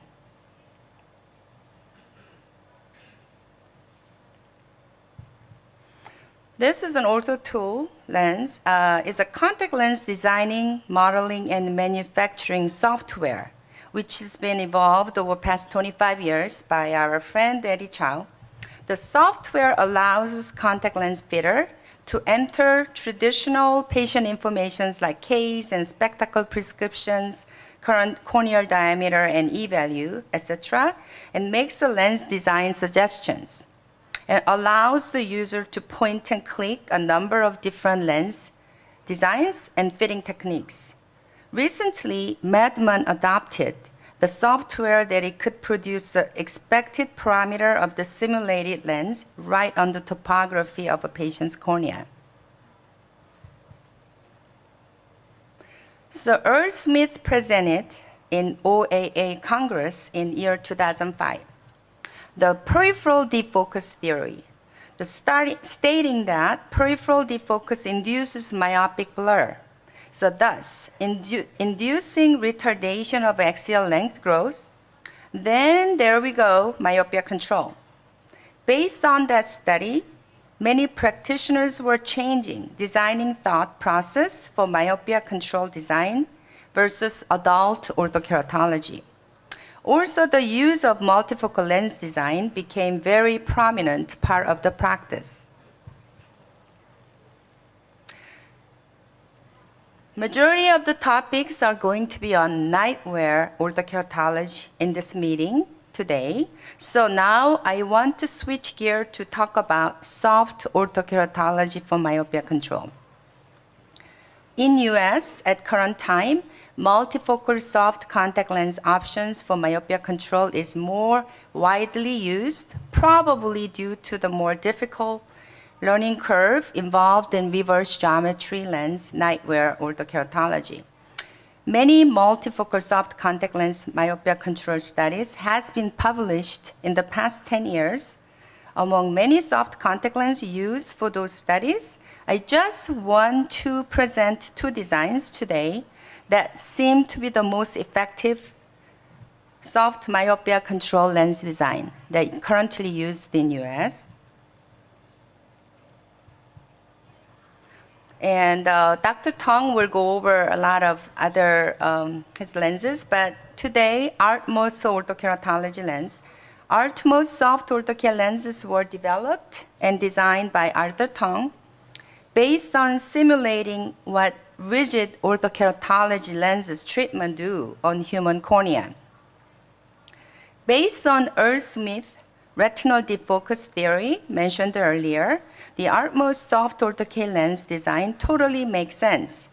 It creates constant myopic defocus while wearing the lenses during the day, as if the perfect nightwear orthokeratology lenses were worn all night before.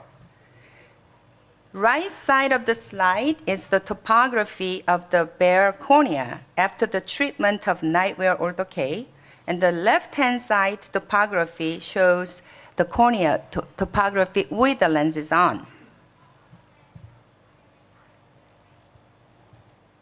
Artmos system provide the most comprehensive specialty soft lens system covering virtually all refractive error conditions, but for the purpose of myopia control, just want to talk about SMR and STC designs that mainly used for myopia control purpose. But I do need to talk about this new lens that took a lot of attention for US doctors. A few years ago, natural view multifocal one-day disposable lenses were introduced, came out for presbyopic patients as a multifocal lenses. But they claim for its unique extended depth of focus design, providing incredible reading ability as a multifocal contact lens. But few clinicians utilize the lenses for myopia control purpose and published the study in IN Contacts, October year 2017. And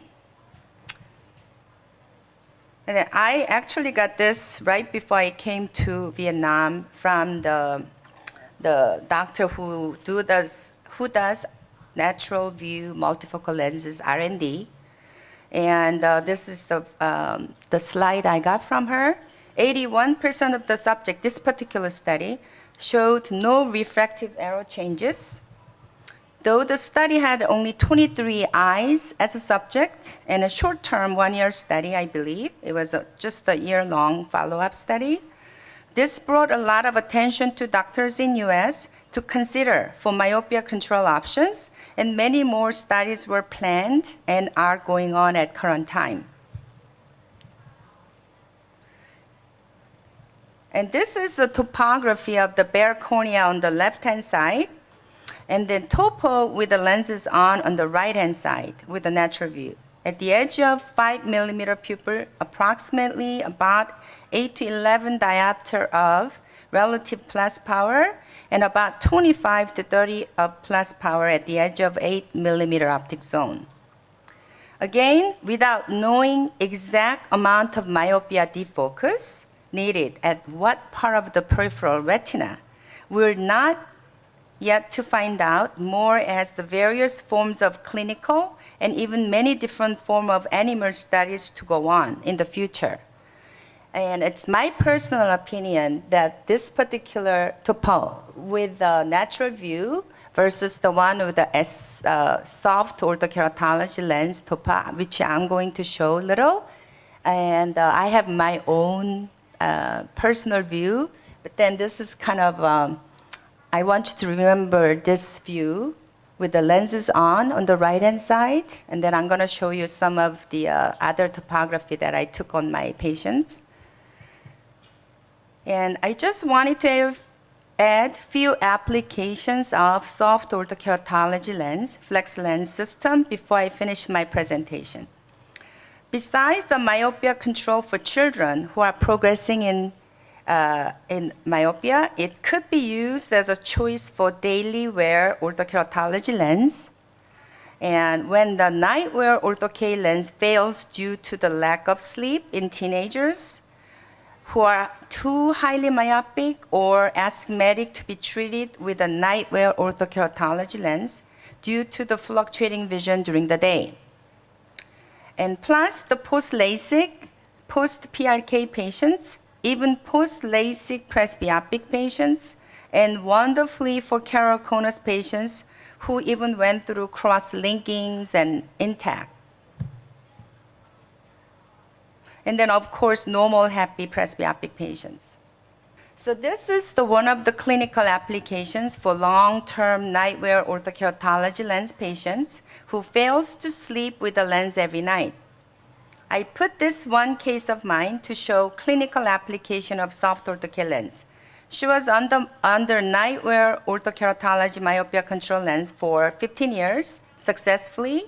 Then towards the 4th year in college, and then she was a pre-med student in Stanford, so started complaining of the fluctuating vision due to the lack of sleep and frequent skipping night wear.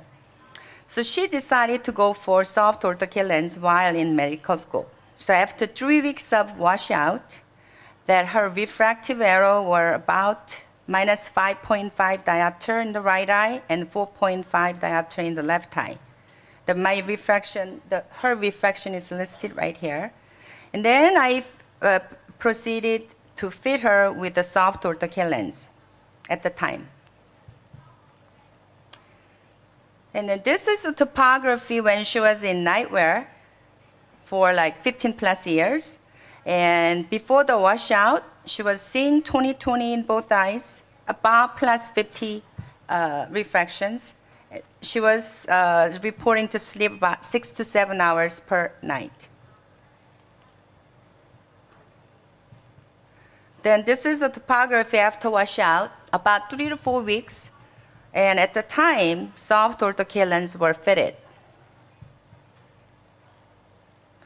And a year later, so she was fitted with the soft ortho-K lens, and right before I came to Vietnam, she came back right before I left to US. She returned for the annual visit, and of course, no changes in refractive errors, axial length, and the corneal curvatures were pretty much stable, and she was very happy not to deal with the fluctuating vision through, with the night wear lens, and finished her first year in medical school doing so much reading and studies. And then this is the topography with a soft ortho-K lens on, and see the incredible mid-peripheral myopia controlling ring, and simulating as if she does the night wear orthokeratology. So I brought that up, the topography over natural view one day versus this lens is a 1 month disposable, so it's a little thicker it gives in my opinion, it gives a little better mid-peripheral high plus. So now we have a powerful hard and soft lens tools to fight back with the epidemic myopia. It has been a wonderful long journey in participating in this very special orthokeratology and myopia control procedure. I hope that you will go back to your clinic with at least one new tip or new ideas and encouragement from this presentation. That truly will make my day. And then this trip was worth it. Thank you very much for your attention, and thank you so much for inviting me here. Thank you.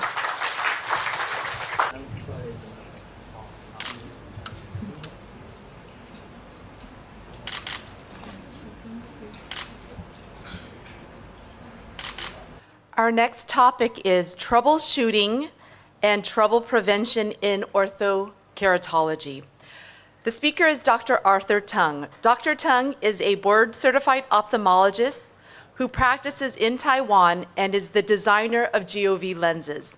He chose to specialize in contact lenses and treatment of binocular visual function problems in children.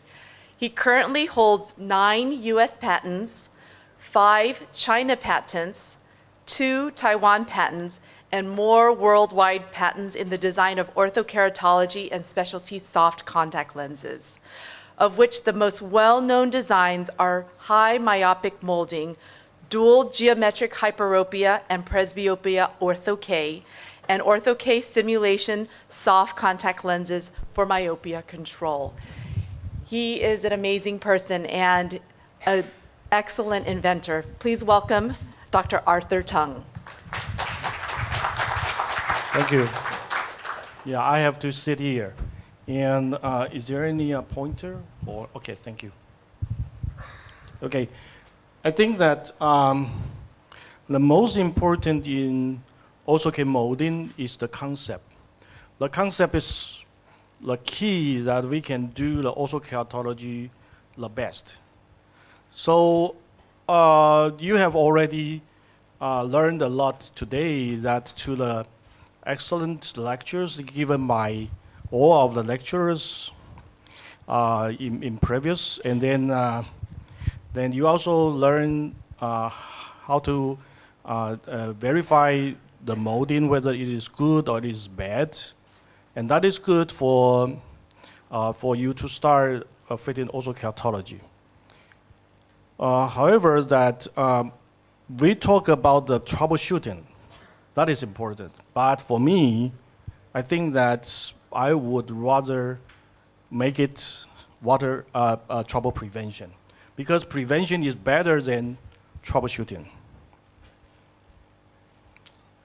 So, so before we talk about the trouble prevention, we have to realize the basic that I will review it. The 4 curved lens or 3 or 5 or 6 curved lens, any lens that claims the myopia molding has to have a center pushing force and then a peripheral pushing force. The 2 forces has to be balanced. That means that you cannot have a strong center pushing force with a weak peripheral pushing force, or a weak peripheral or a strong peripheral pushing force with a weak center force. So if you push this out and the peripheral inward, then the tissue will move up to these intermediate zones that has a space for the tissue to pile up. If you have a weak peripheral pushing force, then the tissue will be pushed all the way, usually downward, to pile up here. So that will be the smiley face. If the center is weaker and the peripheral pushing is stronger, then you can imagine that the tissue will be pushed all the way into center to form a center island. Okay? So the theory is that we calculate to fit the lens same to the cornea sagittal height. Sagittal height means that from center to the most peripheral plane, that is sagittal height. So we calculate the cornea sagittal height and fit the lens same to the cornea sagittal height. That is, the lens sagittal height equals to cornea sagittal height plus T allowance. That is the theory. But the measurement of the cornea is not so reliable. Even if we can get it more reliable with several measurements or to have a better topography, but in my experience, they're never 100% accurate. But with the calculation, we can see that the center tear length is minimum, and then increase up to the reverse zone, and then alignment zone is aligned to the cornea. And then after molding, the center bearing zone, about 10 microns clearance, will form a flatter shape. And then this area will have the tissue accumulated. The tissue comes from center outward and peripheral inward. So in high myop, it will be very critical that we have to have the peripheral seal. That means that 330 degrees, 60 degrees will be, all the circle has to be watertight. And then the center bearing has to be bearing on the cornea properly. If the calculation or the fittings does not match, then it will have those problems occurring. Then how can we prevent it? Okay, so please look at this picture. That is good fitting, right? But when you blink, when the eyes open, you can see that the lens is dragged upwards a lot. Here, a lot of uncovered area. That means the size is okay, the fitting is okay, but when it blinks, it doesn't okay. It is not okay, because the topography only tell you the structure or the shape up to 10 millimeter. All the structures or the shape beyond that are extrapolated so that they are not true. You have to use a standard trial lens so that you know what happens fitting on the true eye. So with this lens, initially it works. It will mold maybe -3, -4, but if this is a high myop, eventually it will decenter. I say eventually because after 1 month, maybe it decentered. So we can simulate with fluorescent pattern simulation by map, but actually it is not so reliable. For me, for trouble prevention, we need to trial fit. But original map is very critical. So I will show you some original map that is very critical in trouble prevention. Okay, the first is that the toric and tilted. What is tilted? This cornea is toric, right? There is a toric here. And this is also toric. So the toric could be centered, could be limber to limber, but another toric could be asymmetric. Toric always, if it is a pure toric, it is symmetrical. That means that through this line, up and down, symmetrical. Left and right, symmetrical. This angle, symmetrical. But with this, up and right, upper portion is flatter, lower portion is steeper. It is tilted. The tilted cornea is different from toric cornea. So it is very difficult. So we have to differentiate with the toric cornea with the tilted cornea. Sometimes it accompanies the toric cornea, sometimes it doesn't. Okay, and also when we mold the toric cornea, size control is very important. Not only the dual axis. Dual axis means that you make the lens also toric so that you can fit up to the cornea for more water seal. But water seal is not only the toricity. The size is very important. You know that the cornea will not be center or peripheral and up to the sclera. Some cases, the sclera is also toric. And some cases has a center not so toric, but up to the sclera more and more toric. So that the size is very important because we want to cover up to the size that the lens does not move a lot. It is very critical that we find a point that the lens only move a little bit. What is the point? The center cornea is steeper, and it connects to a very flat sclera. But we do not know where it becomes so flat. When it flattens a lot, then your lens will be locked there. Do not move a lot. If you fit too small, then eventually it will eventually move here and there, left and right or up and down. So some cases has the points that turn into very flat inner to the limbus. Most of the cases are just at the limbus. But some cases, the turning point is beyond the limbus. So that we should not limit the lens size by the HVID that is visible. Sometimes the HVID only tells you that it turns the color, but it does not turn the shape. So that when it turns into a shape that is flat, that is the real limbus. So when we fit with a spherical or aspherical lens for a toric cornea, can that mold? Yes, that will mold. Simply if the alignment zone will become water seal. The water seal exerts force inward so that the central outward and peripheral inward will bunch up the cornea. The key is when we mold the toric cornea, you can see that this area is flatter, right?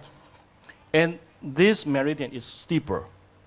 It goes steeper and steeper. So if you push from center outward, will you push more on this area? No, because this area is going steeper and steeper, so that you cannot push the steeper area more. But we need to push it more so that it will flatten more, right? So to mold the toric cornea, the key is not to push it harder at the steeper meridian. Sorry.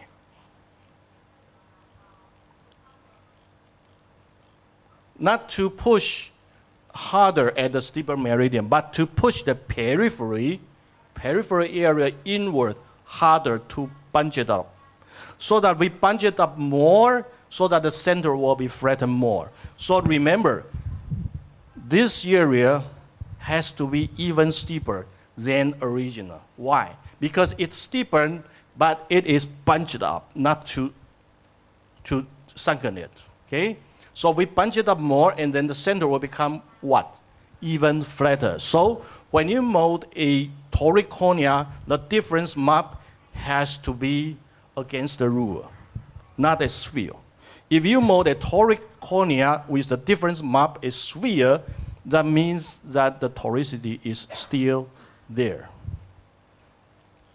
Okay? So dual axis, we can help with a dual axis, but the dual axis has to be progressive, not absolutely curvature. Why progressive? Because we want to leave some space near the limbus so that the tissue can move up and to round it up. If you cover it all by the plastic tissues, then the plastic will block the tissue movement so that you won't get it round up. So we design the toric lenses, dual axis lenses, progressive in alignment curve, so that the zone near the treatment zone will have the space here for the tissue to pile up.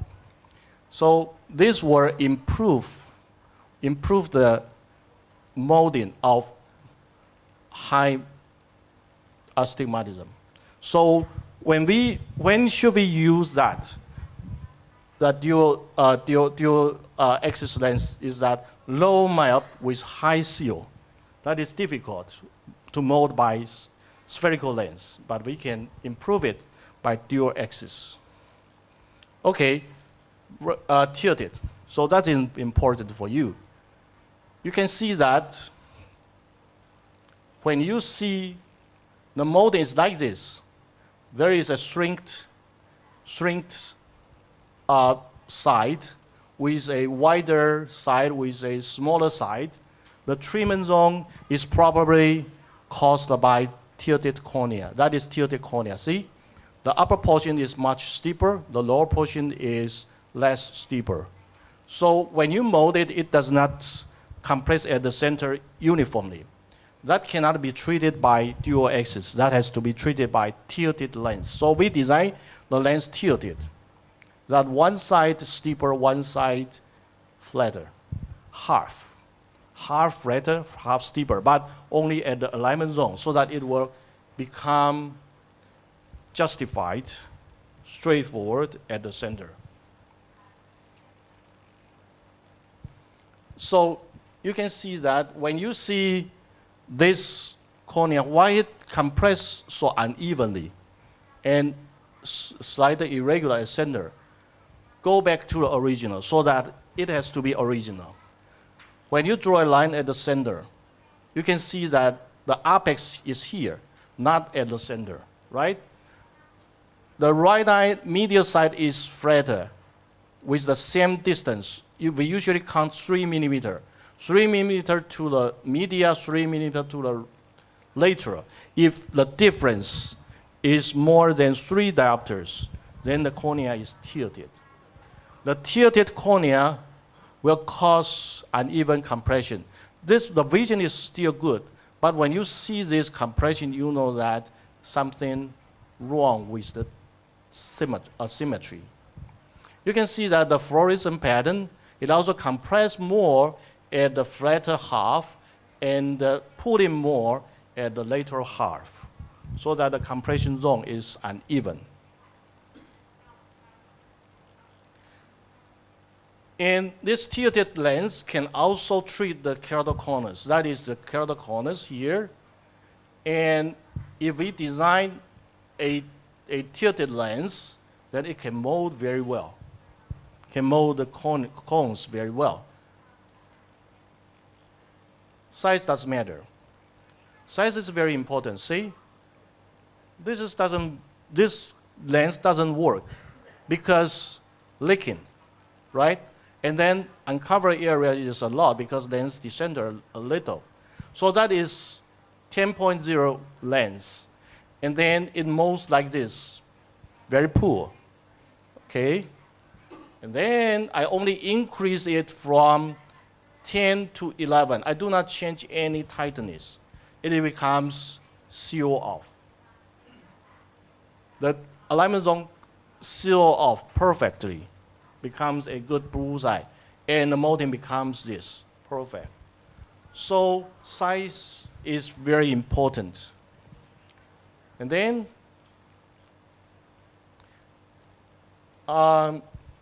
that is also from 11.4 to 11.8.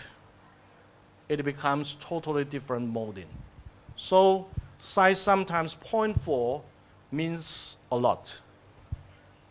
That is good molding, good vision, but actually incomplete ring. That eventually may descend or may cause problem. If we know that is because the lens moved up a little and moved down a little during sleeping hours, so that it becomes interlocked ring. The ring should be bigger, but because it moves up, maybe when you sleep for 2 hours, and then sleep down, maybe sleep another 2 hours, and it becomes this shape. And also this shape, incomplete ring. So it's the size matter. So when we look at the OCT, the peripheral portion of the cornea actually is the key how to design the lenses, but we cannot measure it by topography. You can see that some limbus is convex. Convex means steeper. Some limbus is concave, that means flatter. So if the limbus is convex, then if you fit lenses only up to here, and this is still convex, then the lens will slip over easily, so that it will decenter. No matter how big you fit up to limbus, it still slip over. If it is concave, then you cannot fit it up to limbus. You have to fit it smaller so that it won't tense up. Otherwise, when it reaches the limbus, it will tense up. And you won't have enough compression at center. So, but you cannot verify it with the topography.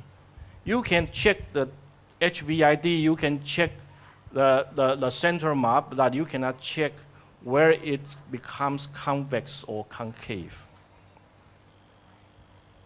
So that's okay. That does not show the does not show the movie. Okay, in this lens, it fits up to over the limbus onto the sclera, but it fits very well. Why? Because the limba area or even the adjacent sclera area is still in a cornea shape. I called it a scleronized cornea. That means that the shape is cornea, but the tissue is sclera. So if it is a scleronized cornea like this, then you have to fit it beyond limbus. Otherwise, it won't stable. Okay, that is how the lid affects the fittings. The eyelid has a sclera shield here, so that it does not support the lens. With the tight lens, upper lens, especially in Asian eyes, it will push the lenses downward so that it will always shift downward. The only way for this case to be centralized is to put on the lens and lie down immediately. Otherwise, any gravity will pull the lens downward, and then it will form a shape here. Even if you lie down, the lens won't move up. Every time you put down the lens, it will just stay at inferiorly. Okay? So for the decentration prevention, we have to have the original map analysis. Analyze for what? Analyze to find out any significant tilted cornea or limba to limba cylinder. So also we have to know the E-value. The E-value is something that we have to fine-tune the tightness and HVID. So HVID helps us to determine 80% of the cornea that can fit very well. We have a percentage. Okay, the concept is that the steeper cornea is smaller. It's usually smaller. The flatter cornea is usually bigger. But the steeper cornea merged to the sclera much faster. That means that the peripheral becomes flat faster than a flat cornea. So flat cornea already flat. So when it connects to the limbus, it does not flatten so much. So the coverage percentage has to be the steeper cornea has to be smaller percentage of the HVID.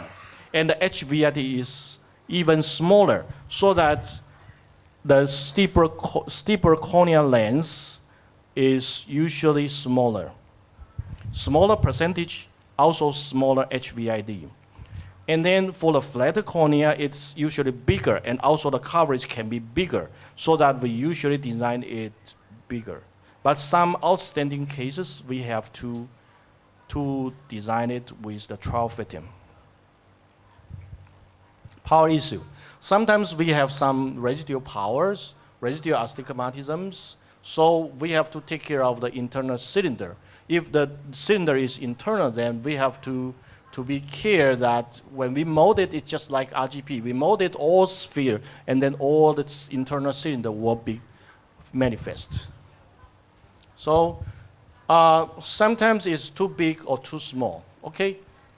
I'll let you see that the central island is one thing. Central island is that you fit it too big or too tight so that it causes the central island because you cannot push the tissue outward, but the tissue will be pushed inward to pile it up. But this is a small treatment zone, right? So some saying is that you have to design the treatment zone smaller so that you get a smaller treatment zone for myopia control. But it is unnecessary because when you fit the lenses bigger or tighter than what it is needed, then you will get a smaller treatment zone and with a wider peripheral ring. Do you like it? That will cause glare, that will cause some flare vision. So I personally do not believe that the small treatment zone will control myopia better. So if we manage the treatment zone, seeing this, then we have to see the fluorescent pattern. So those two interpret together is that it is too big because the lens fits up to near the limbus and then no decentration and then center vaulting so that the center bearing zone is becomes smaller, too small. If this is -8, then I can understand. If this is -3 or -4, that is too small. Okay, so the power will be insufficient if molding it too tight. And then sometimes when you replace the lenses annually, how can you check the vision? How can you check the power? Because the cornea has been molded, right? How can you check? So we usually put back the lens, put the lens and over refract it. And the original lens will recover all the cornea changes so that the over refraction will display whatever increased or reduced, right? But sometimes the lens warp. So do not forget that your lens will warp. So if the lens warp and then you over refract on a warped lens, then you will get a wrong lens. So if you see a patient that get a wrong lens after over refraction, you know that next time he will warp because of the cleaning habit. The cleaning habit will usually warp the lens. So if he warp once, then next time you have to be careful. You have to trial fit with your trial lens, a standard trial lens, so that you know what the power is.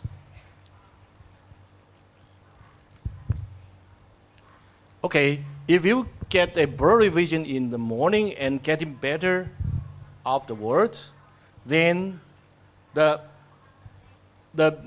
most possible reason is that you overtreated this patient. So do not always blame that the lens does not treat it insufficiently. Sometimes it is over.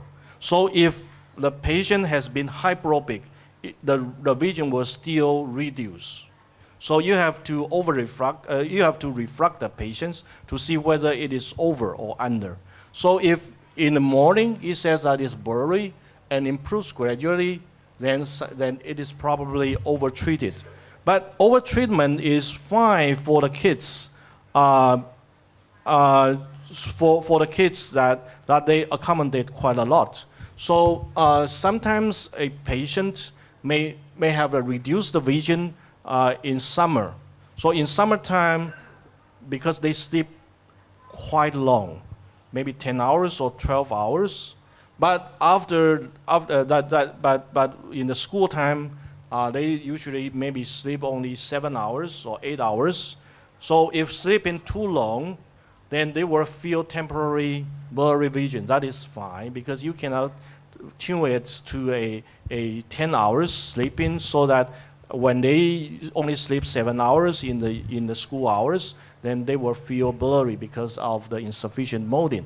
So that will be fine, but just tell them that because you sleep too much. But so if it deteriorates in late afternoon, that you have to check the steep ring. Because we mold the cornea, we usually look at the center to see how much it has already reduced. But we usually do not look at the steep ring to see how much it steepened.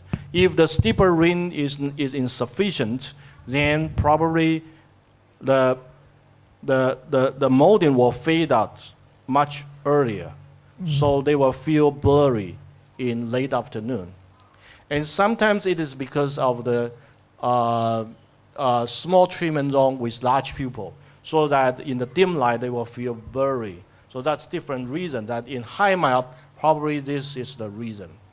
So for high myop, if you have the skill to mold high myop, sometimes the adults fears the molding, not because of the vision, but because of the halo, because they have to drive in the nighttime. So you have to check with your patients that whether they drive in the nighttime.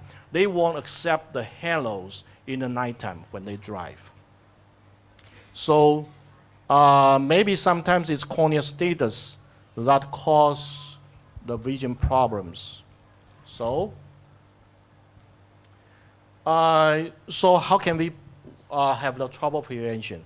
We have to check the map for tilting or asymmetric cornea initially before you fit. So you can read from the topography to see whether it is tilted. Memon is good because Memon has a dial that can rotate to find the symmetry of the cornea. But Oculus also has that function. They have some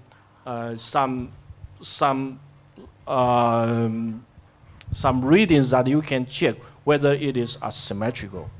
So you have to ask your supplier for that function.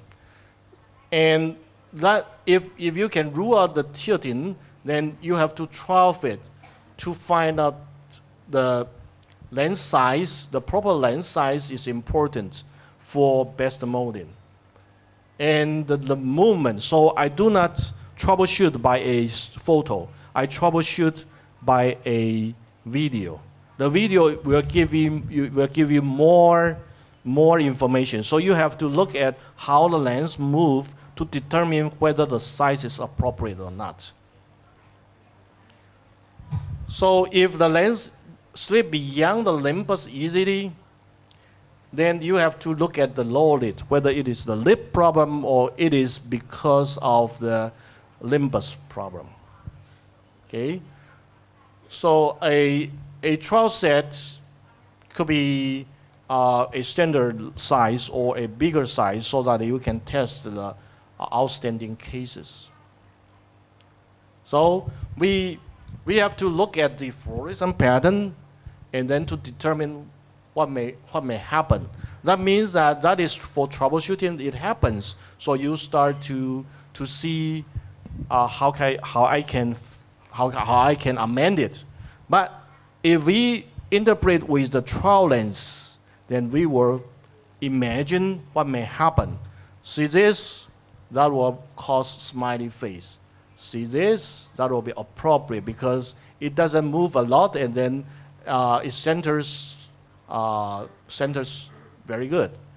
And with this, you can see that it is tighter than this. Why? Because the fitting is still good, alignment zone. But the center only, the bearing zone, only 50% of this appropriate fit. So that is too big or too tight. That will cause central island or small treatment zone. So you can interpret from the original map and also the fluorescent pattern to estimate what may happen. And then that is a small fit. That means that there is uncovered area too much. If you see in the video, it moves a lot, up and down, so that it causes When in the sleeping hours, the lens may move up and move down and move up in different times so that it becomes an interlocked ring. That may be still good in vision, but eventually when the decenter is increases, then the vision will reduce. With this, the molding is too tight. See, the lens builds tightly on the periphery, and the center is nearly no touch. The molding can be double ring, becomes double ring. And this is extremely tight, extremely big, not only tight, extremely tight. When the lens is extremely big, when the lens is too big, then you cannot interpret the tightness with this lens. The lens is beyond limbus, and then it is not a convex limbus, it is a normal limbus. So that when it fits up to the limbus, then it will vote without central compression. And then sometimes it becomes insufficient reduction, sometimes no change at all. So the second day when you remove the lens, there is no change in power. Okay, so carrying regimen, the last thing is that we have to take care of no tap water. Yes, already taught. So you have to reason of disinfection solution before insertion. Okay, why? Because you wear the rigid lens in the daytime, the lens will move with the tear exchange. But when you wear the lenses for the nighttime, you close eyes, the tear exchange is minimum, so that the residual solutions, such as the disinfection solutions, will soak on your cornea for one night, so that there will be toxic reaction. So if you insert lenses with the conditioning solution, the disinfection solutions, then probably in the morning time, usually painful in the morning time because it's soaked for one night, so it will be painful in the morning time. When you wake up, it is painful. And then I saw a case that inserted with with the soaking solution, unique pH. Then in the morning time, I see a white ring on the limbus, whitish. So the soaking solution can cause a very severe toxic problems. So we can see that the toxic reaction is like this: infiltrative, punctated, infiltrative. Do not brand the lens, do not brand the fittings. Find the solution problems always. But with peroxide, usually this won't happen. But sometimes even if you use peroxide, you have to check the tears, or you have to check any regimen that contains the preservatives. Okay? All right. Okay, that's the last. Okay. Okay, that's central erosion because you wear the lenses for awakening hours. Some cases may wear lenses for awakening hours. This is not allowed for myopia molding because the center will seal off and cause erosion at center, and maybe unfortunately it will become center ulcer, cornea ulcer. So do not wear the lenses for awakening hours. But hyperopia lenses, we can wear it for awakening hours usually because center is not touching to the cornea. Okay? Thank you.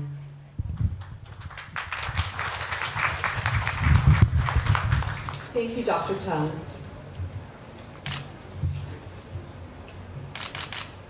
Done by Dr. Matthew Martin again. And it's going to be on the topic of the OrthoK contract, how to protect yourself and protect your patient. In the US, we are big on contracts, and this is going to let you know how you can protect yourself and your patient.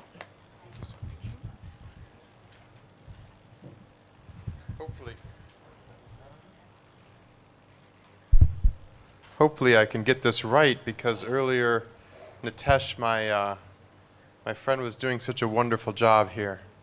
We'll see how this comes out. So we're going to be talking about informed consent contracts this afternoon.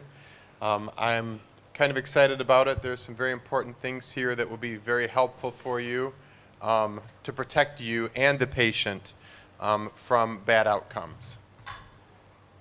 Uh-oh, I have to go get lessons just that fast. Please, educate me. And just that fast. Sometimes you need a mentor to show you how it's done. Thank you, Nitesh.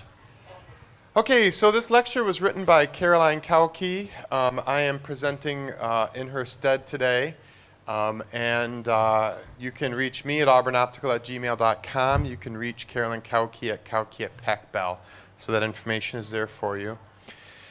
You've heard me a couple times already, so these are my financial disclosures, and they have not changed since I last had the pleasure of speaking with you, so they're the same disclosures as they were from earlier today. Please excuse my lack of sport coat, but I was melting, and I could no longer handle it, so you'll have to forgive me for my casual air. Okay, so why do we need a special contract for Ortho-K patients? Well, for one thing, we're doing something special for these people. So it is important to have a contract for the purposes of doing Ortho-K.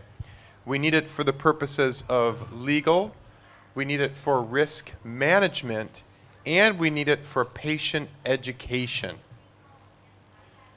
So when we talk about legal documentation for our protection, we want to make sure that we have informed consent. In case there's a serious problem arises, it's very invaluable to have informed consent. We'll talk a little bit more about that. And that we had offered the patient other options other than orthokeratology, because we want to make sure that if we're ever in a legal situation, we can tell them with all honesty that we discussed these things. So, risk management. We need a contract that's going to detail the risks and complications, which helps to back up the verbal explanation. Everyone in here who sees patients knows that you can tell a patient X, Y, Z, and then that patient will come back a week later and say ABC. And you're like, no, X, Y, Z, and then ABC. So it's very important to make sure that when we tell a person verbally what's going on, we have a written backup plan as well for them. It also can help to jog a patient's memory so that they can remember that we discussed these things. So with regards to patient education, we want the Ortho-K patient to know what their risks and responsibilities are, and we need them to know what their obligations are to us, and we need to know what our obligations are to them. Okay, and that's very important. The document will help to spell out exactly how that works, so they know that they're doing what they need to do and that we're doing what we need to do in order to meet our end of their care.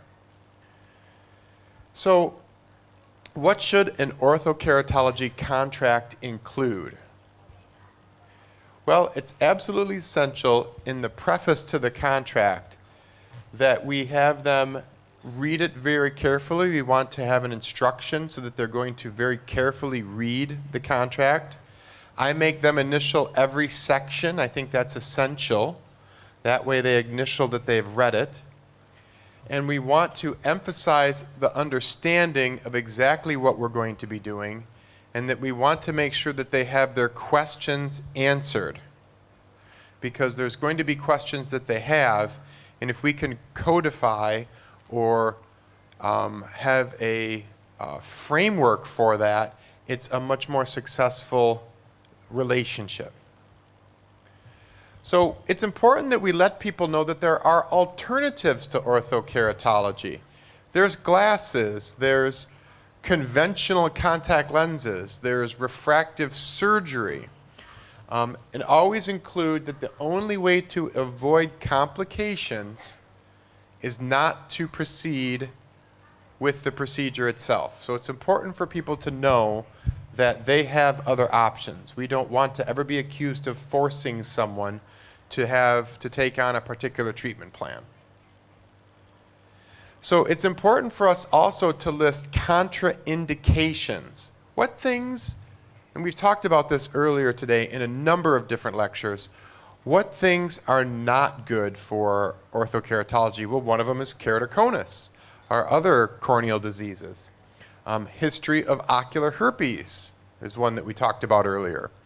And we want to make sure that people know that during pregnancy, we can have changes in the performance of the Ortho-K procedure, and we can have changes in their prescription during that period as well. Not to mention the fact that some women, at least I have found, will have a dry eye issue sometimes associated with pregnancy, or at least with nursing. Okay? So we also want to make sure that people know if their prescription is out of the range of orthokeratology. So we want them to know if it's going to be a prescription, or in the United States, we have to contend with the FDA, and they have a set of rules that we have to make people aware of. We want to talk about the fact that some corneas are just more difficult to mold than others. And we want to talk about the fact that they need to be getting a certain amount of sleep in order to be successful within the bounds of their orthokeratology treatment. So we must specify in writing that orthokeratology is not a permanent correction. Even though you tell patients this, sometimes patients still believe that they're going to wear their lenses for a month, and then they're going to take them away and never have to wear glasses or contacts again. So it's important that we spell that out for them to make sure that they really understand that orthokeratology is a temporary and non-permanent correction. So we also want to list things like lens awareness, initial blur, infection, abrasion. There's always the possibility of lens adherence. Do you remember the lens adherence slide we showed earlier? We talked about that if you put a patient, if you allow them to use too viscous of an artificial tear, they can get adherence and potentially injure themselves. We want people to know that these are all possible complications. And we want people to know that if they stop wearing their Ortho-K lenses, that they will go back to where they were. Okay? So they need to be aware of regression. It's also important when we're discussing presbyopic prescriptions. Earlier, I think, did Bruce discuss presbyopic prescriptions? It's important for people to realize that you have some choices for people who are over the age of 45. They can do distance vision plus reading glasses. They can do one eye for distance and one eye for near, or they can do presbyopic Ortho-K, and they need to know that if we do a multifocal design, that there's going to be inherently some compromise at both distance and at near in order to achieve that full functional viewing area. So it's important for us to list these things. We need to talk about the doctor's obligations now. It's one thing for us to talk about the things the patient needs to be aware of, but I think it's important for us as well to talk about our obligations to the patient, okay? And those obligations are related to health and candidacy. If a patient is not a good candidate, we need to be able to tell them that they are not a good candidate. Inside our contract, we want them to know that we're going to be using the highest quality, most appropriate lens for them. And we want them to know education on what they're doing and the fact that we are well educated in our ability to fit them as a successful orthokeratologist. It's also important, I feel, and I think this is, Nitesh discussed this as well, if you're going to be doing specialized care like orthokeratology, you need to be available or have someone in your stead available 24 hours a day, 7 days a week, which I know sometimes can be trying, but it's absolutely essential for the patient to call me if they have a problem. So what are the patient obligations? I think we talked about this earlier a number of times. Patients need to know that they cannot use what? What is not allowed? Water. No water, okay? We really want to make sure that people know that. We want to make sure that the patients are aware that they need to handle and clean and sterilize their lenses, their Ortho-K lenses.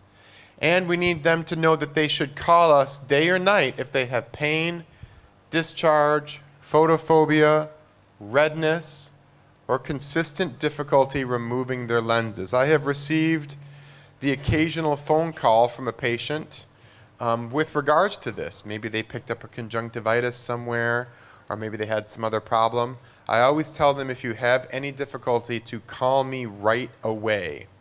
It is much easier to solve a problem when it is a small problem than to ignore it and have it become a large problem. So I think it's very important that they know that the door is open for them to get a hold of you right away.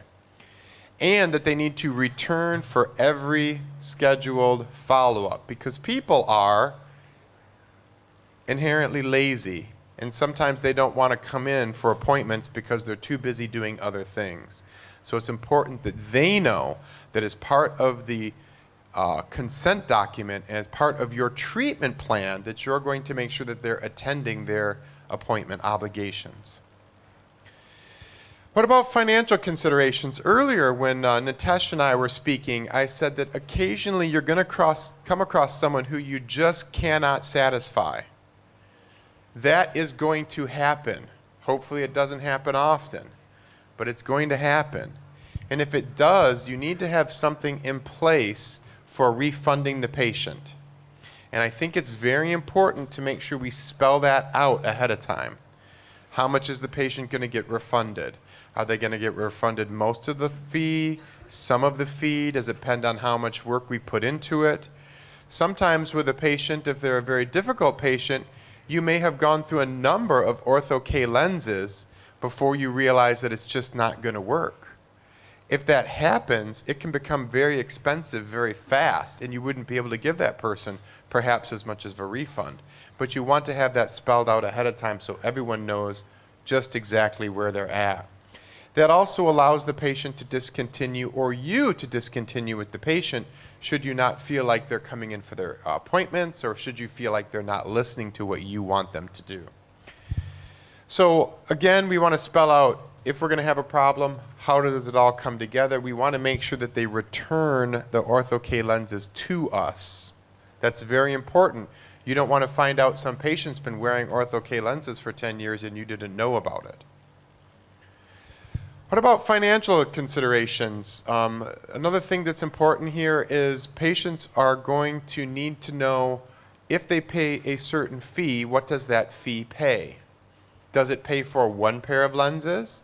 Does it pay for one pair of lenses and then a backup pair? Is it something that they're going to have a new lens at a certain time frame, and you want to spell that out ahead of time? People will tend to want to wear their lenses as long as possible if we let them. So we need to spell out ahead of time how long that lens is going to last for them. Also, you will see in your contract that you want to spell out the visits a patient is going to be seeing you for. And so that is all stuff that we need to place into our contract, along with on the time that we go to replace the lenses for the second year, for instance, how much we're charging for that. So all that needs to be spelled out ahead of time. That'll save you a lot of heartache. So payment options are obviously something that you want to discuss. Time is money, so if a patient pays at the time of service, then you're getting the cash right away. Obviously that can be favorable to you. We do at our office give a very small discount for prompt pay. They can do things in our area where they put things on credit, but obviously when you put things on credit, you don't get your money as quickly as you otherwise would. And then in some areas of the world, they have payment systems, and Nitesh, am I correct in saying that this is one that you are fond of, where they have a monthly fee? It's like a mobile phone plan. So they just get a monthly fee every month. And then that is their fee going forward every month from here to whenever.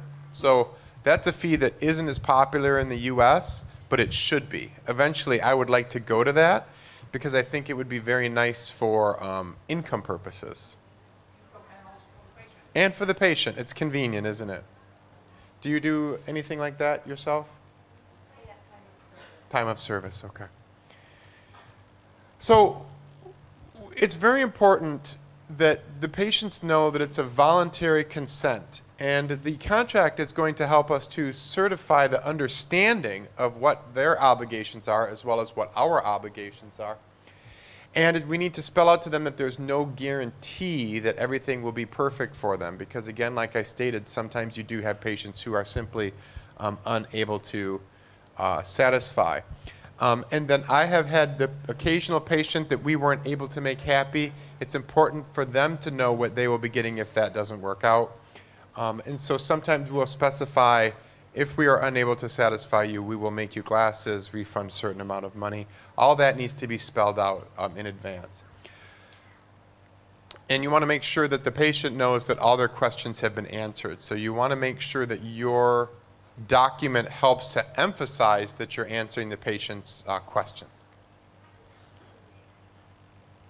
So how do you present the contract? Well, you're going to want to speak very slowly and very precisely. You're going to want to make eye contact with the patient. Make sure that they're looking right into your eyes and that they know that they are your focus of attention. You're going to want to pause frequently when presenting so that they can ask questions if they need it.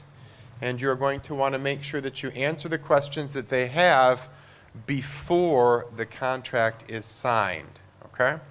And you want to emphasize the seriousness of what you're doing. We're going to skip this particular slide there. So the physical contract. Now I kind of laid out a little bit for you what we need to see in that contract. But it's very important for you to know that the contract needs to look every bit as serious as it is. So it's very important that the contract is reproduced by printer. So it should be an individual page rather than a photocopy. Insist on excellent quality so that it looks like an official contract. Putting it on heavy bond paper is, I think, very important. Ours are written up in such a way where we deliver it in a folder, and so the folder adds a certain level of seriousness to the situation. And then a colored logo, I think, is beneficial, and that's the way we do it in our office. So here's an example of a bad reproduction. So this is someone's poorly copied contract lens. You can see it's off-center and it looks sloppy, which erodes your seriousness and erodes the seriousness of the contract with the patient. And if you can believe it, this one's even worse. So this is a copy of a copy of a copy of a copy, and obviously this one is not going to be getting the job done. So I just want to emphasize to you how important it is to take this seriously and to make sure that everyone is aware of the importance of the contract. So in our office, and I think this is true in most of the offices that I have worked with, they must initial every single page of the contract. If it is a child, both children and parents sign the contract. I know in my office, I have a very simplified list of things that children need to do. They read through, they check off each section, then they sign at the bottom, and then the parent signs at the bottom stating that they know what the expectations are for the child. Washing their hands, good hygiene, coming in for appointments, letting mom and dad know if there's a problem. And then you want the patient and the child to sign it, or the parent and the child. And then you want to make sure you date the document so that they can't come along perhaps and say it was signed on a different date, or perhaps it wasn't dated properly. So the take-home message here is that a carefully designed contract will protect you and your patient. Now, As an audience member, you're probably thinking it's good that you spoke to us about this, Dr. Martin, and I see the importance of it, but how do I make one of these myself? Because there's a lot of legalese and jargon and all that stuff. Well, if you contact me at auburnoptical@gmail or contact Nitesh, we can get you the index of information that has some examples of some contracts, some things to look for, and I'm more than willing to share that with you, and I'm sure Nitesh is as well. So if you're sitting in the audience wondering, where do I start? A good place to start would be to contact either myself or Nitesh, and we can help you to get jump-started in the direction you need to go. Any questions? Good. Thank you.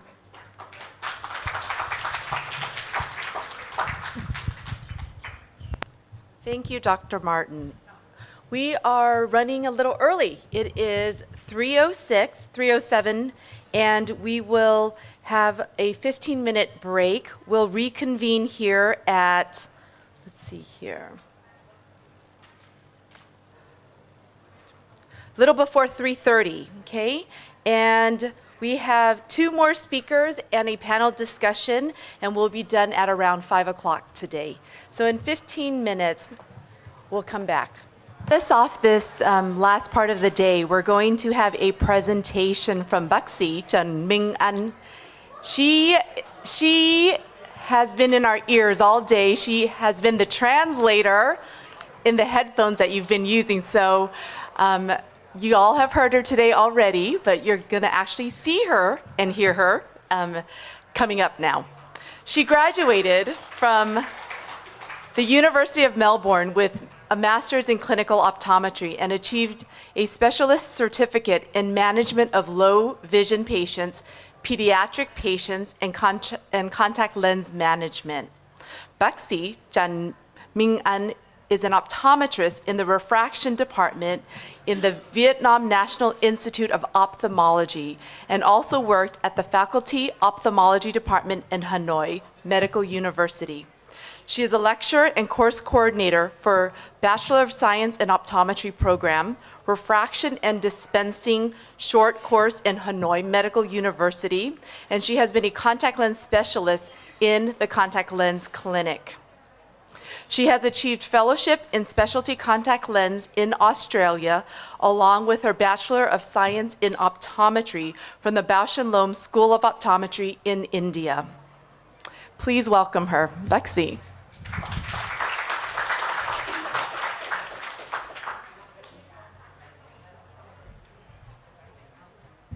So good afternoon, everyone. I hope that you have found my voice a little bit similar because you have been listening to me the whole day, unfortunately. Yeah, so my name is Minh Anh. I'm the optometrist of Hanoi Medical University, and today I would like to talk about optometry in Vietnam. So, as you may know, optometry is not called bác sĩ in Vietnam. We are called as chuyên gia khúc xạ nhãn khoa, the word much longer, but I would love to introduce that term to all of you today. We are not be called bác sĩ in Vietnam, and we are called as chuyên gia khúc xạ nhãn khoa. Yes, so optometry just started in Vietnam a couple of years ago. In Hanoi Medical University, we first had the training program in 2015, whereas in Saigon, in Ho Chi Minh University, we have the University of Medicine, Phạm Ngọc Thạch. They have started their school in 2014, and today we are very welcome to have one of the first students. Please stand up to show us. This is the first graduate optometry student from the south part of Vietnam. Yes. So we are very happy to have all of the experts over here with us to talk to you about what optometry is in Vietnam right now and how can we help in the contact lens and myopia management in Vietnam. So before that, I would love to go through what we are actually doing in Hanoi Medical University. So basically, you can see over here that optometry is not just into refractions. So the term translated into Vietnamese make everybody think that we just stop at the refraction. However, we are not just there. We do refraction along with other specialty as well. For example, you can see there's binocular vision, the contact lens management, the pediatric care, geriatric care, public health. And of course, you see that the role of optometry is much larger than just correcting the vision for patients, just to help them with a simple pair of glasses. And the curriculum right now, we have a lot of theory class, a lot of practical class, and we have inbuilt this from the BHVIs, the Brian Holden Vision Institute, help to create a very modified curriculum for all of our optometry students in Vietnam. And in Hanoi Medical University for this year, we have received the 4th batch of optometry students. I can still remember that when I first reached Vietnam in 2013, I was the 3rd optometrist in Vietnam. The 3rd. A lot of people here say that I'm the first one. Yes, I'm the first one in Hanoi, but not the first one in the whole nation. There were 3 optometrists by the time that I reached Vietnam. And then now you can see the number here that we have recently intake the 4th batch of optometry students in Hanoi Medical University, which includes 65 students.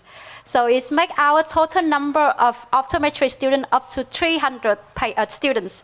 And that isn't it amazing that we have increased our population so fast and so quickly? And then Hanoi Medical University has really has a good privilege to honor to have the first program set up in 2015. And the picture right here shows you our late Professor Brian Holden, and Associate Professor Hing is also our leader of President of the Hanoi Medical University in 2015. And every year, we will hold the orientation day to show our students that you are more than your name shown. You are more than just refractions. You can do more, and your future is really bright. And you can see here that we have a very large group of students increasing year by year. And Hanoi Medical University is very happy to associate with a lot of other non-organizations so that we can be allowed to take our students to the mountains. So this is in the Quang Bi, Quảng Ninh province, where you have just been yesterday to Hạ Long Bay. This is another province over there, up there, and our students had went with the group together to do a screening for all the students, high school students and secondary school students over there. And with the help of a lot of professors overseas, we actually taken our students for a lot of screening. So you see up here, our students are working with kids with a very small age, with the help of the expert overseas. And here, even the children with autism, also we are allowed to do the screening and be able to support them, be able to screen out who are in need and see. And I actually have a lot of bad feeling after this. I feel so bad that I have missed this population for so long that a lot of them actually have eyes problem without anyone can check them because simply they have autism. So, you know, they are not allowed us to come near to them. So we have to do it in a very modified way to be able to search for it, to search for their problems. And then we also be able to have the opportunity to go to deaf and mute school. And I'm very happy that we will going to repeat this program next few weeks, along with a little bit of funding and along with our group of students over here to help this group of people. These are the group of disadvantages that we would actually so moved to see. We found that there were 50% of the children with deaf and mute problem has visual impairment. Imagine this group of patients already have so much trouble in learning, and now with the visual impairment, how can they study? How can they go for learning? How can they work in the society? So it's such a pain to look at them and to watch them over. But I'm very happy that this year we're going to back to this school again to support these people. So we are very happy because we have a lot of supporters from overseas. So this is a picture of Miss Catherine. So she was here in the morning and in the afternoon just now she's a volunteer teacher, and she helped us to teach one of the most difficult subjects in Hanoi Medical University. So you can see that the class is crowded with a lot of optometrists, young mind, and we try our best to provide them a lot of the practicals. However, this is still at the very beginning stage, and we would love to have more of your support in future. So I would like to show you the video. Can the technical put some sound on it? Yeah. To show you that our student actually can do a lot of the contact lens care to support the ophthalmologist over here. So here you can see that the patient are instructed to learn how to clean the lens, how to rinse the lens, how to wear the lens in, and be able to follow up this patient as well. So the student in third year program will learn how to fit the contact lenses, how to take care of the patient with contact lenses, and plus will become a very good resource for all of you here to use them in future. We have 300 of them are coming, and they will be a great deal of help. They can give you a good hand to take care of your patient. I know you maybe your international expert couldn't understand the burden of our ophthalmologists. They have to see 100 patients per day. How can they do the good follow-up for all of these patients without a good hand, good help from a good side? And our optometry student would be a wonderful, wonderful resource for all of them. What they can do, they can make sure that your patient come in time. They can make sure that your patient really understand the aspect of maintenance and taking care of the lenses. They can follow up that patient for you, ring you any bell if the patient have any problem with that. And they know about binocular vision. They know about what can go wrong and in a patient with progression of myopia. So we have been talking about progression of myopia a lot today. A lot of them come from the near visual stress. Okay, and then how can you measure that they are under stress? It's binocular vision. You measure the lack of accommodation. You measure the accommodation ability of those patients. And how can you do it if you are just alone in your clinic every time? So you have us as a good resource of help, and that is what optometry in Vietnam are up to right now. So I know it's at the end of the conference, and I don't want to take so much time with you. I hope that you get the picture or good understanding about what optometry in Vietnam is. And I never want to be confused with the backseat, because I am not. I'm very proud to say I am an optometrist. And I really want to show you the real heroes in my picture. My student, please stand up. Yeah. So thank you so much for all the international experts, for all the ophthalmologists, for all of the students to attend to our conference today. I am very proud, very happy to have all of you here, and I hope that we can have a stronger collaboration in future. And please come back to Vietnam anytime. Thank you.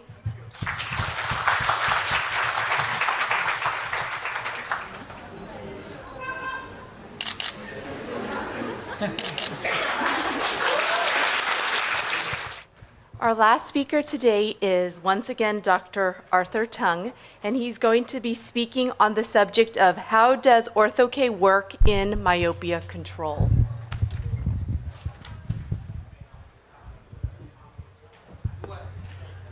Okay, thank you for everyone that still sit there for the end of the day. And I will just make it short. As short as possible. Okay, so the last topic is the question is that how does Ortho-K works in myopia control? We all know that myopia control is very important, and also keratology has been proved the most effective way that for myopia control.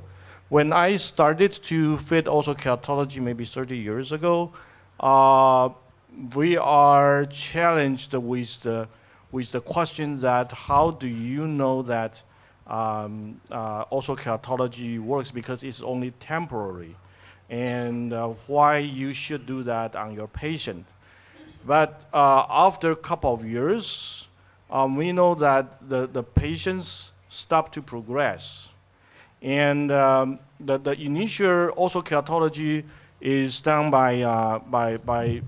very original is done by RGP, regular RGP, and fitted flatter and flatter. That only manage up 1 or 2 diopters and have to wear it in the daytime. And the second version is that only one reverse curve. The one reverse curve lens still has to wear it in the daytime, and also only reduce about 2 or 3 diopters. We started to fit the orthokeratology from the second version, not the present double reverse geometric.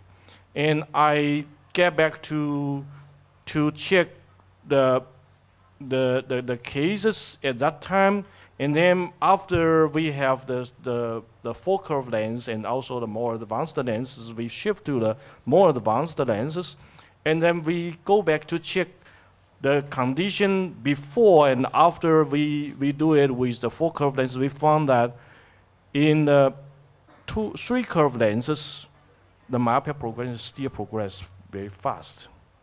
But after we shift to the more advanced lens, it stops. Most of the cases stop. And then I have statistics that is very, very promising that myopia can be controlled. And I have some experience that maybe 10 or 20%. You can check with your patient if you practice orthokeratology for quite long. Then you can go back to check your cases. 10 or 20% of my cases even reduce in myopia, real reduce. That means that when you relieve or wash out completely, it still reduce. How much? My experience is that -2 or -3 diopters is possible. So what happened to that? Not because of my refraction. I think not because of the cornea status, but I think should be something changed with the axial lens. So from this point that we have to discuss the myopia control with the multifocal. I personally think that it is something we have to start from the traditional multifocal. The concept of multifocal is that we have a center distant or center near gradient multifocal. But the image is mixed, right? So that the center distant is a center for distant and peripheral for near. And they are simultaneous vision so that the far and near image mixed together. But both are on axis, so they still see from your fovea, but the images are mixed together, so that your brain will pick up whatever meaningful, more clear images to interpret. So you can read, but it is not totally clear. But the most important is that I think it's to relieve the accommodation so that it is share the function with presbyopia correction. And the second is the peripheral inward focusing theory mentioned by, proposed by Dr. Earl Smith. That is, I personally think that is based on the orthokeratology result. So the theory is to manipulate the peripheral off-axis 30 to 40 degrees. That is half zone. That means that total is 60 to 80 degrees peripherally. So the theory is that the peripheral portion of the sclera does not elongate. Only the center elongate, and peripheral not elongate so much in myopia progression. So that if we correct myopia with a minus lens, then the peripheral will become hyperopic, and the focus will fall out of the retina, so that the eyeball will be stimulated to grow to catch the periphery. But is this true? Is this the whole story that myopia progress, because the theory, peripheral inward focusing theory, does not think that accommodation is a factor. It says that accommodation is not the factor, but the outward focusing is the factor.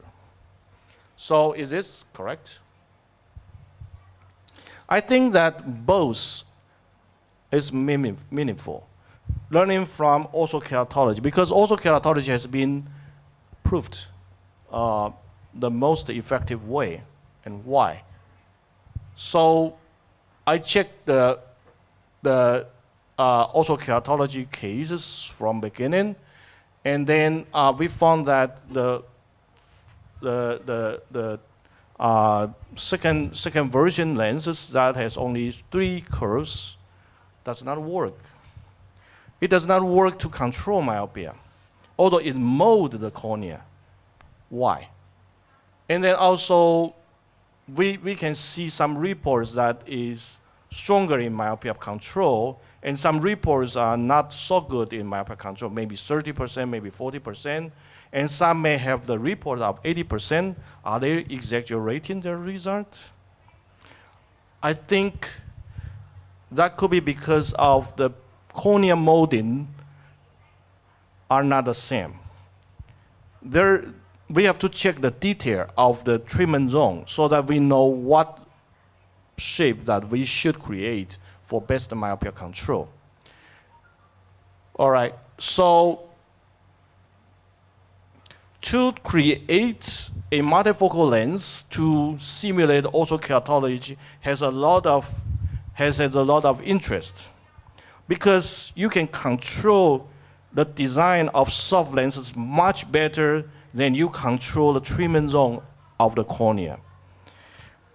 We can control very, very detailed in making the soft lenses for daytime well, for the optics, but we cannot control so well the treatment zone of a orthokeratology molding. So if you want to have a research about myopia control for the shape, soft lens is the best design that you can use it for test. You can make it any shape. So to simulate orthokeratology, we have to know the landmark of each level. Say that we want to know what happened in the retina, and then we use the lens on the cornea. So we have to know what is the corresponding point from retina to cornea. So we analyze the fovea and analyze the retina, that we have the center is about 2 degrees, and then the parafovea is about 5 degrees, and then the perifovea is about 10 degrees, and the periphery, how much? 30 to 40 degrees. So that's actually is periphery. So with the angular formula, we can calculate the corresponding point to the cornea. So if you want to know what exactly happened to the retina, you have to know the landmark in each level of the eyeball. So we calculate. What we calculate that for the retina zone, fovea, then we correspond it to the cornea size about only 0.5. So it's very small, 0.5 millimeter, not even 1 millimeter. And then if you want to make it parafovea area, it corresponds to about 1 millimeter. So that's this very small area. And if for the 60 to 80, that is periphery, it's about 7 millimeter, 6 to 8. So, but the spectacle area is that here. So for the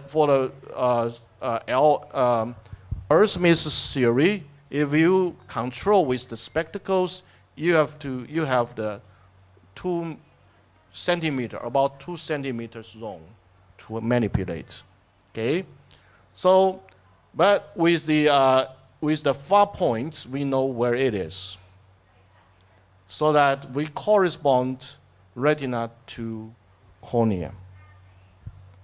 Okay, And then also a concept is that when the light enters the eyeball, some may say that we have to make it very small so that it can enter the pupil, right? If the pupil is 3 millimeter to 4 millimeter, any zone beyond the 3 or 4 millimeter on the cornea will be irrelevant to the myopia control because the light cannot enter the eyeball to the retina. But it is also wrong.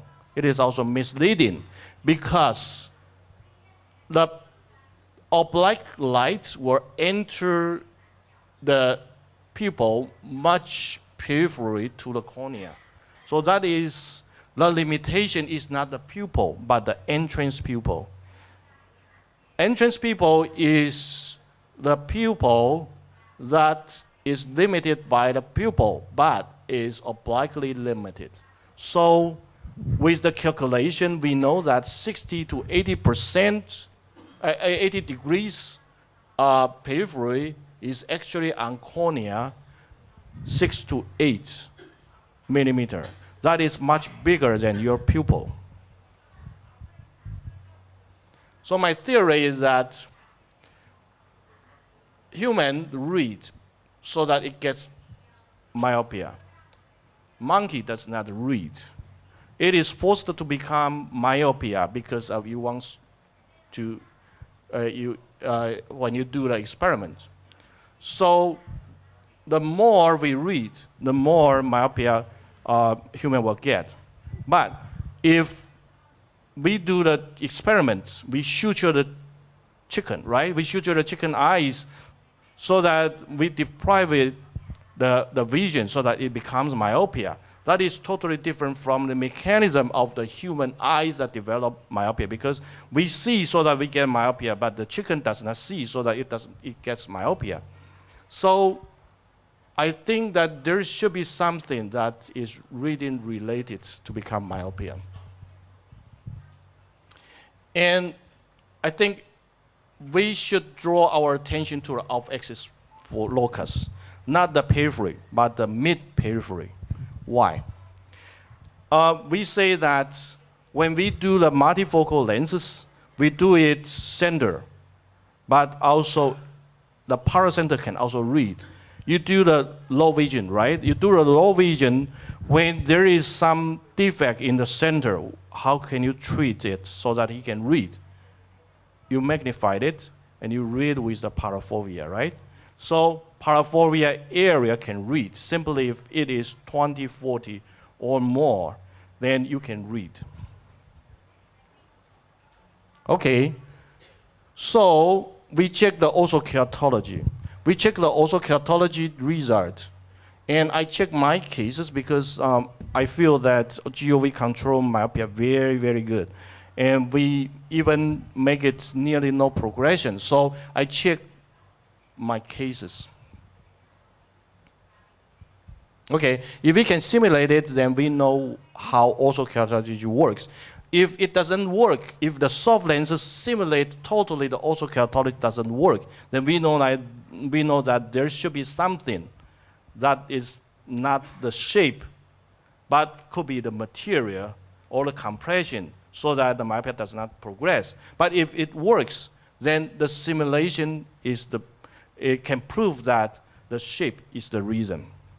Okay, so we have to know what shape we are going to simulate. I check my cases, more than 100 cases, follow up average 5 years, so that is long enough. Though I do not check the axial lens, but I check the refraction. So we analyze the case that with the age less than 9-year-old and elder than this 9-year-old, that we found that the smaller age, the younger age, the control is less effective. Although it is comes from the no control. Before control, we have statistics that 1 diopter per year. That is average for Asian. And then after control, the younger age still has about a quarter progress. And then if it is elder than 9-year-olds, much less. So age is a factor. The younger the age, the harder that we can control the myopia. Okay, and then the other reason is that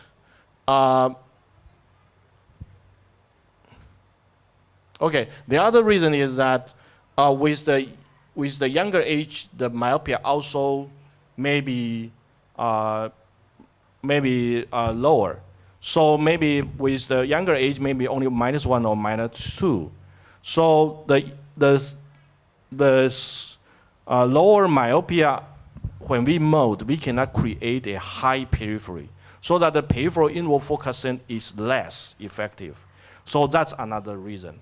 So we know that for myopia control, we mold the cornea, the steeper the peripheral, the better the myopia control. But the lower myopia, we cannot create a very steep periphery, so that the lower myopia is harder to control. Two factors. One is age. One is that the peripheral, we cannot make it higher. Okay, so we check the cornea. We check the cornea, not only the center, but we check the periphery. When I check the periphery, usually the full curved lens can mold the cornea 1 diopter down, 1 diopter up. That means that if you want to mold 4 diopters center flattening, then you have to have 4 diopter peripheral steepening, so that the difference will be 8 diopters.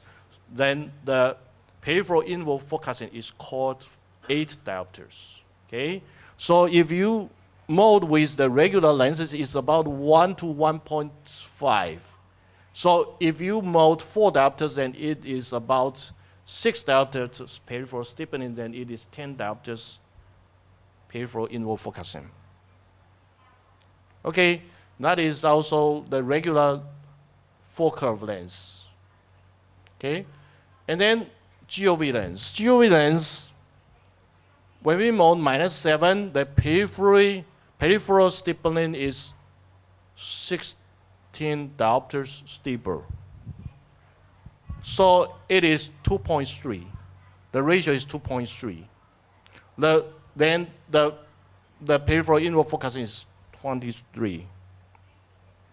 Okay, that is low myop.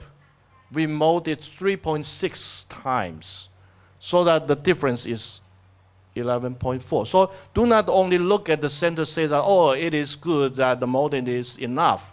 But the periphery, what is the periphery? So we usually mold it 2 to 3 times the center flattening. Is that the reason? Okay, and also back to this. When we look at the center treatment zone, the treatment zone actually is multifocal. It is not only one power. It is multifocal. From center to periphery, progressively steeper. Okay, so when the lens gets myopia, the center elongated, and then the peripheral becomes outward focusing, right? But the paraphobia, how about the paraphobia? The paraphobia has been starting to outward focusing. So not only the very periphery, but the paraphobia area has been outward focusing. So if we can make it inward focusing, so the accommodation will be relieved. That's why the powerful molding, not only the peripheral defocus, but also the mid-peripheral has to be inward focusing. So I make it this shape, the lens. The molding, we can mold it progressively steeper. That is center far, peripheral near, multifocal, right? That is molding. So we can mold it multifocal. So we have the multifocal myopia, multifocal hyperopia. We can make it center near or center far. But we can also make the soft lenses multifocal, center flat, and then progressively steeper. and then there is a tear channel underneath, so that the soft lenses, we can also make it center tear lens. Okay, so the soft lens for myopia control, we can do it just like orthokeratology. I want to use it to prove whether the shape is the reason of myopia control. So we have to simulate it with the orthokeratology very, very close. Okay, this is progressively steeper, right? Flatter at center and progressively steeper to the peripheral. And that is only 2 millimeter. So that 2 millimeter is at parafovea area. We know where it is. We know where the retina is. We know where the image forms. So that is over 10 diopters, and it still progress very well. And I use it to control myopia, and I get some cases, not a lot. We are now doing a larger scale, about 200 cases in US and Taiwan and China. We just started, but with this small scale, we get a very, very good result. That is spectacles, that is okay lens, that is 0.3, that's reported, 0.3 elongation per year. That if you do not control it is 0.5 or even 1 millimeter control, and that's very wide. But with our lenses, it is only 0.18 increase. That is the basic increase. So nearly no myopia progression. And then also you can look at this. This is a shape that is simulated by another manufacturing of the multifocal lenses, Center for thao. But you can see that after putting on the lens, the shape is like this. Is this inward focusing, peripheral? No. Why? Because the center and peripheral is same, but after putting on the cornea, because cornea is peripheral is flatter, so it becomes center steeper, and then flatter, and then steeper. That is 1, 2, 3, 4, 5 millimeter zone. It is still within the parafovea area. So that with the parafovea area, it is outward focusing, even worse than wearing spectacles. But it looks like a inward focusing lens because that is a steep periphery. You have to count how far it is and where it forms the image on the retina so that you know where it is. At the parafovea, it is flat. At the center, it is steep. So that parafovea area, if you think that parafovea is also important, then parafovea area is actually outward focusing. And then that is periphovea area, it is inward focusing, yes. But then the periphery, that 1, 2, 3, 4, 5, 6, 7, that is also outward focusing.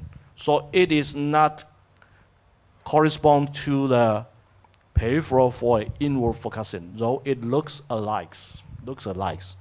Okay, that is ours. That is my design, that center is flat and then steeper. And then this is only 2 millimeters, so that is parafovea area, that is outward focusing. And then periphovea area, even outward more, and then more. And then at that 1, 2, 3, 4, 5, 6, 7, 8, so 6 to 7, 8 millimeter area is inward focusing. So we have to know where it is. Then we have to check how much the inward focusing it is. That is the general multifocal lenses, that is from Cooper Vision. It is only about 4 diopters inward focusing. But if you take the topography, it can show a rim that is very good. And we have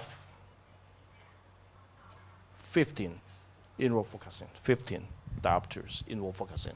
So the orthokeratology has to be, for the orthokeratology, we have to create a very strong peripheral inward focusing. Oh, that is natural view. No, that is N-type, not natural view. That is N-type. That is D-type. Okay, so we check the lenses.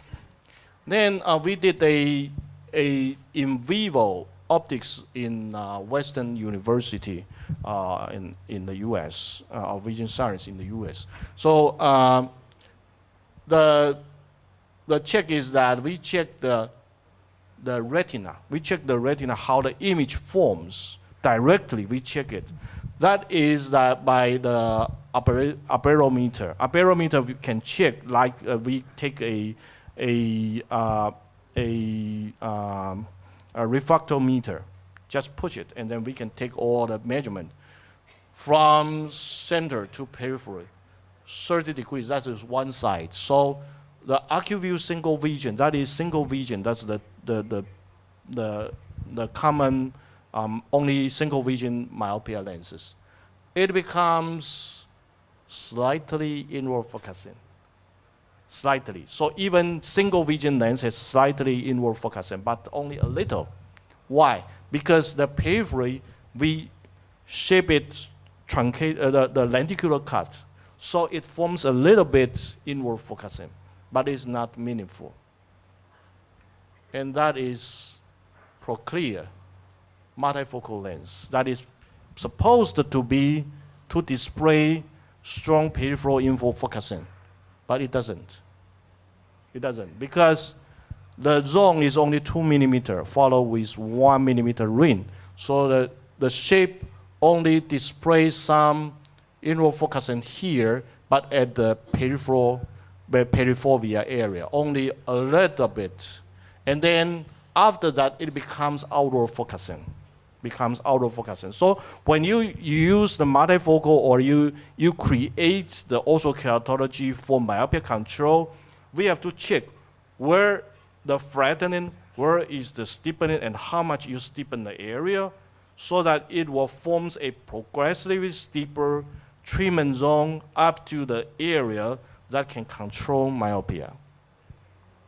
And that is the soft-focal lens, the soft lenses that create a very strong peripheral inward focus. It drops continuously to the periphery 30 degrees.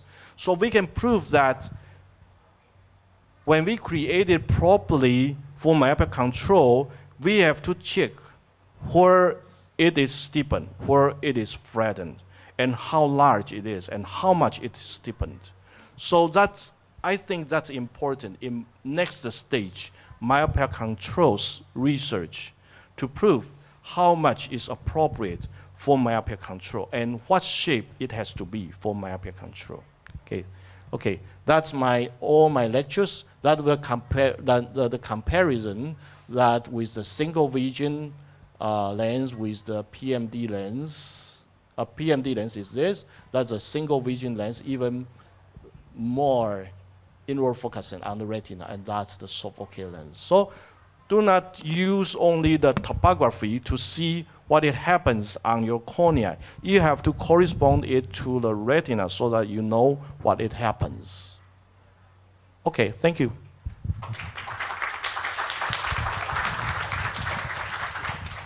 Luôn ạ. Thì tất cả các anh chị có bất cứ câu hỏi gì thì có thể hỏi trực tiếp với cả các cái speaker đang có mặt ở trên sân khấu ạ. I would like to ask you, is one of the most common questions from my patient, especially for women, because sometimes they are wearing the contact lens and then once they get pregnant, so one of the questions is, should I stop wearing the contact lens during the pregnancy? And second, when they can come back in case that they will stop? Vâng, vậy câu hỏi đặt ra là nếu như bây giờ bệnh nhân của chúng ta đang đeo kính tiếp xúc nhưng mà có bầu thì hoặc là có thai, thì bây giờ bệnh nhân sẽ đặt ra câu hỏi là đến bao giờ thì tôi có phải dừng đeo kính không, và đến bao giờ thì tôi mới có thể đeo lại được? From my practical experience, it isn't really an issue, and they need to stop probably 2 weeks before they're expected because there's going to be enough going on. They don't need to worry about ortho-K lenses. But there isn't really a physiological thing that I can see that keeps them from not being able to wear it. Okay, thank you. This is very interesting. He asked that questions because we're in US. We have a website that all the doctors discuss, put the questions and answer.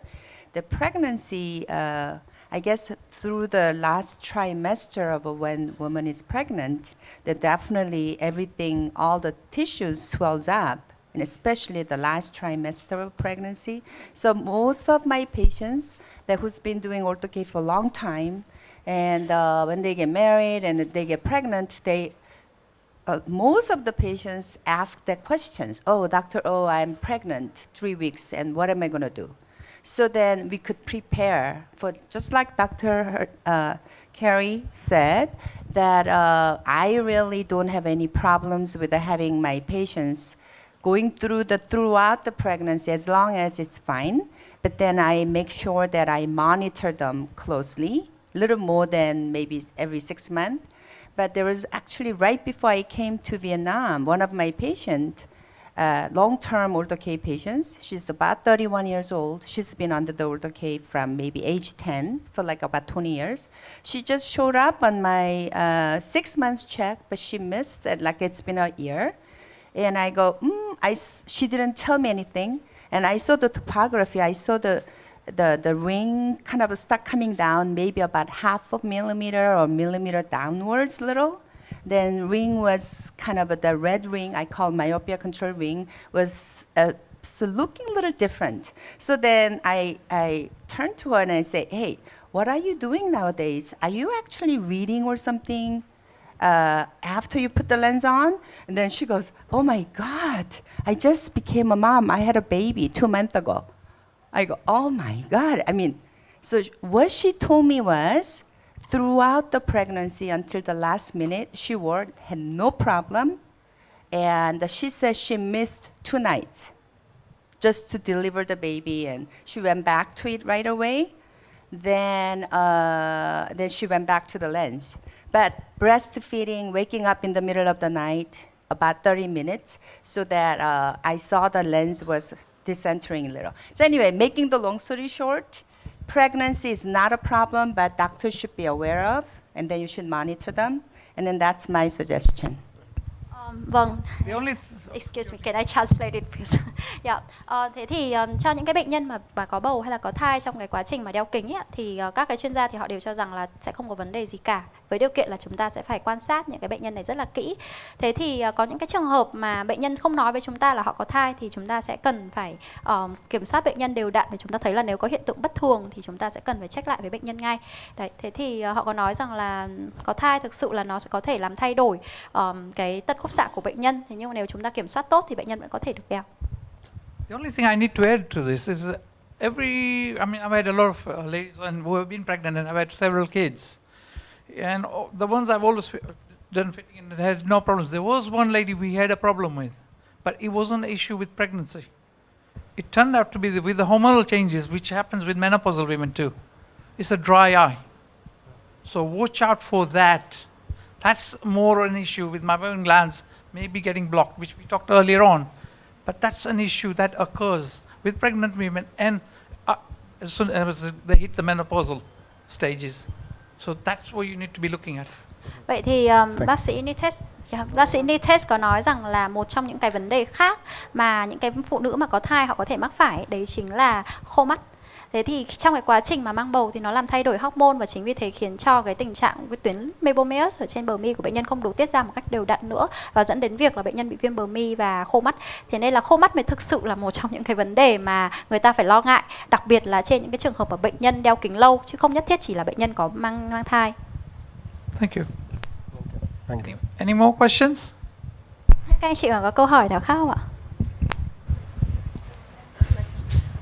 Tôi cũng là coi như là tôi nghĩ là tôi cũng là những người mới fitting ortho-K.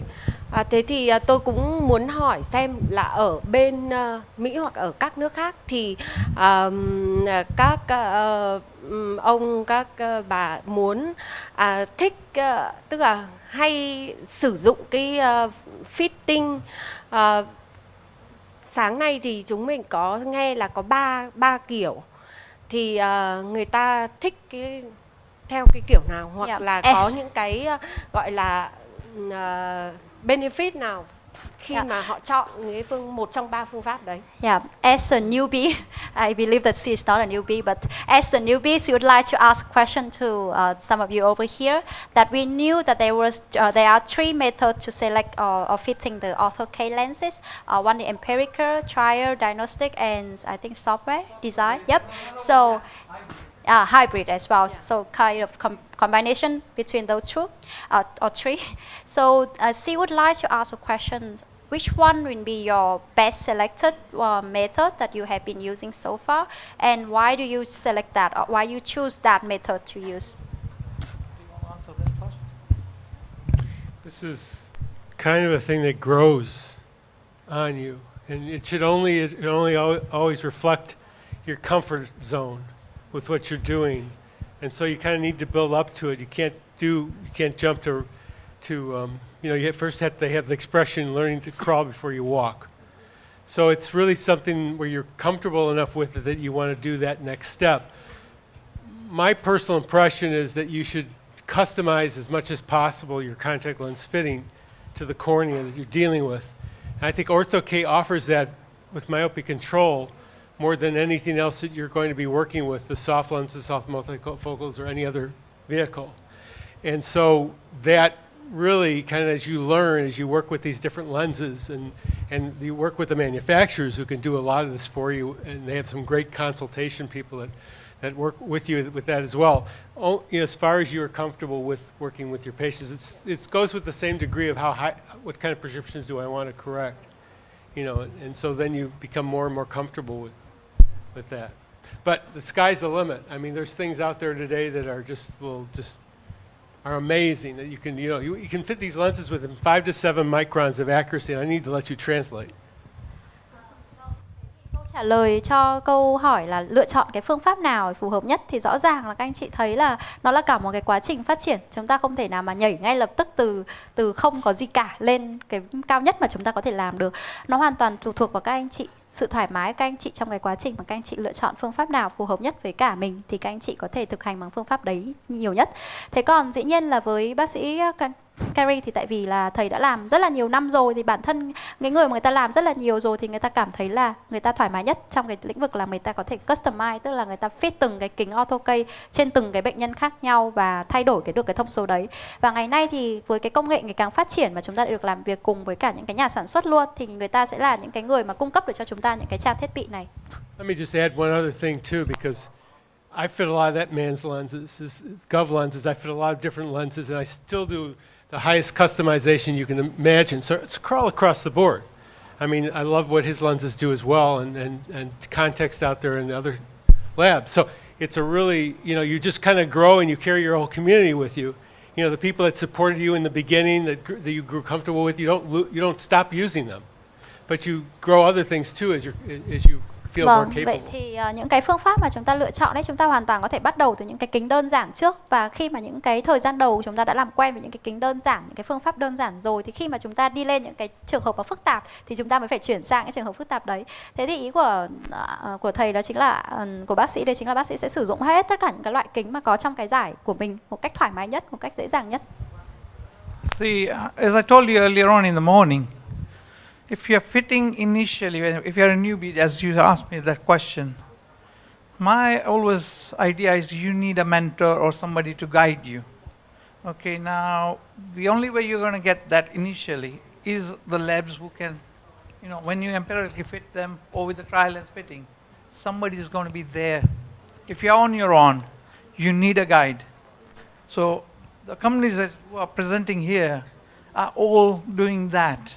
So therefore, I think that would be the first start point for any of you newbies. As you progress, we all, like if you play sports, you practice, you start to learn. And you start to think, okay, I need to move on, I need to do something else. And yes, you then would move on to maybe designing yourself if you can. But the help you get, the labs and all that, is pretty good. Vâng, vậy thì ở những cái thời gian đầu ấy ạ, khi mà các anh chị mới bắt đầu làm ấy, thì các anh chị chắc chắn là sẽ cần có những cái sự trợ giúp nhất định. Cái sự trợ giúp này đến từ đâu? Cái sự trợ giúp này đến từ chính cái công ty mà chúng ta order kính của những cái công ty đó. Thì ở các công ty này chắc chắn là sẽ có những cái chuyên gia và sẽ giúp chúng ta xử lý những cái vấn đề này tại thời gian đầu. Và khi mà chúng ta thực hành càng ngày càng nhiều hơn thì các anh chị sẽ thấy là cái khả năng mà chúng ta làm quen và lựa chọn kính càng ngày càng tốt hơn. Và lúc đấy các anh chị sẽ có thể lựa chọn ra những cái dòng kính phức tạp và cao cấp hơn. I guess two experts already described everything. I just wanted to add one more thing, that for newbies to start out, I think whatever is available in that community, like for example, here in Vietnam, whatever the lens designs that's been introduced to you, that I think you should start with empirical fitting. Whatever we've been discussing about parameters, and don't get greedy. I think you should really do orthokeratology is really at the end, it's all management. You gotta manage the whole case really well throughout for this child, for starting point to until the child is 25 years old. That's what I always tell my patient and the patient's parents, that's what it is. So then empirical fitting with the whatever available first, and then within the parameter first, and then be comfortable with that, and eventually whether empirical fitting is better or designing the lens or software guided lens is better or trial fitting is better. I mean, it all depends on as your skills and techniques and your questions. Oh, what can I do for to improve this fit and stuff that will carry over, that you will be able to become like, oh, this time I want to do a trial fitting or empirical fitting is good enough, and that sort will come along as you start growing into doing the many patients. Vâng, vậy thì ngay từ khi mà mới bắt đầu ấy, các anh chị hoàn toàn có thể lựa chọn những cái trường hợp là kính tùy thuộc vào cái sự có mặt có sẵn tại thị trường của chúng ta. Nếu mà thị trường của chúng ta có nhiều loại kính gì, có nhiều cái công ty nào, có công ty nào đang xuất kính cho chúng ta thì chúng ta có thể lựa chọn phương pháp đó trước. Cho đến khi mà các anh chị cảm thấy vô cùng thoải mái với cả cái việc sử dụng những loại kính có sẵn đấy rồi thì chúng ta sẽ bắt đầu chuyển sang những cái kính mà nó đã được customize, được thiết kế đặc biệt hơn, và chúng ta tự thiết kế ra những cái kính đó. Thế thì chúng ta luôn luôn bắt đầu từ những cái dễ trước, làm những cái ca đơn giản trước, sau đó thì chúng ta sẽ gần như là tiến hóa, phát triển lên đến cái giai đoạn mà nó tốt hơn và làm được nhiều hơn. The other thing I want to add is, as you ask a nice question here, we are a big family. BIPOC is part of an international academy family. By joining the group, becoming a member, you will get help from mentors. So you will actually get a lot of help to doing this. So if you become members, you get the help just from professionals who are here to help. I mean, all these people here today with you, they've left their practices. They've come here to talk to you, educate you. So why not use that resource which is available to you? It's very, very important. And then on top of that, there's a fellowship program. So if you go through the fellowship program, you will progress with that too. And you will become a dedicated fitter. You will be able to do a lot of things. So that's just a plug-in for BIPOC. Về kiểm soát sự tiến triển cận thị thì rõ ràng là những cái bệnh nhân mà có kiểm soát tiến triển cận thị thì họ cũng sẽ theo chúng ta suốt đời cho đến khi mà cận thị của họ không tiến triển nữa. Thế nên là một trong những cái hay của kính AutoK thì chính là chúng ta sẽ phải theo dõi những cái bệnh nhân này trong một thời gian rất là dài. Thế còn một phần mà bác sĩ Nitesh vừa mới có nói thêm đấy chính là bản thân BIPOC hay là BIPOCA chính là một trong những cái forum hay là một cái diễn đàn rất là lớn, có rất là nhiều chuyên gia ở khắp mọi nơi trên thế giới, và họ đều có những cái cơ sở thực hành của riêng mình, và họ đã đến đây với cả chúng ta để chia sẻ với chúng ta về những cái kiến thức này. Chính vì thế nên là các anh chị hãy đi vào và join, tức là và tham gia vào cái diễn đàn này, có thể thực hiện một số những cái chương trình program, chương trình đào tạo như là fellowship của cái chương trình này chẳng hạn, thì sẽ rất là tốt, và từ đấy các anh chị sẽ được thực hành nhiều hơn, sẽ làm được nhiều hơn và sẽ được phát triển hơn. Xin cảm ơn. Okay, I think that for newbies to start with, you have to find a way that you do not frustrate. Because if you fail in one case and two case and three case, and you will not do it anymore. So you have to find a way to learn, but you have to find a way that to make yourself confident. I think that trial fitting is very important. Trial fitting is the key that you make sure that you won't have to troubleshoot a lot. So eventually you have to learn trial fit. So that's what I think that I would recommend. Vâng, bác sĩ Tung thì có một cái quan điểm khác, đó chính là khi mà các anh chị bắt đầu thì các anh chị nên bắt đầu từ những cái trường hợp rất là dễ và các anh chị không nên bị mệt mỏi về những cái trường hợp này. Nếu như chúng ta có một trường hợp mà chúng ta cảm thấy là chúng ta phải làm rất là nhiều, rất là mất công mất sức, 2 trường hợp chúng ta phải mất rất là nhiều công sức, 3 trường hợp chúng ta phải mất rất là nhiều công sức, thì đến một giai đoạn chúng ta sẽ cảm thấy quá mệt mỏi với việc fit kính ortho-K và các anh chị sẽ không muốn fit nữa. Chính vì thế bắt đầu từ những cái trường hợp đơn giản trước, làm những cái gì mà chúng ta cảm thấy dễ dàng trước thì sau đấy các anh chị sẽ thấy dễ chịu hơn. Với Dr. Tung thì ông cho rằng là cái việc mà chúng ta thử thì chúng ta nên đi theo cái phương pháp thứ hai, đấy là phương pháp trial fitting, tức là chúng ta có một cái bộ kính thử và chúng ta sử dụng cái kính thử này để chúng ta đeo lên trên mắt của bệnh nhân. Cái phương pháp này thì sẽ giúp cho chúng ta tránh bị những cái rủi ro, tránh gặp phải những cái vấn đề về sau trong cái quá trình mà đeo cũng như là fit kính. Chính vì thế nên là Dr. Tung thì muốn là mọi người sẽ đi theo cái phương pháp thứ hai nhiều hơn. Okay, so I've taken my tie and coat off. All right, so we're letting our hair down. Okay, so we want questions, and Dr. Tung's points are excellent. There's a lot of knowledge in this room. Ask away those questions. I admit to you, I keep learning this. If you're looking for a specialty that you can keep learning at and it can surprise you, okay, and not necessarily in a negative way, only to make you have to rethink the whole problem. It doesn't. You're not doing damage to the eye, and you can learn from those things. This is it. Myopia Control Ortho-K is the place you want to be. It's not like fitting soft lenses. It's something much more intense than that, and it's something that challenges me every day, and I've been doing this for a long, long time. So, welcome. Vâng, vậy thì bây giờ thì tôi đã, bác sĩ Carrie đã bỏ cà vạt ra rồi, bỏ áo khoác ra rồi, tức là ông đang ở trong cái trạng thái rất là thoải mái, các anh chị có thể đặt bao nhiêu câu hỏi cũng được. Và ông muốn nói rằng là trong suốt cái quá trình mà làm fit kính ortho-K hay là đi đến những cái hội thảo như này thì ngày nào cũng là một cái ngày mới, một cái thử thách mới với ông và cũng học được rất là nhiều từ tất cả những cái câu hỏi này. Chính vì thế nên là các anh chị hãy cứ thoải mái hỏi. Đấy thì có thể thấy là một cái chuyên gia người ta đã làm rất nhiều năm rồi mà người ta vẫn có câu hỏi, vẫn học được cái điều mới mỗi ngày thì rất là thú vị. Vâng ạ. Vâng ạ, em mời. So I think that's a question. Tôi cũng mới có đặt kính ortho-K được khoảng độ gần 100 ca, thành kinh nghiệm nó cũng chưa nhiều. Thế nhưng mà tôi có gặp 2 cái trường hợp trên người trưởng thành. Thế và tôi bí cho nên là tôi cũng nhân dịp và gặp các cái chuyên gia ở đây, nhất là có cái chuyên gia cả thiết kế kính như Dr. Tung, thì tôi xin hỏi để các ngài giải thích giúp. Tức là 2 cái trường hợp đó thì là bệnh nhân cỡ trên dưới 30 tuổi, trên người trưởng thành cả. Thế thì một cái trường hợp đầu tiên thì anh ấy là cận thì 4 diop nhưng mà có loạn cỡ độ hơn 1 diop, loạn thị. Trường hợp thứ hai là nó cận 6 diop nhưng mà lại không có loạn.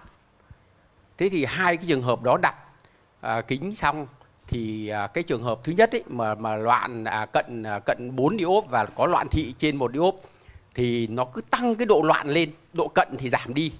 Thế và khoảng độ hơn 1 tháng sau thì ổn. Thế thì cái quá trình ấy thì cứ mỗi tuần lại kiểm tra một lần.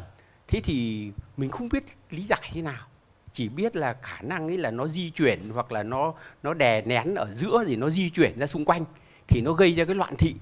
Thế thì mình chỉ giải thích chung chung thế thôi.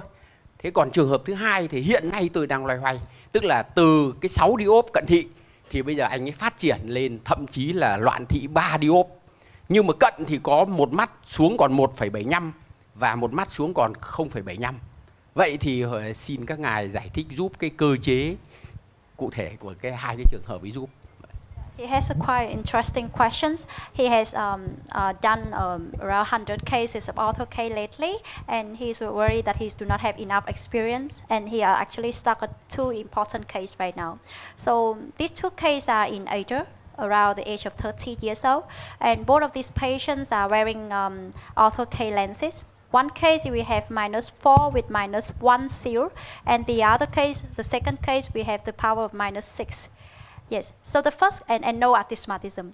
And the first case, actually, the visual acuity improved, but he has found that in the first month, there's a lot of astigmatism power, whereas like induced astigmatism power. And then until the wearing time up to 1 month, and he had stable visual acuity. The second case is what he's actually having a trouble right now. The visual acuity is not up to the mark that he wanted yet, and he found that the increasing residual astigmatism in these cases. So this second case, and the myopic power decreased to -1.75 in one eye, -0.75 in the other eye, but induced a lot of astigmatism. So he was wondering why the astigmatism appear in these 2 cases, and he would like to know about the mechanism and how to, troubleshoot these 2 cases. I just want to ask him which kind of anh sử dụng cái máy đo khúc xạ, anh lấy cái số đấy là ở trên máy đo khúc xạ tự động hay là anh lấy ở trên The astigmatism was found by the autorefractor. Yeah, autorefractometry. Yeah. That's a good question. Thank you, Dr. You don't trust your autorefractor when you're doing ortho K. It's that there's no comparison. My patients look at it sometimes. We do it, but we don't pay any attention to it because it's not accurate. Người ta làm ortho K ấy thì là người ta đề cập nhiều đến độ cong, chứ người ta không đọc cái bản cái đo khúc xạ tự động đấy. Vâng. Vậy thì cái kết quả loạn thị mà chúng ta đo được ở trên những cái trường hợp mà có sử dụng máy đo khúc xạ tự động ấy, thì mặc dù là chúng ta vẫn làm trên tất cả trường hợp mà bệnh nhân đến khám, thế nhưng mà cái giá trị của nó thì không lớn, bởi vì là nó sẽ bị đánh giá sai về cái độ loạn thị thực sự tạo ra bởi bệnh nhân.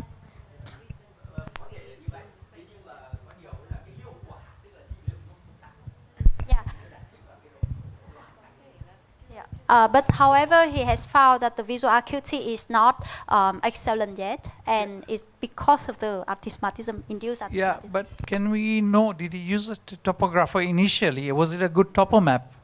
Because that's very, very important initially. Không biết là chú có sử dụng bản đồ giác mạc, máy đo bản đồ giác mạc để đo và máy đo bản đồ giác mạc của mình là máy gì ạ? Chưa có bản đồ giác mạc, so he doesn't have the topographer. So he's working on a 3mm zone on a autokeratometer, I presume is used, not even a manual keratometer. Can you ask if that's the case? Vậy thì tức là tất cả những cái lần mà fit kính ortho K đều chỉ dựa trên kết quả của máy đo khúc xạ tự động thôi đúng không ạ? Bởi vì máy đo khúc xạ tự động ấy mà có kèm với cả cái đo chỉ số K ấy, thì nó cũng chỉ hoạt động giống như là một cái giác mạc kế, tức là nó chỉ đo đúng 3mm ở vùng trung tâm thôi ạ. Vâng. So it could be a toric cornea, so that could be the reason. Obviously, did he measure the pupil diameter, which could be the other factor, and also the corneal diameter? So so he could be inducing it without realizing it. Thế thì tất cả những cái thông số này nó sẽ bị ảnh hưởng bởi vì là cái đường kính của đồng tử này, đường kính của giác mạc này, và độ cong hay là độ hình xuyến hay độ loạn thị của cái giác mạc đó. Vì thực sự là chúng ta, cái kết quả từ cái máy bản đồ giác mạc nó sẽ lớn hơn rất là nhiều, nó cung cấp nhiều thông tin hơn rất là nhiều so với cả cái máy đo khúc xạ tự động thông thường. And that really re-emphasizes our point earlier about having to have topography in order to do orthokeratology. You really need that topographical information to see before and after in order to have any good grasp of what we're doing. Otherwise, it's almost impossible to problem solve. Vậy thì để xử lý được tất cả những cái vấn đề sau khi mà bệnh nhân đeo kính ấy, thì lý tưởng nhất là chúng ta nên có cái máy đo bản đồ giác mạc này ở trong phòng khám. Bởi vì cái câu hỏi vừa rồi thực sự là nó nhấn mạnh cái yếu tố, cái tầm quan trọng của việc là phải có máy đo bản đồ giác mạc thì chúng ta mới nên thực hiện ortho K, và điều này sẽ giúp cho chúng ta xử lý được những cái vấn đề về sau tốt hơn rất là nhiều. He would be actually accidentally or without realizing it, he's inducing the astigmatism because the actual lens is rocking away. You know what we were showing earlier on. So that's where, as I said, like we are all saying, topography will help me. Vâng, vậy thì giống như là những cái hình ảnh mà các cái chuyên gia họ đã nói ngay từ đầu ấy ạ, thì trên những cái trường hợp mà giác mạc của bệnh nhân có loạn thị thì những cái kính có hình dạng cầu thông thường thì nó sẽ bị đẩy lên và nó sẽ khiến cho cái hiệu ứng của cái kính không được tốt nữa, và từ đấy thì vô tình chúng ta sẽ tạo ra cái độ loạn thị ở trên mắt của bệnh nhân một cách tai nạn thôi, tức là chúng ta không hề cố ý nhưng mà vô tình chúng ta lại tạo ra cái loạn thị này. May I ask a question of you? When you fluorescein the fit, right? You've got when you're fitting the lens, you look at a fluorescein pattern. Vậy thì khi mà fit kính thì có phải là mình cũng chú thân biết là mình có nhuộm cái kính đấy đúng không ạ? Nhuộm bằng fluorescein đúng không He ạ? needs Yes, a mic. he fit it with the fluorescent Okay. pattern. Check it with the fluorescent pattern. And your diameter is reasonably correct. We talk about fitting like 95% of the cornea with the Chú có thấy là cái kích thước của cái kính đấy nó bao phủ được 95% đường kính của giác mạc không ạ, hay là nó nhỏ hơn ạ? Thì kích thước đạt yêu cầu và cũng có cái hình mắt bò tương đối đẹp. That the fitting is perfect and He's the getting a bull's nice eyes. pattern. Yeah, he get the bull's eye pattern in the fluorescent checking. Yeah. Okay. You know, in old days, in 70s to 80s, even in US, we did a lot of orthokeratology without topography. So topographer, I guess, now we tell everybody, you must have a topography to do ortho-K. And then that gentleman just brought that up. I mean, he did fitting 100 patients without topography, and everything went well except these 2 cases. That's where the importance of topography is needed, because when you just look at a well-fitting fluorescein giving lens, especially an Asian, that you look at the fit of the lens under the slit lamp and it shows good, but when you do the topo, the night before, if the patient says, yes, I wore last night, and then we do the topo, and then I look at the lens and it fits great, central touch, great 4 millimeter with perfect, and then lens centers and moves pretty good, minimal. Then I see the topo, then it could be totally different, the lens.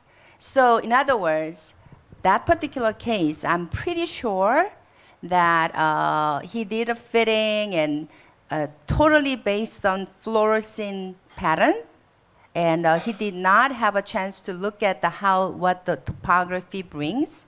So it definitely induced somewhere. I mean, it could be many things. Diameter of the lens, or the lens decenters while the child is sleeping with, and lens adhesion. And then those are there's definitely some induced astigmatism, visual acuity is down. So that's pretty much 2 out of 100 cases that really shows the need for topography. That's kind of my explanation. Vâng, vậy thì với kinh nghiệm của bác sĩ Âu ấy, thì cô ấy cho rằng là cái việc mà thời gian điểm trước đây vào khoảng những năm 1970, những năm 1980 ấy, thì cái việc mà sử dụng bản đồ giác mạc gần như là không có. Ngày đấy thì chúng ta chỉ fit ortho-K với sinh hiển vi và đánh giá fluorescent thôi. Và đây ở trong ngày hôm nay chúng ta cũng thấy là có những cái bác sĩ mà họ vẫn fit kính ortho-K mà không cần đến sử dụng đến bản đồ giác mạc. Thế thì hai cái ca trường hợp vừa rồi nó hoàn toàn có thể là một cái điều dẫn chứng minh rằng là chúng ta cần phải có bản đồ giác mạc, bởi vì thực sự mà nói cái mà chúng ta đang đánh giá ấy, chỉ là trong cái tình trạng bệnh nhân đang thức. Bệnh nhân đang thức đeo kính, tình trạng kính nó như thế nào. Thế rõ ràng trong lúc bệnh nhân ngủ, đặc biệt là với người dân châu Á, khi mà cái mí mắt ở phía trên nó rất là căng, nó rất là chặt, thì cái ảnh hưởng lên trên cái kính nó sẽ khác hẳn với cả những cái trong tình trạng mà mắt mở thông thường. Chính vì thế nên là rõ ràng là cô ấy thì cũng có nói đến, bác sĩ Đâu thì cũng có nói đến là ngày trước ấy thì tôi cũng có chỉ đánh giá trên fluorescent thôi, thì đôi khi tôi thấy là fluorescent rất đẹp nhưng mà bản đồ giác mạc thì lại rất là không đẹp. Thì từ đấy chúng ta mới có thể đưa ra được cái hướng phải xử trí như thế nào trên những cái bệnh nhân này, làm gì để cho bệnh nhân này cải thiện tốt hơn, làm gì để cải thiện kính tốt hơn. So if you have a situation where you don't have access to a topographer, you have a retinoscope. You can do retinoscopy. Trong trường hợp mà nếu như mà bác sĩ không có tiếp cận với cả máy bản đồ giác mạc thời điểm hiện tại thì chúng ta có thể sử dụng máy soi bóng đồng tử, chúng ta sẽ soi trên cái kính đó. So you can see the retinoscope pattern on the cornea and you can judge whether that lens is actually centered. You can Thì- see where it's fitting because you may have a decentered lens and you don't even know because you don't have a. Vậy thì lúc này chúng ta có thể, lúc mà khi bệnh nhân đã tháo kính ra rồi thì chúng ta có thể sử dụng máy soi bóng đồng tử để xác định xem là vị trí của cái kính trong lúc mà bệnh nhân ngủ ấy, thì nó bị lệch đi đâu. Hoàn toàn là chúng ta có bị một cái kính bị lệch tâm trong cái quá trình mà chúng ta điều trị cho bệnh nhân này. We just talked, I mean, Swami just said 100 cases, 2 failures. He's pretty good at fluorescein. That's the best bit about him. Now, the other thing I need to add to him is maybe the lens that was sent to him may not be what he ordered, or it could have been warped. Could be not enough thickness on it. So that could be the first thing I would say. If he hasn't got a topographer, completely wash him out and try it with a slightly thicker center thickness increase in lens. If it's warping, that could solve his problem. Vậy thì một trong những cái lý do khác mà chúng ta có thể cân nhắc đến, bởi vì bác sĩ đã thực hiện 100 ca trên việc đánh giá fluorescein rồi, tức là cái khả năng đánh giá fluorescein của bác sĩ thực sự là rất là tốt, rất là ấn tượng ở đằng khác. Thế nhưng mà điều này có thể là do cái kính mà được gửi đến cho vị bác sĩ này thì nó bị sai số, hoặc là nó hơi bị thay đổi hình dạng khi mà nó đã đến nơi rồi. Chính vì thế lúc này chúng ta có thể cân nhắc đến việc là chúng ta thay cái kính này sang một cái kính khác, bằng cách là chúng ta cho bệnh nhân này nghỉ đeo kính trong một thời gian để cho nó wash out, tức là nó khử hết toàn bộ cái hiệu ứng ortho-K đi, và chúng ta fit lại với một cái kính khác thì biết đâu nó sẽ thành công hơn.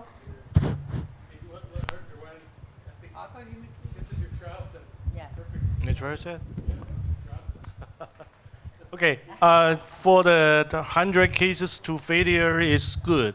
And then we have some concern about the original cornea. I think that if you have done a very good trial fit and get good results for most of the cases, then it could be the tilted cornea. Because tilted cornea is about 5% to maybe about 5% reasons that induce astigmatism.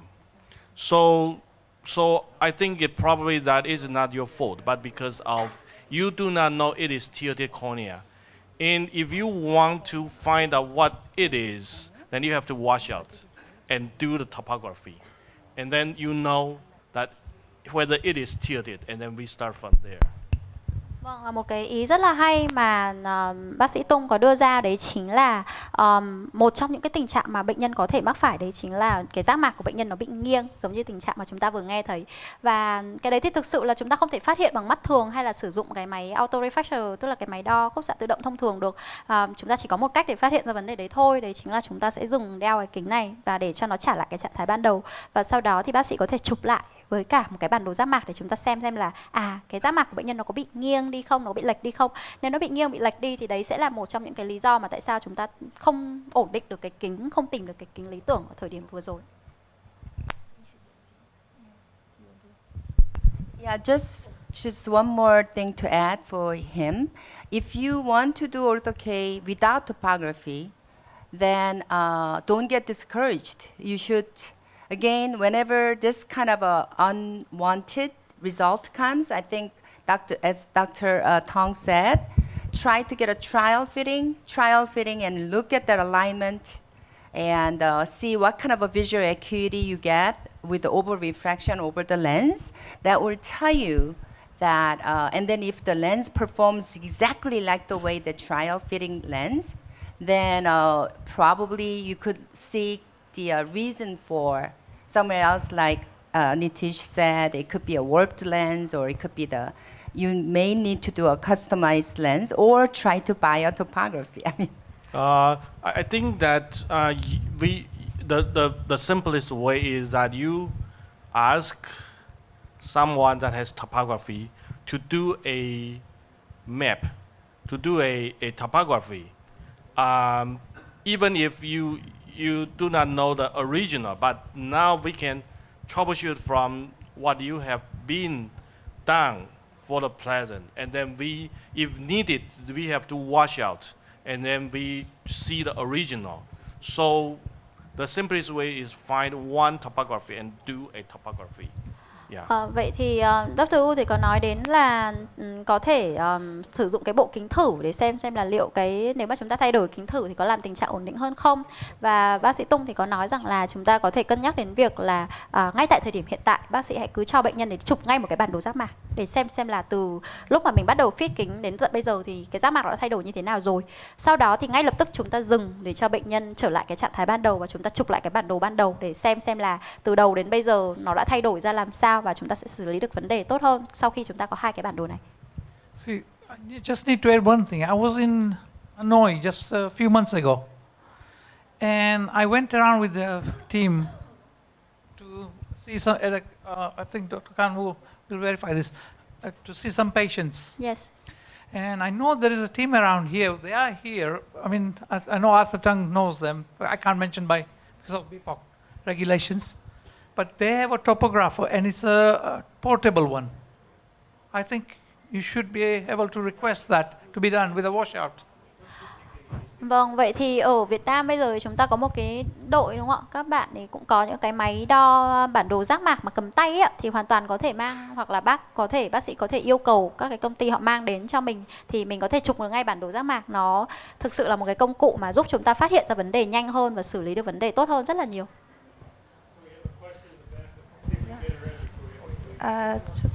Cho tớ xin hỏi một câu ạ. Tớ đang sử dụng kính GOV để fit kính cho bệnh nhân và đang sử dụng hệ thống Pentacam để theo dõi trước khi fit và theo dõi sau khi fit kính.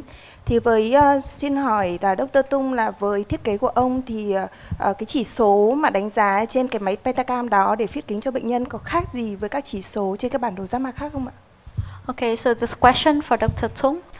She has been using your lenses, GOV lenses, along with the topography from Pentagram.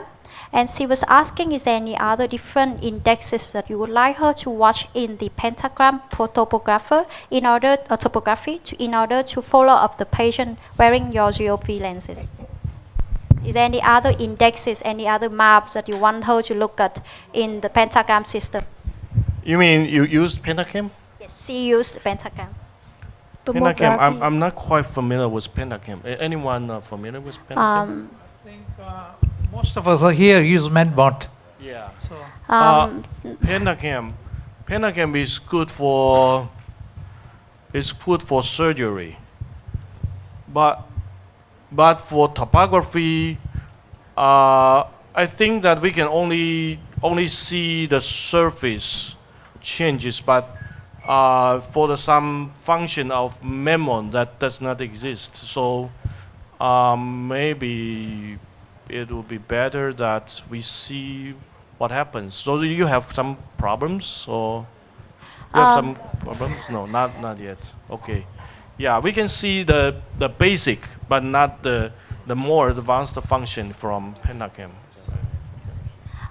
Vâng, thật ra thì những vị khách ở đây thì đều không sử dụng Pentacam, thế nên là họ sử dụng MedMong nhiều hơn, thế nên là họ không thể trả lời được cái câu hỏi của chị. Nhưng mà thật ra về cơ bản thì cái Pentacam nó rất là phù hợp trong phẫu thuật. Thế trong đeo kính tiếp xúc ấy thì với ortho case thì chúng ta vẫn quan trọng nhất là cái sự khác biệt thôi. Thế nên là các anh chị sẽ nhìn vào cái bản đồ khác biệt là chính. Pentacam is Oculus, right? Yes, Pentacam Oculus. There is a simpler version, right? You are the Pentacam or the simpler Oculus version? He has a high quality one. She has a higher version one. Higher version or lower version? Higher version. Yes. Okay, that could be fine because we can fine tune the readings. I saw the Oculus and then it is fine. We can measure the size. We can measure the topography. And we can see the axis, and then also we can see the difference of tilting. I think most likely, but not so convenient as memo, but we can figure it out. Can I think add? Not so much different. Arthur, can I add? If you got the Oculus one, there is anterior maps you need on those. Realistically, and you need to take, if you are, obviously you could send it to Arthur, the pre-topo maps and post-topo maps. Yeah. I do that. I've got ophthalmologist in Oman who sends me those maps when they're having problems. And then I decipher from that information what's happening. If the lens is decentering, or originally the maps were not taken properly. So actually, Pentacam is using slim flux principle, principle. and it's actually very highly accurate, and they provide extra information for us. But there's a lot of information on it. Yeah, like So you need to- extra information for us. So we can just have a look at the tangential map and see Yeah. the subtraction. So that is what I have replied her earlier. Yeah. Vâng, vậy thì một trong những cái mà các anh chị sẽ vẫn phải làm đấy chính là so sánh cái bản đồ về độ cong của giác mạc. Có hai dạng bản đồ về độ cong, một cái là về trục và một cái là về tiếp tuyến. Thì bản đồ về độ cong về tiếp tuyến và so sánh sự khác biệt giữa hai cái bản đồ đó sẽ là lý tưởng nhất. I think we have a question over there. Like you know that I'm in graduate, so I have experiment in fitting in real patients. So I see that we have student here. So my question is, how can you choose the patient to fitting AutoK? Is the patient come to you and asking about AutoK and you advise them and fitting for them, or you see a potential patients and you persuade them to fitting AutoK? Let me translate it to in Vietnamese.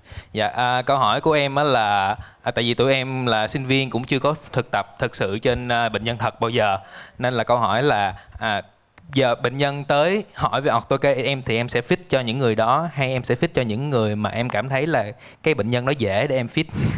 Dạ, là để có kinh nghiệm về AutoK. Yeah, that's my question. It's both in for foreign teachers and for Dr.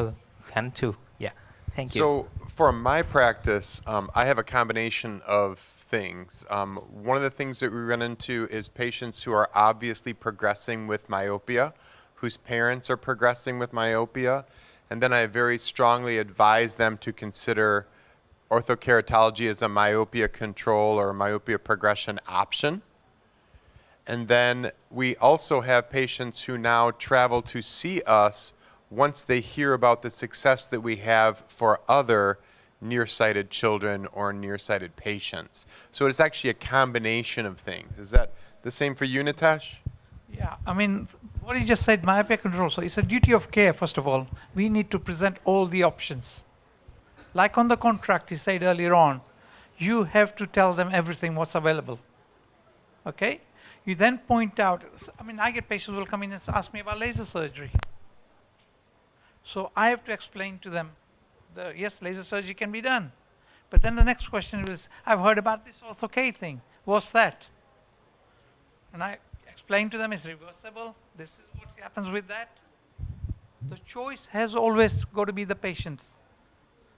You are not selling a product. You are selling a service. My philosophy is AutoK is a service. And your motto should be, you are qualifying as an optometrist, ophthalmologist. You are doing a service. Okay? So it's not a product like spectacles or contact lenses. You are changing the physiology of the cornea. Cái cơ sở khám của bác sĩ Martin chẳng hạn thì chúng ta thấy rằng là có cả hai trường hợp mà em vừa nói đến, mà bạn sinh viên vừa nói đến. Một là bệnh nhân đang có cận thị rồi, bố mẹ cũng bị cận thị và bố mẹ cũng đang bị tiến triển cận thị, chính vì thế nên họ cảm thấy là ôi họ rất là muốn có một cái phương pháp nào đó để ngăn ngừa sự tiến triển của cận thị này. Thì lúc này chúng ta sẽ phải là những cái người mà có thể tư vấn, đưa ra được những cái dịch vụ mà chúng ta có thể cung cấp được cho bệnh nhân này.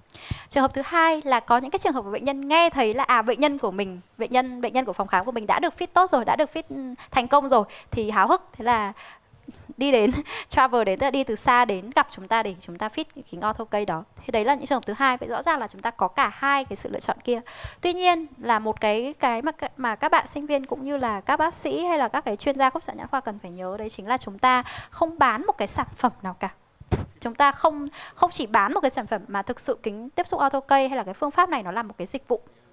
Chúng ta đưa ra cho bệnh nhân được là nếu như mà anh chị có cận thị thì đây là những cái cơ hội, những cái sự lựa chọn của anh chị. Thì rất là nhiều bệnh nhân đến với cả bác sĩ Martin ấy, thì người ta hỏi rằng ôi tôi muốn bác sĩ Detox chẳng hạn chỉ đến và hỏi rằng là tôi muốn mổ LASIK. Thì bác sĩ giải thích tất cả mọi thứ về LASIK cho bệnh nhân này. Và sau đấy thì bệnh nhân lại hỏi là ôi nhưng mà tôi cũng nghe thấy một cái phương pháp khác tên là AutoK. Thì chúng ta lại giải thích tất cả mọi cái yếu tố liên quan đến phương pháp này và để cho bệnh nhân họ lựa chọn cái dịch vụ mà họ muốn. chúng ta không bán cái sản phẩm đấy, nó không phải là kính gọng, nó không phải là kính tiếp xúc, mà chúng ta sẽ cung cấp cái dịch vụ đấy cho bệnh nhân. Theo như tôi hiểu câu hỏi của bạn ấy là bạn ý và bạn chưa fit autocay.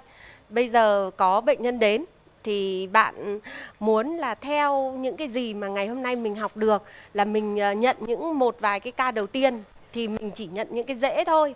Thế còn những cái khó, giả sử cái khó nó đến trước thì em làm thế nào, đúng không? Cái đó là cái cực kỳ là quan trọng. Ở trong những cái ngày đầu, những tháng đầu mình bắt đầu làm autocay ấy, thì đúng là như thế luôn. Thế thì mình cũng giải thích các lựa chọn khác này kia. Thế và với những cái trường hợp mà khó đến thì mình cũng nói luôn là kinh nghiệm của mình là như thế này. Đấy, và cái khó của những cái trường hợp mà cận cao rồi có loạn thị thì nó khó như thế này. Đó, bạn hiểu không?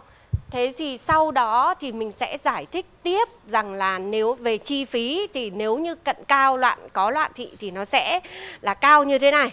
Và cái khả năng có thể là không giải quyết được thị lực được 10/10 hay 9/10, chỉ có khi được 7-8/10 thôi chẳng hạn. Thì mình phải open hết, mình phải nói hết. Đó, và cũng có rất là nhiều người tôi cũng thấy rằng là mình tôi cũng nói luôn ấy, là những người mà đến ấy, là tôi nói luôn là tôi không phải là người làm về kính. Đó, tôi là bác sĩ mắt. Đấy, thế thì nhưng mà tôi đã học hành như thế này. Thế thì bây giờ sẽ những cái ca khó thì là như thế. Thế thì mình nói hết. Thế thì cũng có rất là nhiều người, tôi cũng rất là cảm thấy là mình may mắn là người ta rất tin tưởng vào những cái gì mình nói. Thì người ta bảo ok cứ làm đi, là bởi vì bây giờ con tôi đeo kính dày như thế này, thế rồi là tôi sẵn sàng nghe theo những cái gì bác sĩ chỉ bảo. Đó, thì cái đó là mình nên làm. Tức là mình nói rõ ràng kinh nghiệm của mình đến đâu. Đó, nhá.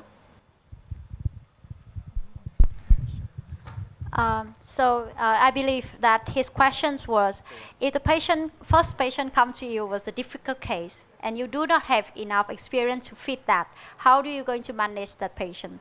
So Dr. Tuệ Khanh has just provided him a good bunch of advices in order to solve that problems. So she would like him to explain what is the situation of the child. What will be the prognosis of the child? If the child is a difficult case, it's going to take more time, more money, more effort, and she would like him to explain about his own experience before the patients. Like, I have this much of experience only, and I may help you to this extent. Is that possible? Do you want to work with me? And then if the patient is very happy, and Dr. Tuệ Khanh has shown one of her own example, and she said that most of her patients was really trust her, and that actually make all of the cases works as well as she wanted it to be, because they really listen and they really want to do it. So that's her advice to him, that pick the easy case and explain to the parents of the difficult case that, oh, it's gonna take more time, more effort. Are you sure you want to join into that autocay? Yep. I would like to two questions. First of all, patient with previous LASIK surgery, but still with a good corneal thickness, maybe more than 450. Are they allowed to apply for autocay? And the second, in case that the patient suffering from any infection, keratitis or any corneal ulcer, are they allowed, once the problem release, once the infection release, are they allowed to come back again to apply autocay? Vậy bác sĩ có hai câu hỏi. Câu hỏi thứ nhất là trong những cái trường hợp mà bệnh nhân đã mổ LASIK rồi, thế nhưng mà cái độ dày giác mạc vẫn còn tương đối tốt, khoảng 450 micromet chẳng hạn, thì liệu những cái bệnh nhân này có phù hợp để thực hiện autocay hay không? Và câu hỏi thứ hai là trên những cái trường hợp mà bệnh nhân đã từng có viêm nhiễm xảy ra ở trên giác mạc, đến cái thời điểm mà giác mạc nó đã lành toàn bộ, thì bệnh nhân có nên quay trở lại sử dụng kính autocay không, và khi nào?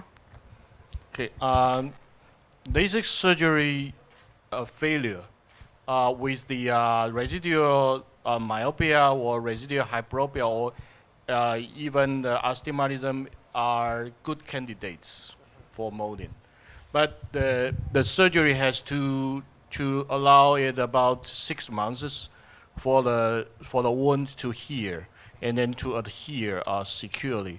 And then because the molding is on the epithelium, and your surgery is below the is in the stroma, so that you can even mold the epithelium to stay for 2 days without wearing, so 1 day wearing and 1 day skip, because it will stay longer. But the skill is more difficult, because to see how much you cut, how much you have cut the depths.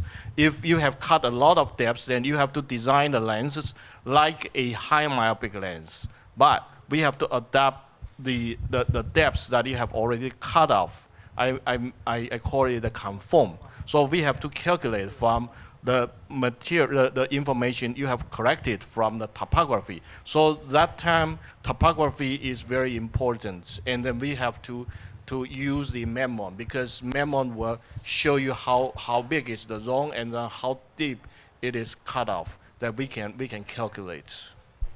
Yeah. Can I add, you need the original topo maps for that. Topo map is required, but if you do not have the original topo map, then you have to trial fit from the standard trial set, so that we know the original periphery. We want the original periphery for the lens to fit, and then we adapt the center to complex, and for the purpose that we want to achieve.